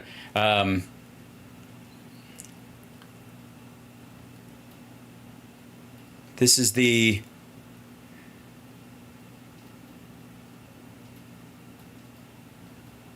yeah, this whole like bullshit that you're a dad and you really care and all this bullshit is so weird. They've been telling that's the whole fucking conversation is this story. Okay, so and here's part of it is why. Let's go to Tyrus has this thing where apparently Trump talked to Tyrus's daughter, who was on the. She came to the taping of Gutfeld with him. Yeah, and Trump allegedly talked to her for 20 minutes. This is the story. This is why he thinks he wants this side of Trump to be seen. Juicy. I'm Brian. Hold on. Oh, shut up. Hold on. It's this thing. I actually owe you an apology before we start. I've been very critical about how you fight all through the campaigns. I voted for you because I like policy. Right. I didn't know you as a man. And I think when you don't understand what a man fights. Sorry, what policy was that? You like this policy? Which one? The anti-immigrant stuff, the Muslim ban, the tax breaks for the upper 1%, the never-ending search for a replacement for the ACA, a never-ending infrastructure week. What fucking policy? Or you can get lost, especially with all the noise we're seeing from fake news, etc. Yeah, it's the noise. That's what it is. Created these pictures from you. There is noise. So Gutfeld show's over. Cameras are off. We go backstage, and I expected you to be like every politician or anybody I've ever celebrity I've bodyguarded for, and you met my family, and you talked to my daughter. Mm-hmm. My daughter is 10 years old. Her name is Georgie. You guys talked for 20 minutes. If nobody... Yeah, but granted, that was the only intellectual parody he could find in the building, even with Gutfeld around. You could have been her grandfather, and you were talking about her horses and her dreams, and I was sitting there, and I was like, I have been so wrong about this man because I never understood why you fight the way you fight. Okay, guarantee it was 3 to 5 minutes. He did not sit there for 20 minutes after the show was over talking to this dude's daughter. Didn't fucking happen. 5 minutes tops. You're a family man.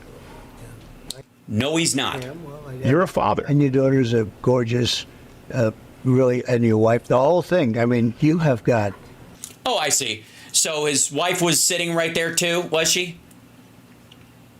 Was she dressed conservatively? Nothing plunging about her outfit that kept your attention while she was sitting right behind her daughter as Dad stood over in the corner going, wow, he really seems to be paying a lot of attention to my daughter, who's oddly standing right in front of my wife's breasts. Some setup, I'll tell you. But your family's great, and you're great, and you've really done something, and you've captured a certain spirit. Yeah, totally generic things, and also generic words. You know, a friend of mine who's very smart, he's also a very big guy.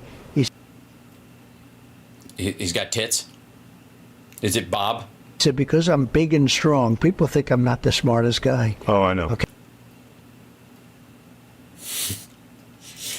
Trump doesn't think Tyrus is smart. This is his way of telling him to his face. Okay. You are a really smart guy, and I see it, and I've watched it, and I like the show, and we have the privilege of having had the highest rating in the history of the show. When I, you know, all this dumbass had to do was say, Georgina is a lovely girl, and she really loves that horse, and its name is, what's its name again? Pepper, I think she said, or I'm going to blitz the name. I hear a lot of names, so tell me the name of the horse again. That's right. And she rode it around, and I remember the story, and she was saying she was very proud of it, and stuff, and your wife was taking great care to, you know, do it. She was very well mannered, and blah, blah. Like, you talk about the fucking kid. It's not difficult. And I would be shocked if they're not fucking there with him at the time. But he can't. He doesn't remember any of it. And it's not true. It's just an ass-kissing session. He didn't give a fuck. It wasn't 20 minutes. It was 5. And the idea that he hung out after the show, unless they were waiting for a car, and your daughter was the only person that would talk to him because everybody else had it, right? 20 minutes. Get the fuck out of here. I did it a couple of weeks ago. That was just of all time. Of all time, yeah. We beat network television. You beat everybody. You beat network television for the first time. Congratulations. They were up 35 million homes, right. Yes. and it was a landslide. Yep. Great. Anyways, what was your daughter's name again? 35. Yeah, I killed it. Fucking ratings. Yeah, everybody watched it, and it was awesome. And yeah, it was totally real. And never mind the fact that Rupert Murdoch bought the Nielsen rating system and moved it to South Africa. That shouldn't matter. It shouldn't matter that they do most of the calculations and stuff in China, at the servers that they use there. And he moved the Nielsen system out of the country after he purchased it. And it shouldn't matter. It shouldn't matter that after that, Fox wins the ratings all the time. That's not important. It's not important that Rupert Murdoch bought the Nielsen rating system. It's not important. Yeah. Jesus Christ. So I just wanted to dip into that a little bit because they're really doing this. He's got a problem with women, and it's massive, and they know it. And every time they try to bail him out, he attacks The View or attacks Kamala Harris and calls her stupid in a way that seems tied to the fact that she's a woman. And there's fucking, they can't get him out of it. He won't put the shovel down. He will not put the shovel down. And he's going to lose. And he knows it. And everybody around him knows it. And they're trying to rehab his image so that they can defend him when he's in court next year. Because that's what Fox is going to be about. Holy shit. Fox is looking with fucking, dollar signs in their eyes. When Trump loses, I almost said if, when Trump loses and he ends up in court next year, can you imagine the viewership that Fox is going to have from their regular viewers as they, you know how during Bush, the West Wing was effectively like a fantasy Democratic leadership that Democrats would watch the West Wing and kind of dream about if Bush wasn't in office. Right? We had that to watch instead, and the same thing is going to be true of maggots when Trump loses and he ends up going through his court system. They're going to be watching this, watching Fox, who will rewrite the circumstance that he's going to be just fine. He's going to get away with it. They're not going to be able to get him. He's going to beat all of it, and he's going to show them, and they're going to lead those folks on for months and months and months as we watch these trials work their way out, while Lawrence and Maddow and other people are going to be talking frankly about whether or not he'll beat one charge here or another, or lose another one there, and the genuine time that he's fucking going to, he's going to face. While Democrats are getting a dose of reality while we have a Democrat in office, Republicans are going to be watching this fantasy land on Fox News about Trump beating these court cases and fucking is Don Jr. the next Trump to run and blah, blah, blah. With J.D. Vance coming on the regular, and when he'll be up for, a re-election, in 2026, right? That's what they're gonna watch, and Fox News fucking knows it, and they're like, oh Jesus, we get to criticize her all the time just for being a Democrat. and we get to run protection for him, and the maggots will watch our channel nonstop as we air the same prurient bullshit like the Murdaugh trials, essentially, on our network about Trump. That's why he's saying don't run any negative ads, don't bring on these people, because Trump thinks that Murdoch knows he can make more money with Trump in court more than in the White House. And he's a fucking mess. And they know it. And everybody around him knows it. And they're all fucking, like, they're doing their best to fucking carry him, like, drag him across the, across the finish line. Yeah.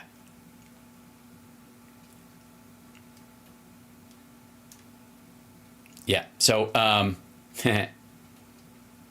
also, can I, this is super weird. There is a trend right now. I'll leave you on this, and I'll see you guys in the morning for Hal Sparks radio program, Megaworldwide with Johnny Million. And our dear friend Boston Bryan is going to join us. Thank you for filling in, Boston Bryan, as Philip Ittner is out. So we'll talk about regular news with him, as well as some of the stuff that's going on in Ukraine and Israel, Gaza as well, and more, Lebanon, Hezbollah, and Iran, and all that kind of stuff. It's a pretty big deal. We've got THAAD missile systems, defense systems in and around Israel now to protect them against incoming Iranian missiles. That said, there's a trend on Elon Musk's shithole site, Shitter, and this is the title of it. Let me show you this real quick. Michigan voters unanimous against Kamala Harris. Read that again. Michigan voters unanimous against Kamala Harris. First one up, John Cryer. Ignore the polls. All gas, no brakes. I just voted for Harris Walls.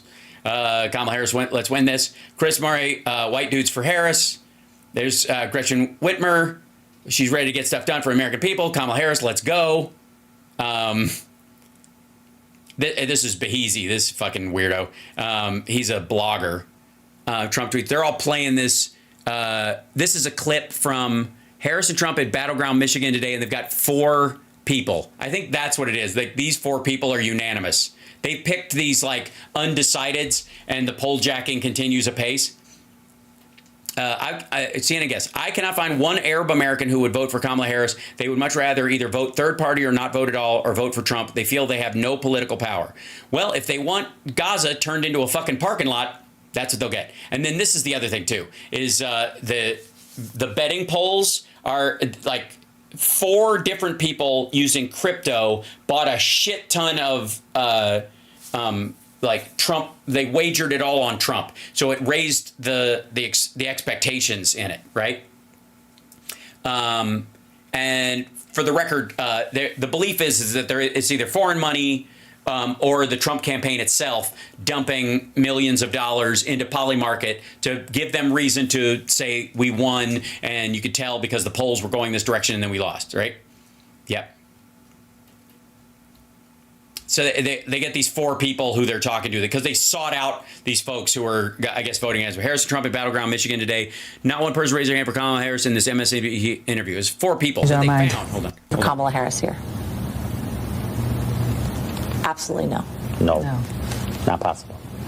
There's nothing she can do or say for us to change our mind. For Kamala Harris here. Right. Again. Literally 4 activists. It's silly. This is by no means. I mean, this is a state that elected Gretchen Whitmer, and this is what they're going with: 4 people. And the thing is, Michigan voters unanimous against Kamala Harris. That's the trending phrase. That's what's trending on X. It's like number 2 on my feed, anyways. It's different a little bit for everybody else. Just hilarious.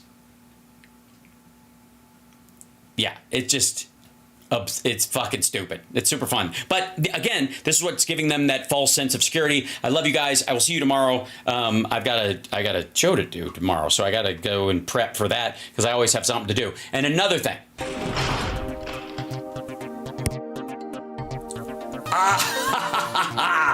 Like, subscribe, give a thumbs up, support the show. Peace.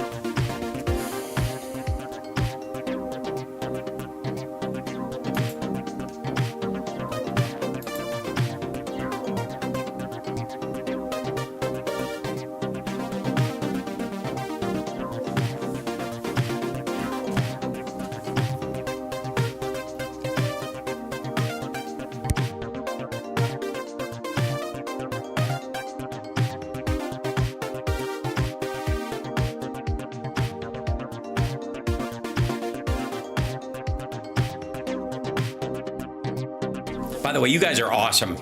Thank you so much. Hit that like on your way out if you haven't already, and I'll see you in the morning.